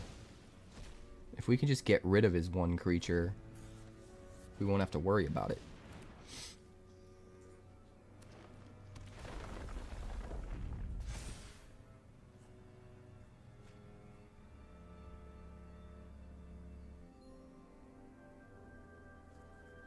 Swing for 5, sir. You're gonna bushwhack me. Okay. That's a lucky top deck. Considering you were only gonna have one untapped mana. Congratulations. Well, we're gonna have to do some more wheel spinning. This time with Overlord of the Baelmerk.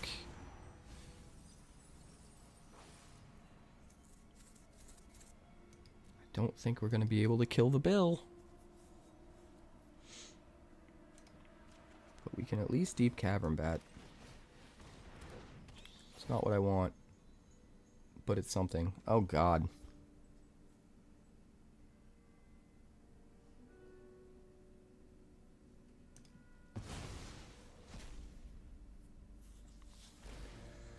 This is not good. This is in fact very bad. We need Bill to die. If Bill dies, we're fine. If Bill does not die, we are very not fine. At least each of those triggers separately, and he only gets to draw one card. At least that. Could be way worse.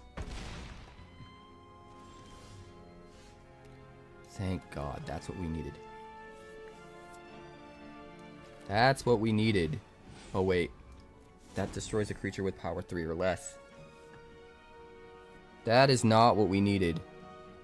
And this gets him down to 4. Ah!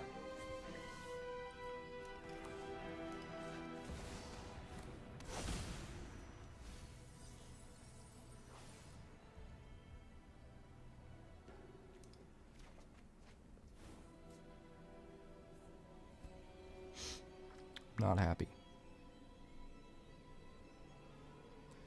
1, 2, 3, 4, 5. But it's going to be at 9.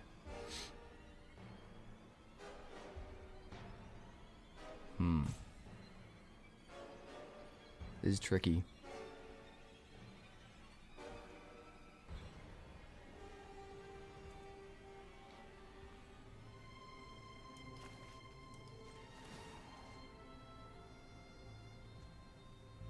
Do we even care about killing that?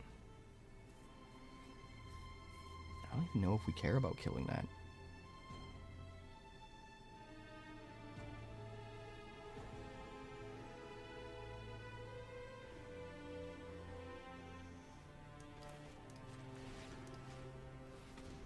This is rough, man.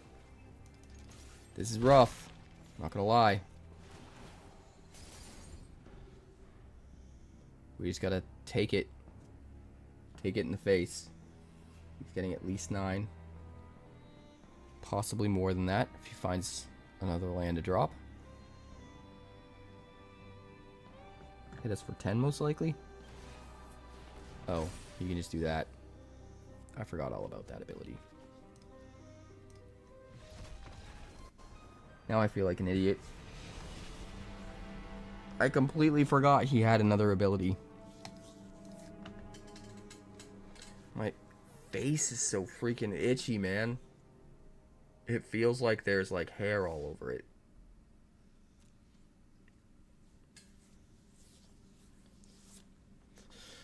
Alright. Alright, this time don't suck and punt. Although I don't know if we were coming back from that anyway.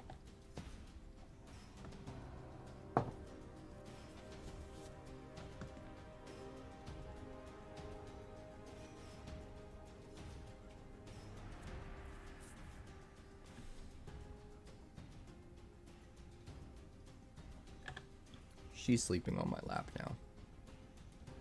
Don't suck punts. Don't punt the suck. Don't suck the punt. Never suck the punt. It's a bad idea to suck the punt. Mytological.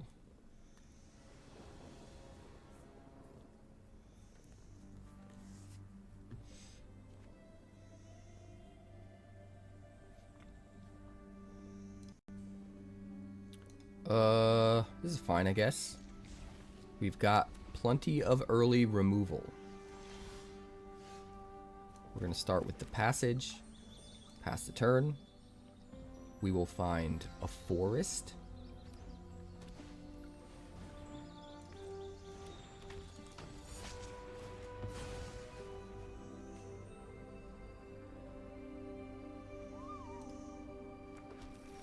And we will play a swamp.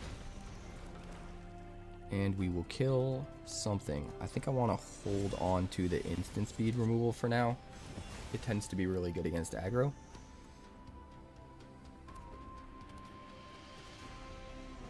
Emberheart Challenger.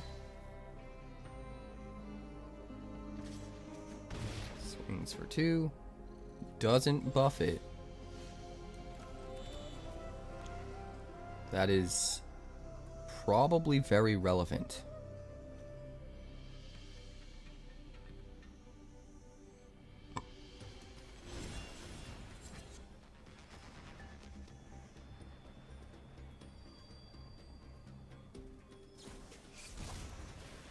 Turn inside out, sure. So you will get to manifest dread, but it's fine.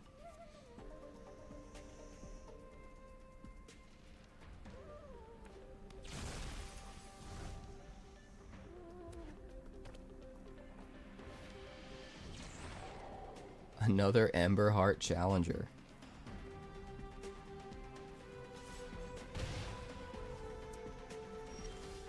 Sure. Alright, we'll find a swamp.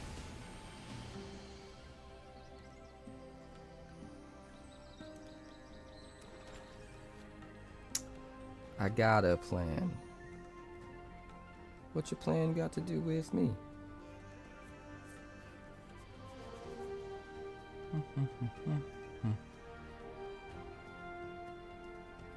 Like, I could use Petty Revenge to kill the Challenger, and then when he tries to buff it in response, use the Harvester to kill it for real.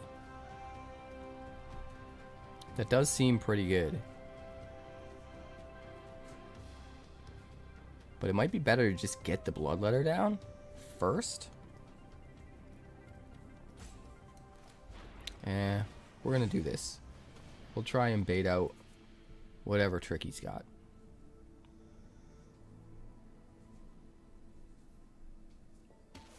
Oh. No trick. Well, in that case, we will Overlord of the Baelmerk. Thank you, sir. And we'll grab a bat.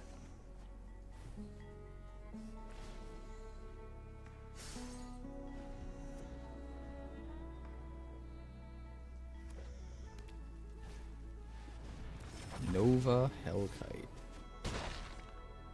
Ouchie. He's definitely holding on to something that's 2 mana, or else he wouldn't have warped it. Right? Feels that way. Let's see. 4/5. 4/5. 2/3.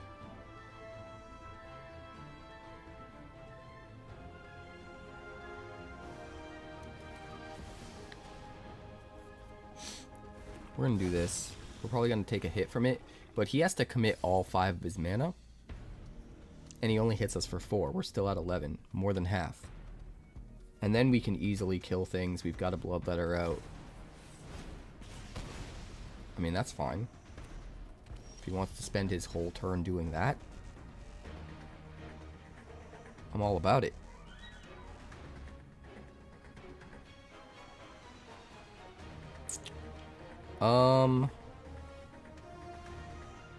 So let's get rid of the last card in his hand.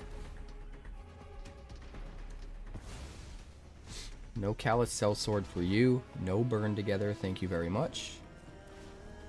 We'll hold up both Harvester and Cease and Desist.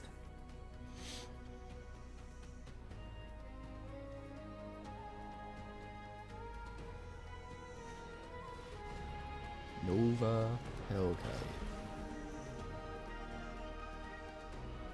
Oh, I forgot that part of the Hellkite. That was actually a kind of a whiff on my part, wasn't it?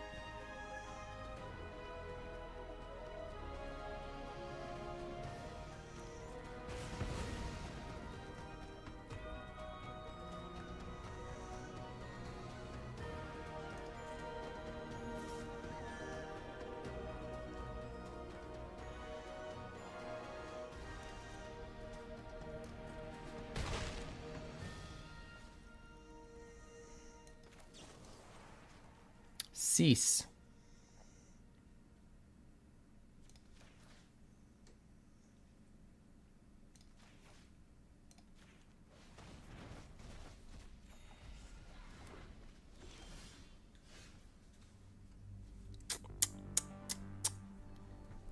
Well,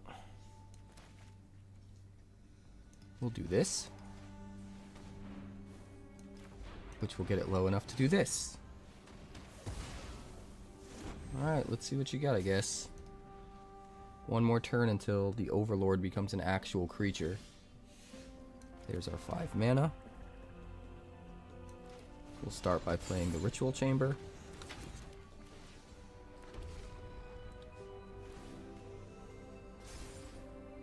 Seems pretty good. We got a bunch of creatures down now. We're still at 13. And we're going to start draining.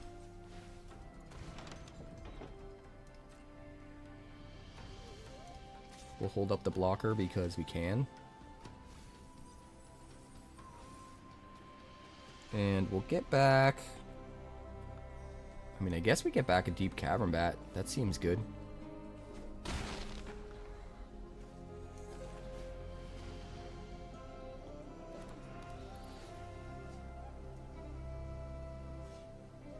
That's a lot of things.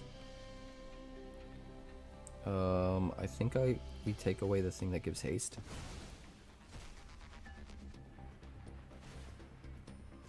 We'll drain for 2. Next turn we double Duskmourn's Claim and we just win, I think. Oh, he's gonna scoop it up. We don't even get there. Bummer.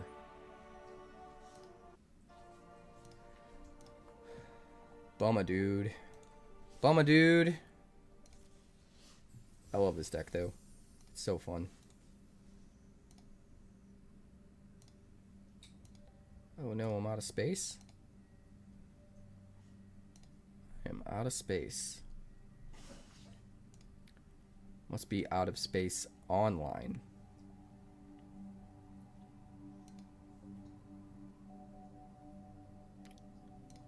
Well, I'm gonna have to fix that really quick.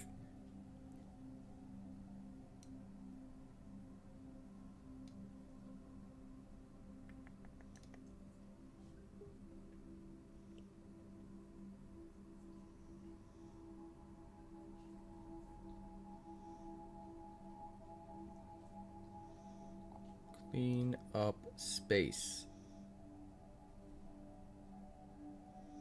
Wait, that's not what I wanted to do. Drive.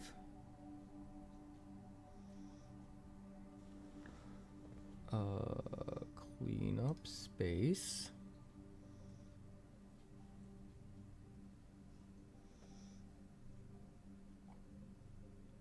Large drive files.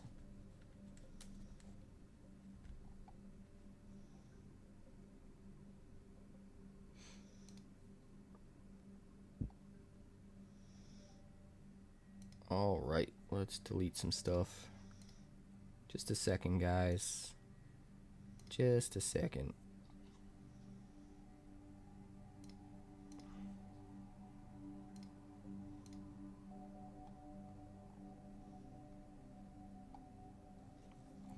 Need to free up space in the Google Drive so I can actually send these files over to Finn and he can edit them down and get them up on the channel.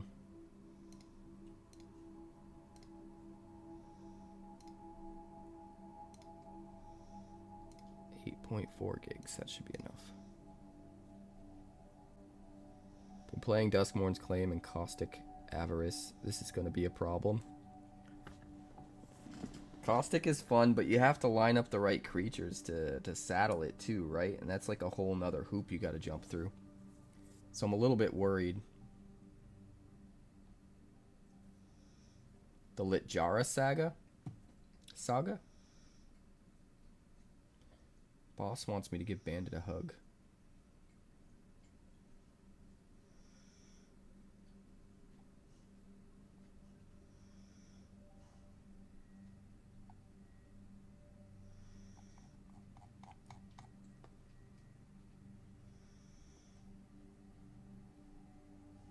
Are you talking about just the Litjara Saga that's in this set in general, or did you make a custom card?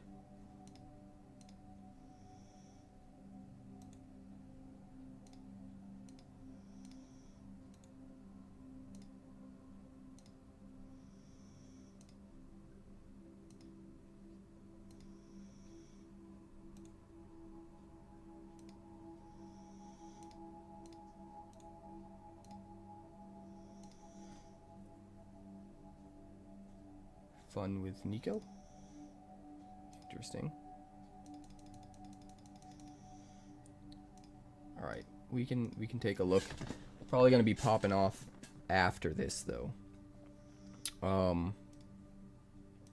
Yeah, I gotta record the deck tech breakdown and the intro, get that stuff over to Finn, and I gotta eat and I gotta take the dogs out again. And I have to answer all of my booking emails for Bungalow. And I have to talk to the team about prize split. First formed. There's a lot. There's a lot going on right now. There's a lot. But we're gonna take a look at that card for you, Fuzi.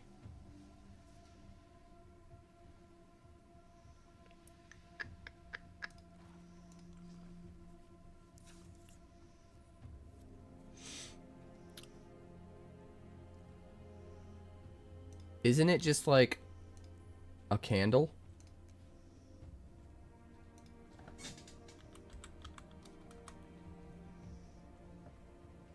Because it's a lit jar. Oh. I'm funny, right? You hope my plate lightens up? Never. I take on too much. That's my problem. Chapter 1, Surveil 3. Chapter 2, when you next cast a creature spell, copy it, except the copy isn't legendary. Chapter 3, choose a card name. Whenever a creature with the chosen name deals combat damage to a player this turn, you draw a card. So if you're thinking Nico, which can flicker something, you have to cast the creature to get a copy. But you could choose a card name and use Nico's ability, and he would end up... They would end up turning, like, the... What's it called? The shards. Creates 2 shards.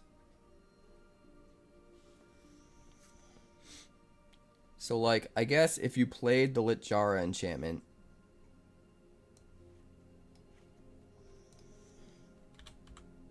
Hold on, let me find them both.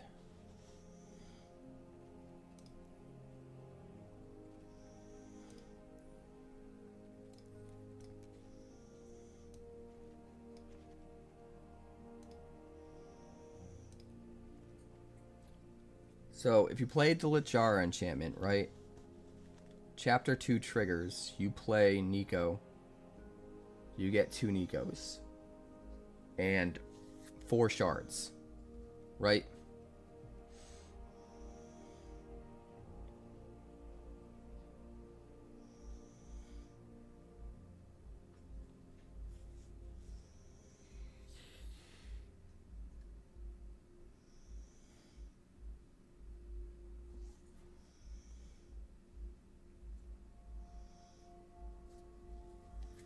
You have 4 shards, 2 Nikos. Then what you could do is exile one of your other creatures with the ability on the next turn when Chapter 3 triggers.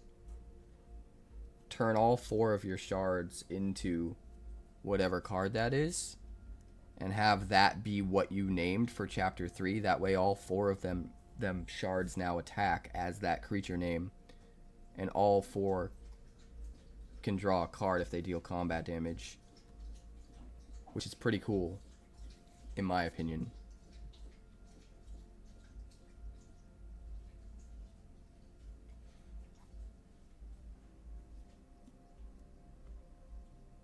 It'd be even cooler if the creature you exile has an enters or leaves the battlefield ability that somehow gets to reset the Lost in Litjara. That would be super fun. Like, do we have something that brings an enchantment back from the yard? What was that? Esteli? Is it Esteli Reclaimer? Something like that.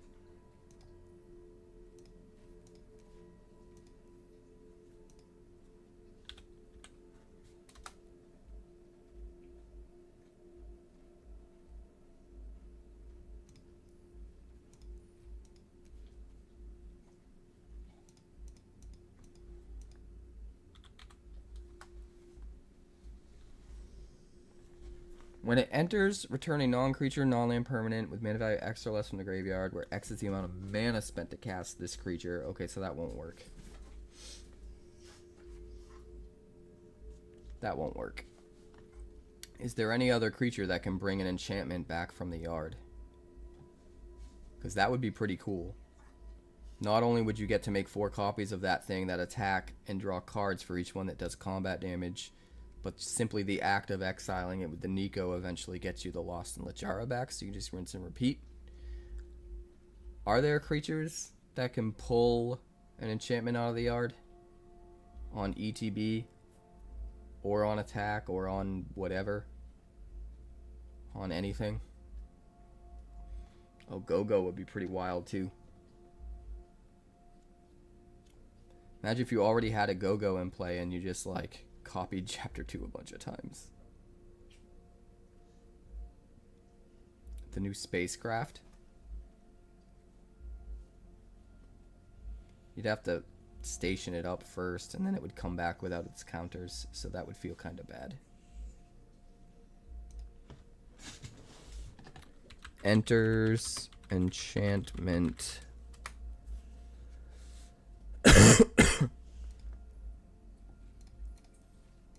Have to be rare, right?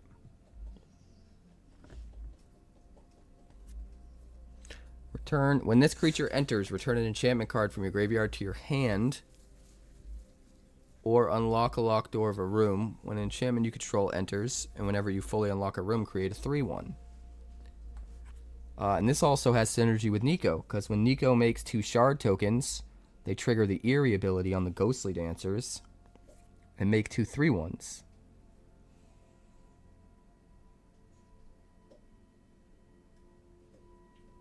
We might be on to something here. I mean, yeah, it comes back to your hand. You don't get to put it straight back into play, but still pretty valuable. I mean, if you turned all 4 of your shard tokens into Ghostly Dancers,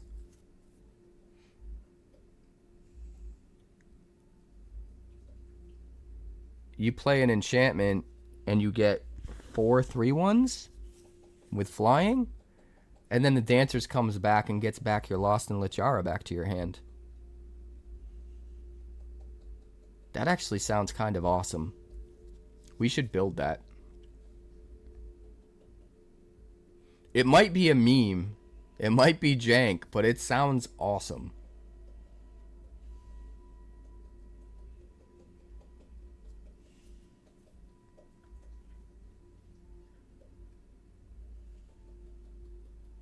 It sounds really cool.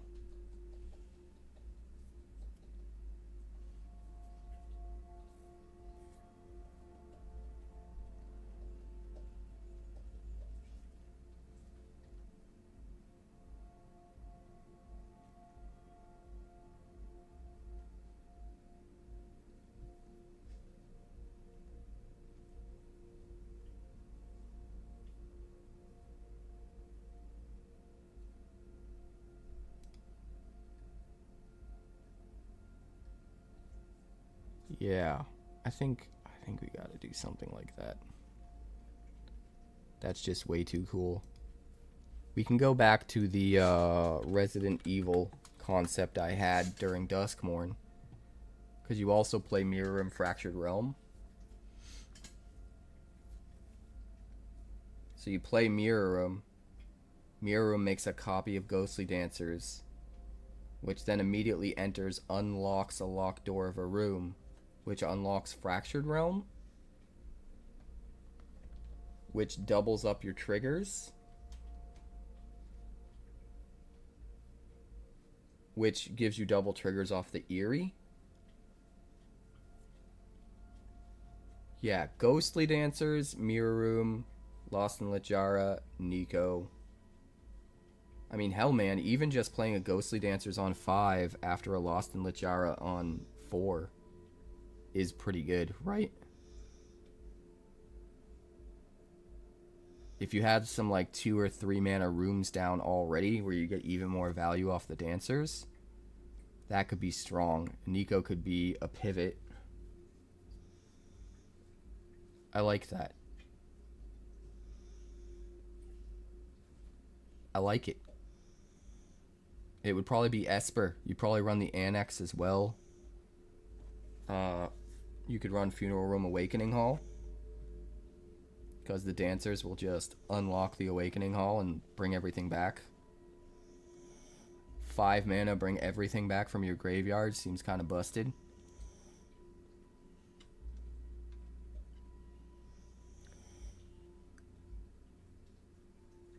Creature spells you cast have Convoke. That could get really crazy too, because you make all these 3/1 tokens with the multiple Eerie abilities. Then you just tap them all to just play out all your creatures for free. Azorius, Nico, Mirror Maze. Is that already a deck?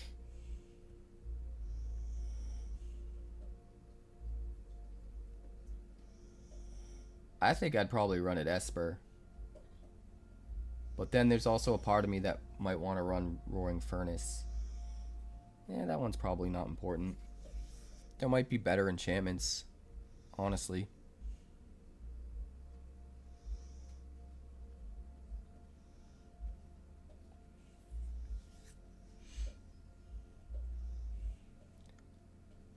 Yeah, I think I want to build that.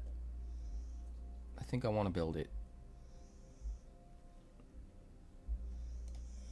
We'll go back to the old Resident Evil deck and use it as a foundation. Because we built Ghostly Dancers with Mirror and Fractured Realm. Back when the set first came out. We never really thought to use Nico. And Lost in Lichara is a brand new card. I think there's probably a bunch of cool stuff we could put in it now. So yeah, I think we should build something like that. I think it'll be fun.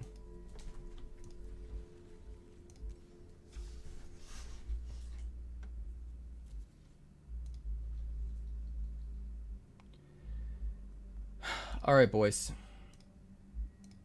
We are going to call it here shortly. Let me make sure this file pops into the folder okay. Cool. I just got to record a deck tech breakdown and an intro. We'll pop this over to Finn so he can edit it down, and then we'll get it up on the YouTube channel as a full deck tech. Thank you guys for hanging out. Let's see if we've got someone to raid. If anyone has a suggestion of who you'd like to raid, definitely let me know.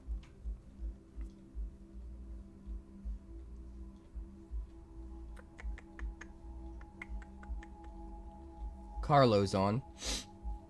So barring another suggestion, we'll probably just raid him.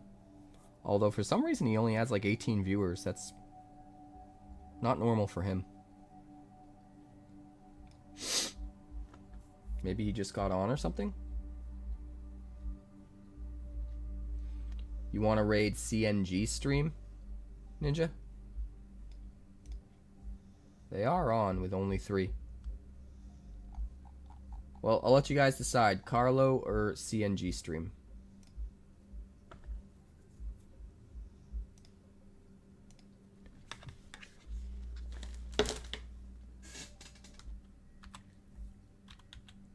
Raid.